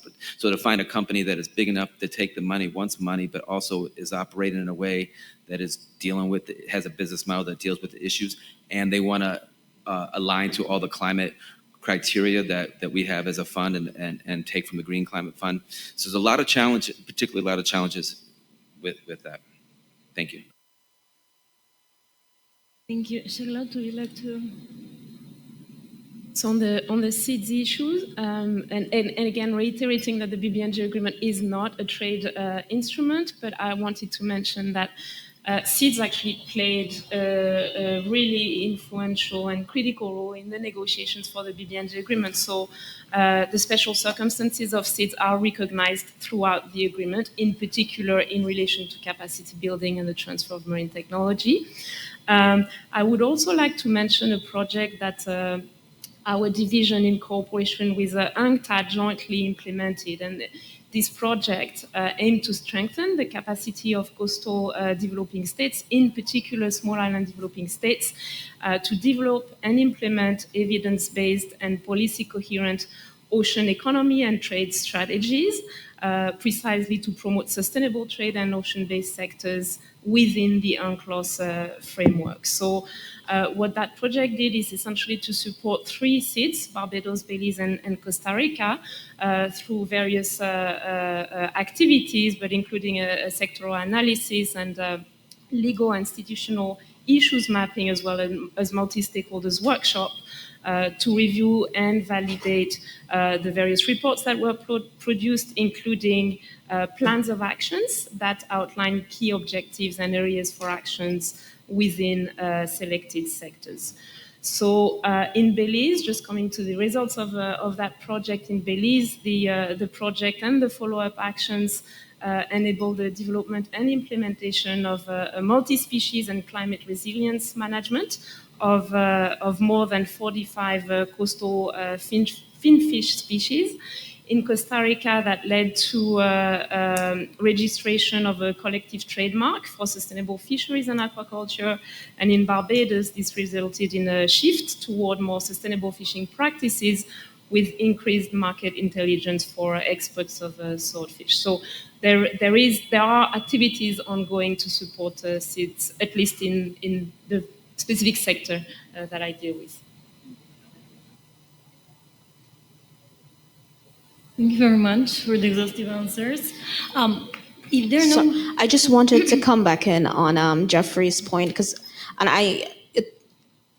being in multilateral development banking is something that I hear all the time, that SIDS, because of the risks and the scale, sometimes it's just too much to direct funds there. And my question for you is, have you used the model of intermediaries, for example, development banks, multilateral development banks that are working in the space, whether it's a CAF or a IDB or Caribbean Development Bank, as a way for you to get that scale and for you to reduce the risk as well? And I say that because at many of the COPs, whether it's COP for climate change, COP for biodiversity, we often hear about lots of funds that have been established. We hear lots of pledges, but the funds, they don't reach certain parts of the world, whether because of lack of access, lack of affordability. But again, they're the ones that are feeling this. So open to hear what are the modalities that anybody is employing to make sure that the funds and the investment is being reached to those who need it the most. Thank you. Thank you. So Pegasus as a entity, first of all, we work, obviously we have the Green Climate Fund, a multilateral as part of our anchor investment, very heavily involved in so much that we do. We also, as we mentioned, UNCDF and UNDP, but we also do work with CAF, and I was remiss not to mention an introduction about us, that we are also, maybe you've heard about the partner developing the Blue-Green Bank of Barbados, also with the Green Climate Fund. But we're also working with CAF and others. So some of those relationships, there are many ongoing conversations. Some are developing beyond what I've just mentioned, and there's a strong interest to collaborate and work with any relevant entities there. It's part of why I'm here this week, is to develop partnerships and at the end of the day create value for the communities. So yeah, that's what I can say about that. Thank you very much. So with that, actually, I would like to, we heard a lot about fragmentation, the need for coherence, the need of collaboration between also government, private sector. I think we explored a lot of sides of the problem here of how trade policies relate to marine and aquatic ecosystems. With that, I would like to invite our speakers for one final reflection, either a concrete example from your area of expertise, or just one final reflection on how do you see this topic developing, and what are your reflections on it? Jeffrey, can I start with you?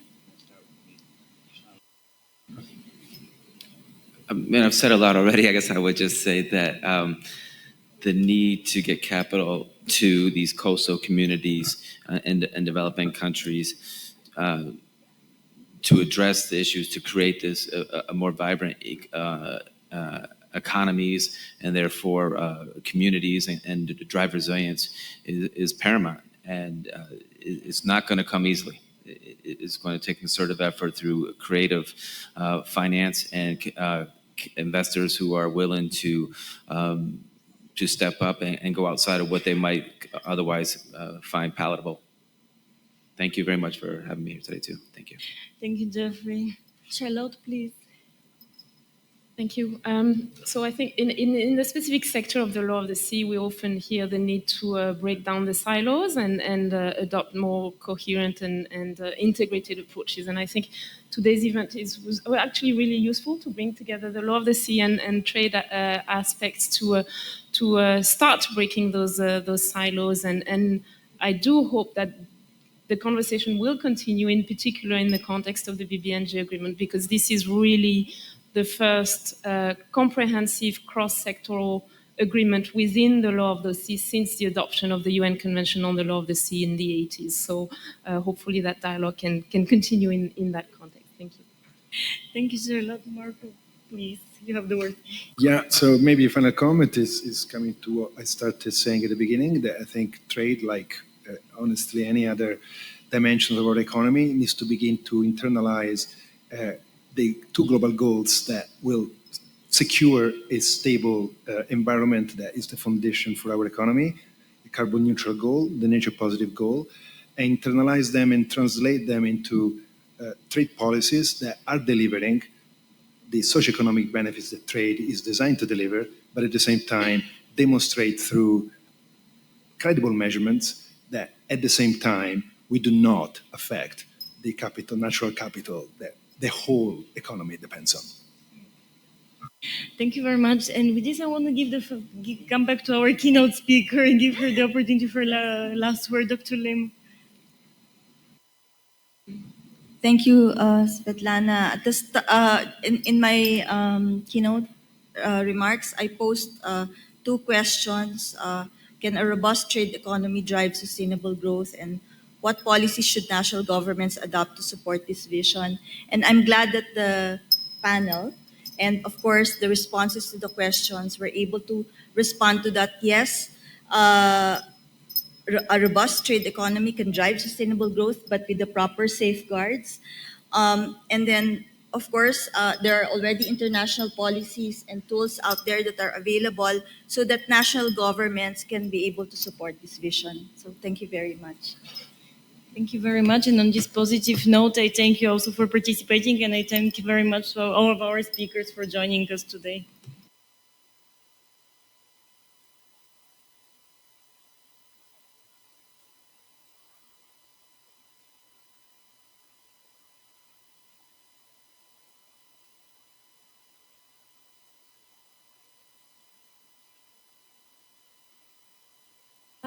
Apologies. Indeed, please, we have a 10-minute pause, and then we will have one last session on niche markets, followed by an apéro.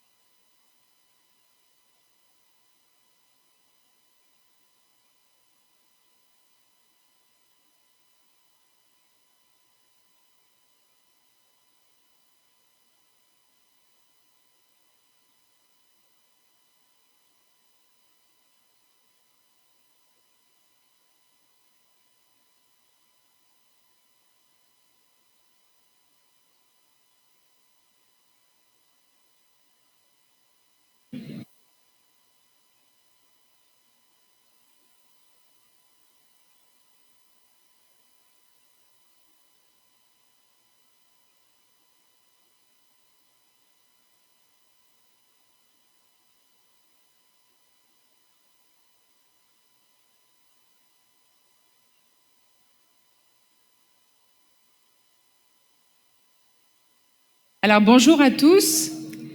Good afternoon to all. I think we're going to start the session. Est-ce qu'il y a des interférences? There's some interferences.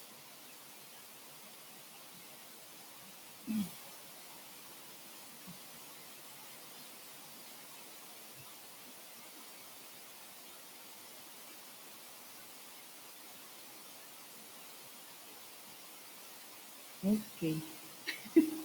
Vale. So good afternoon, everyone. Bonjour à tous. Je suis très heureuse d'être ici. I'm very glad to be here today, and I would like to start by expressing my sincere gratitude to United Nations Conference on Trade and Development for organizing these important events, as well with all your partners who were involved in making this session happen. So we are pleased to gather experts from various fields today to discuss how we can tap into specialized and innovating markets to achieve biodiversity and social goals. So, mon nom est Cécile Martin-Phipps. My name is Cécile Martin-Phipps et je travaille pour l'Organisation internationale de la francophonie. So I'm working for the International Organization of the Francophonie. That's the reason why I'm trying to speak a little bit of French at the beginning at least. So I'm I'm the director of the Francophonie Institute for Sustainable Development, which is a subsidiary body of the International Organization of the Francophonie. And it's my pleasure today to moderate this beautiful roundtable session, which promises to be filled with valuable insights and discussions. As you know, in 2022, 196 parties adopted an ambitious goal biodiversity conservation framework that could and contribute to social inclusion and social justice, if effectively implemented. To fulfill this aspiration, trade is essential for achieving comparative advantages in niche markets based on sustainable exploitation of innovative and specialized biodiversity products and services through a judicious sharing of exemplary knowledge and practices. Whether it's ecotourism, non-timber forest products, or other niche or specialized markets for biodiversity-based products and services, this session is echoed by the programmatic orientations of the International Organization of the Francophonie, in particular those of my Institute for Sustainable Development, which have placed sustainable tourism and long-term exploitation of biodiversity at the heart of its action. By creating resilient livelihoods through inclusive value chains, these markets are crucial to improve local communities' living conditions while preserving and restoring the environment. You have surely understood the innovative and specialized markets of biodiversity conservation contribute in an optimal way to the achievement of the three pillars of sustainable development. The huge potential of this niche market is a wonderful justification for the richness and diversity of our speakers. They will share their high-level experiences of how governments, the private and financial sectors, civil society, and indigenous peoples and local communities are integrating biodiversity and social considerations in economic markets. So let us start now with our keynote speaker, Ms. Yvonne Higuero, Secretary General, Convention on International Trade in Endangered Species of Wild Flora and Fauna, the CITES. Secretary General Higuero is an environmental economist with a career spanning 32 years in international organizations. She has worked at the global, regional, and national levels with the public-private sectors and on disaster risk reduction and on sustainable development with a focus on environmental sustainability. So, Secretary General, how does sustainable, legal, and traceable trade contribute to biodiversity conservation and livelihoods? Merci, Madame la Moderatrice. And I want to say I'm going to stop saying how many years I've been working in this business because I'm starting to feel a little old. But thank you so much. And thanks to all of you for participating today. I know it's Saturday and there's so many competing events happening at the same time. So it's really wonderful to see a good amount of people here on a very important subject that is close to my heart. Of course, thanks to the UN Trade and Development and the German Corporation for International Cooperation for inviting me to deliver this keynote address on a subject that's very close to my heart. It is an honor to be able to talk about legal, sustainable, and traceable trade and how this well-regulated trade can contribute to biodiversity conservation and livelihoods, because sometimes we forget to understand how livelihoods are impacted by biodiversity conservation. And we're looking at it through the lens of this convention that regulates trade. So at the heart of our work at CITES lies a fundamental understanding that well-regulated sustainable trade can contribute positively to biodiversity conservation. CITES regulates the trade, and this is sometimes very surprising to many, in over 40,900 species of both plants and animals in its appendices. And the aim and the objective of the convention is to ensure that this international trade does not put in danger the survival of these species in the wild. Now, CITES, we have been talking about this. We're here to celebrate the Global Biodiversity Framework, and it's good to know that many conventions now are aligning themselves with these objectives of the Kunming-Montreal Biodiversity Framework. And for CITES, we are very much contributing to targets 4, 5, and 9. So we are focusing on sustainable use, harvesting, trade of wild species for biodiversity and people's livelihoods, and in particular looking at indigenous people and local communities, of which I'm very happy to see that there are many represented here in this COP and are really taking part in many of the events. So this makes our 184 and soon to be 185 parties. So listen, in a few days, you might hear that we have now 185 parties, are well positioned to navigate the complexities of balancing ecological needs, economic growth, and social equity. So today here with my panelists, we will explore how governments, the private sector, civil society, international organizations, indigenous people, and local communities must work together, can work together to enhance the value of biodiversity in our economies, as well as improve the livelihoods of those who live side by side with nature. The reality is that biodiversity-based products are not just commodities. They represent a lifeline for millions all over the world. There is an estimated 476 million indigenous people managing lands containing over 80% of our planet's biodiversity, and 1.6 billion people rely on forests, for example, for their livelihoods. The question is, how do we ensure that sustainable trade benefits both local communities and species conservation? So one of the things I love to do as CITES Secretary General is use the examples that we have under CITES to be able to illustrate it, how CITES works to achieve both biodiversity and socioeconomic goals through intersectoral cooperation. So let's explore some successful examples of CITES Appendix 2 species, which are those species that can be traded as long as they're traded with a permit. And this international trade is closely controlled to make sure that it's sustainable, legal, and traceable. So the first species I'd like to talk about is the candelilla, which is in CITES Appendix 2, and it's a lesser-known succulent from Mexico. And I also always like to highlight that sometimes we pay a lot of attention to iconic mammals, especially, and animals, but that 83% of what is covered by CITES are actually plants. And candelilla is one of them. And more very valuable timber species are being added also to the appendices of CITES. Now, candelilla is harvested for its wax, used in products like chewing gum, inks, cosmetics, and pharmaceuticals. Probably the lipstick of the ladies who are around me is containing candelilla.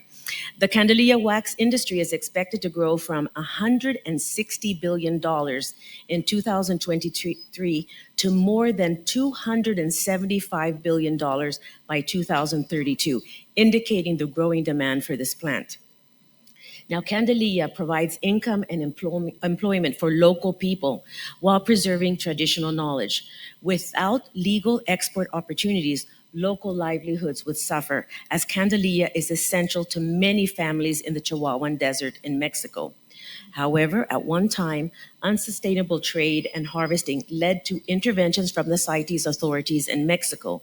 These included improved harvesting methods and CITES permit enforcement to prevent overexploitation, ensuring that the species would be able to regenerate.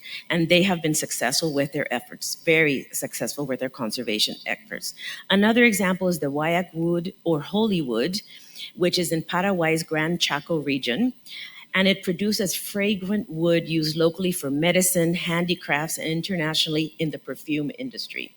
This species was listed under CITES Appendix 2 in 2010 to regulate its trade because international demand might be affecting the slow-growing tree. Now, through partnerships with local landowners, private companies like Nelixia use low-impact harvesting techniques and certifications to ensure sustainable practices.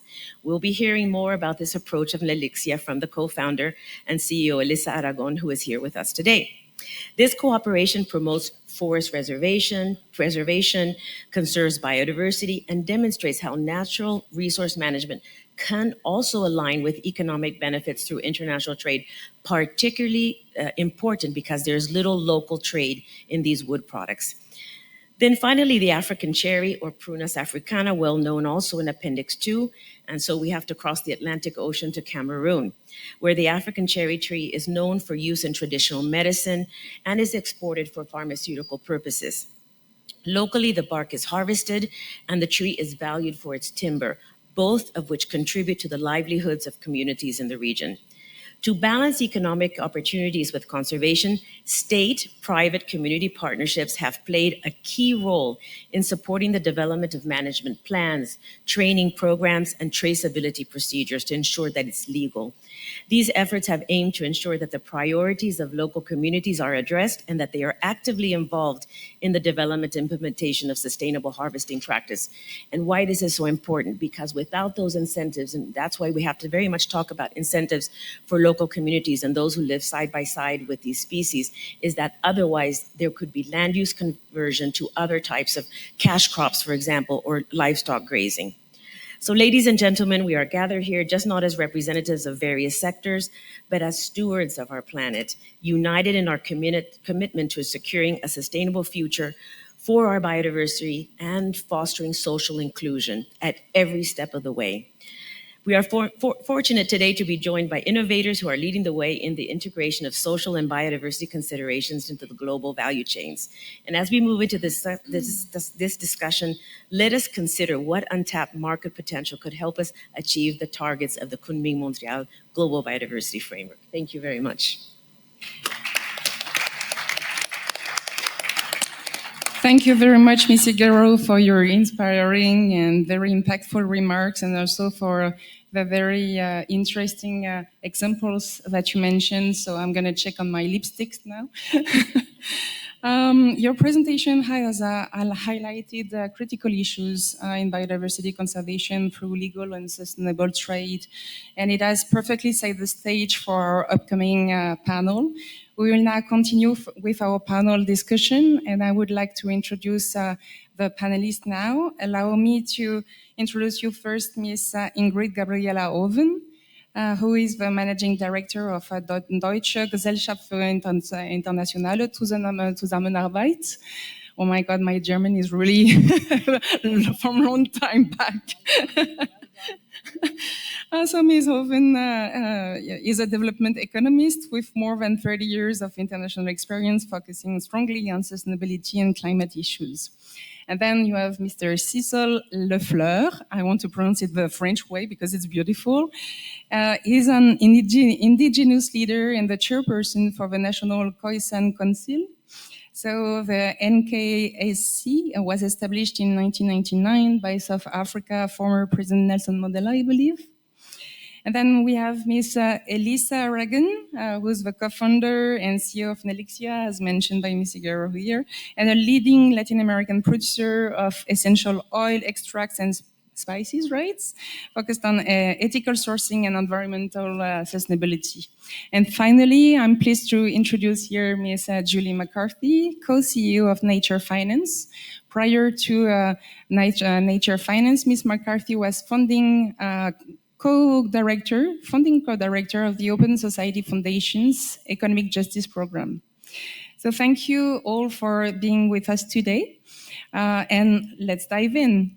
So first of all, Director Oven, your organization, GIZ, has been doing some incredible work supporting biodiversity-based initiatives. Could you tell us more about what GIZ is doing to help these initiatives access specialized markets, and particularly in alignment with the Global Biodiversity Framework goals? Yeah, thank you so much. First I would like to say buenas tardes a todos y todas. It's really great to be here. Thank you to the co-organizers for organizing this event, and especially also I would like to extend a special thanks to the COP organizers to dedicate a whole day to trade issues.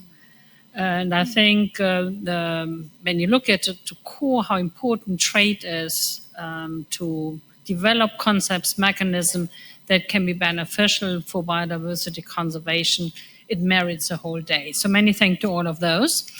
And of course, our keynote speaker has already given us a good overview about very exciting examples that we should pursue when it comes to international cooperation. Let me, before I start, to give you a couple of overviews of what we are doing at GIZ. Again, our vision. We have to make sure, and this COP is about exactly this, that nature has a value. Unless we recognize this, it won't be possible really to use it in a way, in sustainable way, also in economic terms.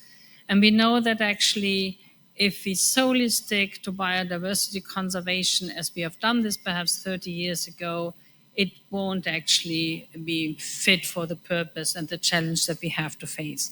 But when we recognize actually, when we use innovative market mechanism, and we harness the value of nature, and we do this in alignment with actually the vision and of those that have been stewarding the nature for many, many decades, indigenous people, local communities, I think that we really see new possibilities both for people and the planet. So we in GIZ, we recognize the importance of integrating biodiversity conservation with sustainable trade and social equity. And to this end, we are actively supporting biodiversity-based initiatives that align with the goals of the Global Biodiversity Framework. Our work focuses on empowering indigenous people and local communities to sustainably manage their natural resources while facilitating access to specialized markets that value biodiversity-friendly products. Let me quickly highlight how GIZ supports those biodiversity-based initiatives in accessing these specialized markets in support of the GBF goals by sharing two examples of our work. The first one is a program that we implement in Peru about biodiversity-friendly business models. And the other one is about a program which name is BioValor in Ecuador. Both address biodiversity conservation, trade, and social justice.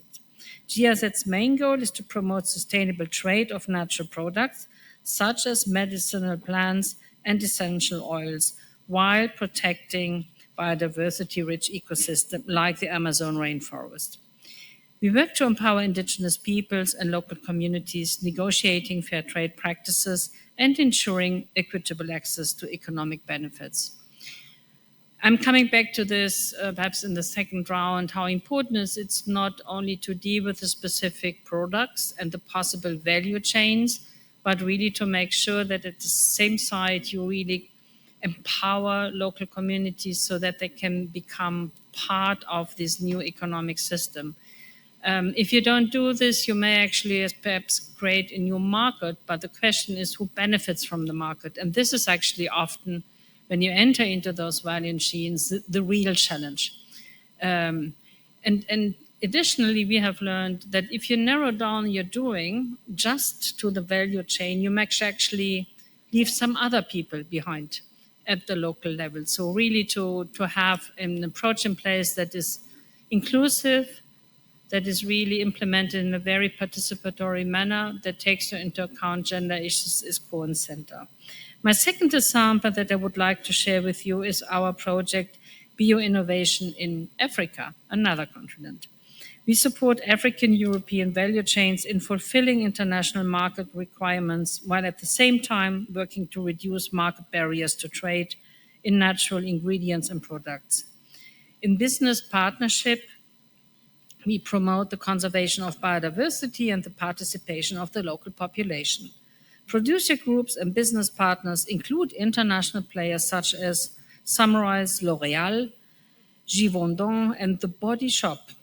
Until today, the project has successfully supported more than 20 African-European biodiversity-based business partnerships and the creation of an enabling environment in partner countries.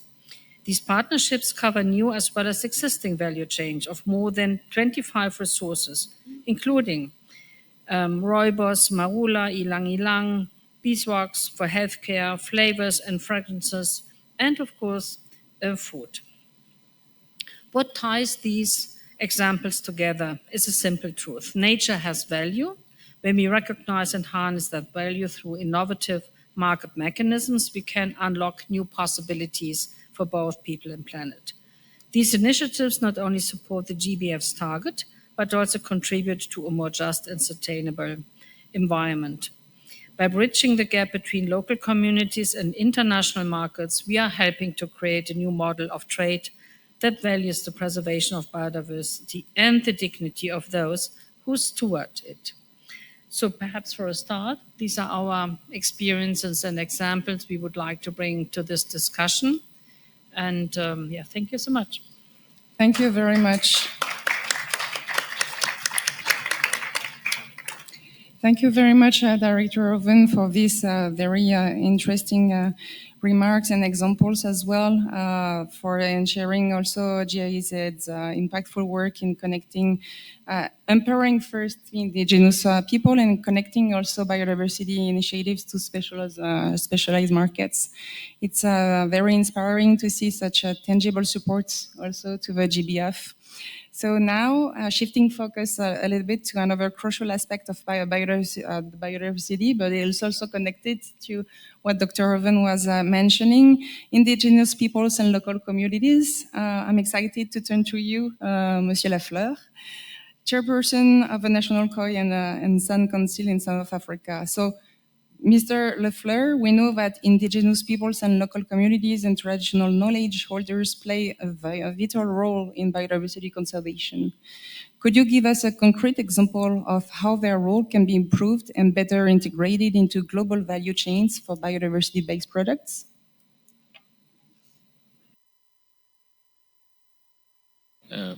Good afternoon to everybody present here. I'll try to be as brief as possible because I was instructed to be brief. The rooibos and buchu is, let me first say that I come from the Cape King the Cape Floral Kingdom in the Western Cape Province. And that is where you get in South Africa most of the plants that have traditional knowledge on. So for me, I have come here to give you the perspective of the communities who are involved in the TK process and the ABS process of these two products. There are a lot more, but the rooibos and buchu, they are the two products that we completed successful negotiations, and we concluded by signing an agreement on rooibos as well as on buchu. So the Khoi and San people, which is the indigenous or first indigenous peoples of South Africa, and for that matter, Southern Africa. For us, that was a groundbreaking experience when we reached the point where a worldwide agreement was signed by our minister in South Africa. It made the Khoi San people extremely proud, also for the fact that they now started to realize that their knowledge have got monetary value. It was said now that nature has got value, but we are all part of nature, and the communities realize that they can get monetary value out of their traditional knowledge on certain plants growing in South Africa. And what makes it a much bigger achievement for the Khoi and San people was that both these two products is indeed endemic to South Africa. So you only get that in South Africa. Rooibos is even more endemic because you only get it in one province in the country. You only get it in one specific mountain range. So it is extremely geographical in nature. So to have the right to claim monetary value was a great achievement for our people. The Rooibos negotiations took a long time. It was a long and a winding road, but eventually after 9 years, we concluded an agreement. And that agreement laid the foundation for the following agreement, and that was the agreement on Buchu. So we've learned a lot of lessons out of the 9 years of negotiations in the Rooibos field. And so we used that when we started to negotiate on Buchu. And it resulted in the fact that we could manage to conclude the Buchu negotiations in a much, much smaller time, shorter time. So that is progress, and we are now much more experienced. We came out of the Rooibos with certain experience, but now after the Buchu one, we've got more experience, and we want to implement that experience in our next negotiation process. It is also at this point that I must say that we have decided to tackle these negotiations in a sector manner. So we deal with it sector by sector, and we deal with it product by product. So we finished the first two, and now we will start with the other. And the other one is honeybush. We are already negotiating on honeybush, which is very much related to Rooibos. It's also a tea, and or used as a tea mostly. So the awareness that Buchu has a lot of qualities, and that qualities, not only Buchu but also Rooibos, are implemented in products made by the companies who sit here along the table, make us much more proud, because we as indigenous communities now realize that our indigenous knowledge and our plants that we had been used for centuries suddenly became in demand worldwide for usage in various food products, in flavoring, in beverages, in fragrances. And it's overwhelming for us to realize that our products are now up there. So I can now go back to our communities and say, I met with these big companies who use our indigenous knowledge. So when we negotiated on rooibos, we negotiated for a levy, and we took years to convince the industry that we should put the place in the value chain where we will get the levy, that point in the value chain must be high up in the value chain. Unfortunately, we could not get victory in that one. And we had to settle with a farm gate position. And that means that our levy is calculated when the raw product reaches the processes, before it enters into the process and into the processes. So that's the farm gate. We were not happy with that, and we are still not happy. In our review with the rooibos, we want to put this issue high on the agenda, that we are not happy with the position in the value chain where we get our levies from. In comparison, when we concluded the Buchu agreement, the contract states clearly that the levy will be taken from the selling point in the chain.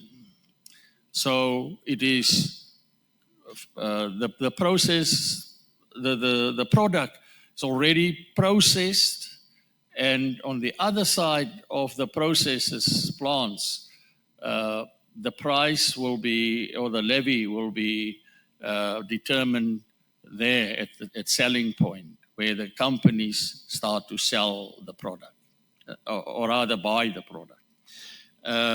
The one that is also of very great importance to us is the fact that in the Buchu we made progress, because in Buchu we could convince the industry, the Buchu industry, that they must include in the agreement the fact that they will be willing to share with us non-monetary benefits. And that to us is a great achievement, because the non-monetary benefits will help us to uplift and develop our communities much more than just receiving money through levies. We want to empower our people. We don't want them to be beggars. We want them to be producers. And that is what we are busy at the moment with, to try to engage with our communities, to inform them that there's a value chain, there's an opportunity for our young people, especially, to become part of that value chain.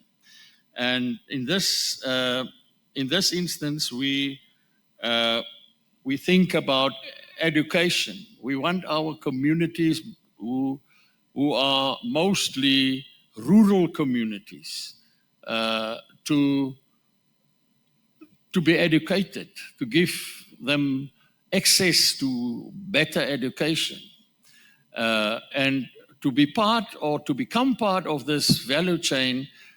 They need that education. But we also want them to obtain internships, and we want them to become researchers in that specific field. We want them to become entrepreneurs. We want them to become business owners. We are aiming high, and we believe that if we don't aim high, we will make no progress. So we hope, and we sincerely hope, that our partners in this and on this journey will assist us and help us to obtain these achievements.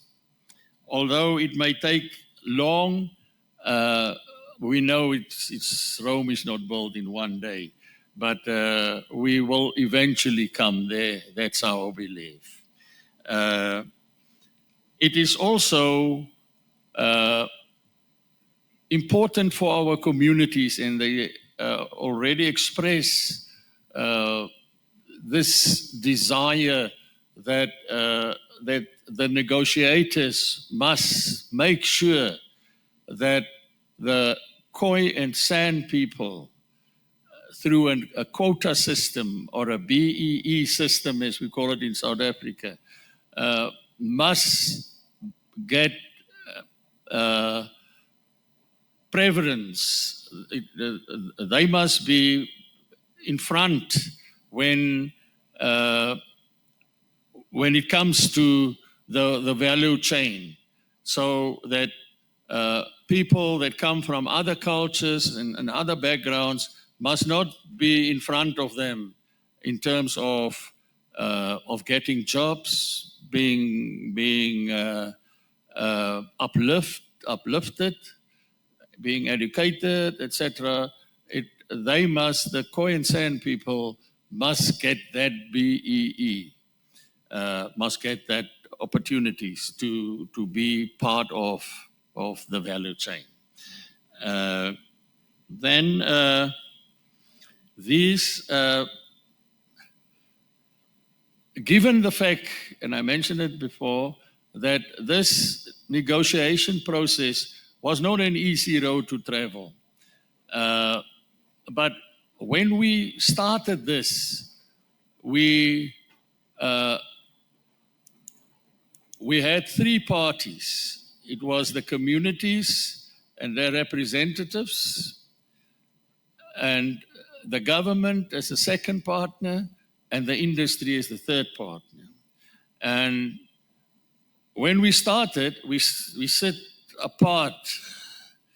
The industry didn't want to come close to us because they wanted us to, they didn't want to pay these levies. Mr. Lefleur, I'm so sorry because everyone in the room is starting to point at their watch. So I just wanted to mention that. So thank you very much for sharing, and it's super interesting, and we know that you have a lot to share about your experience, and it's very valuable. But I would like to maybe give the opportunity as well to the last two speakers to speak, and then we can delve a little bit further in your experience afterwards. Is that okay with you? Yeah, but I was almost okay on the point of conclusion. So if you want to conclude, no. It was. I would like to end off by just saying that as communities, we are proud of the fact that our government assisted us so much, and that they played a crucial role in the successes of these agreements. So I want to applaud the South African government for supporting the indigenous communities in this groundbreaking achievements. Thank you very much. It is. Thank you.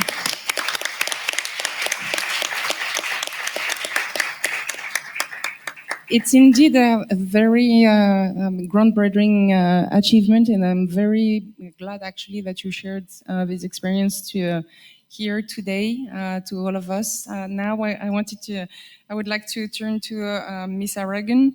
You're CEO of Nelixia, as we mentioned before. Could you tell us, your company operates in Guatemala and Paraguay, and where you work closely with local communities there. Could you share with us how existing standards, certifications, and trade-related policies have helped support the integration of social and biodiversity consideration into your business and supply chains?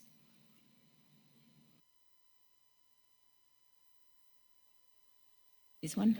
Okay, thank you. Merci beaucoup. Well, thank you also, Monsieur Lafleur, because I completely agree the vision and integration of communities into the value chain. And we work in Latin America and we have also the same vision. So thank you for all the inputs. And maybe to be back to the niche products that we're talking about. So we work with many communities in Latin America to produce natural ingredients for the perfumery, for the cosmetics, and for the spice and herbs division. So what it's important to understand, it's mainly these ingredients are produced by small-scale farmers. So we're not talking about huge dimensions of lands or huge extensions. It's really small scale. So the challenges are very big. And I think this is the challenge that we're all facing and we're all talking in these kind of conventions, because we have, of course, deforestation that is like everywhere. We have human rights issues. So we do need to find solutions to tackle all those issues.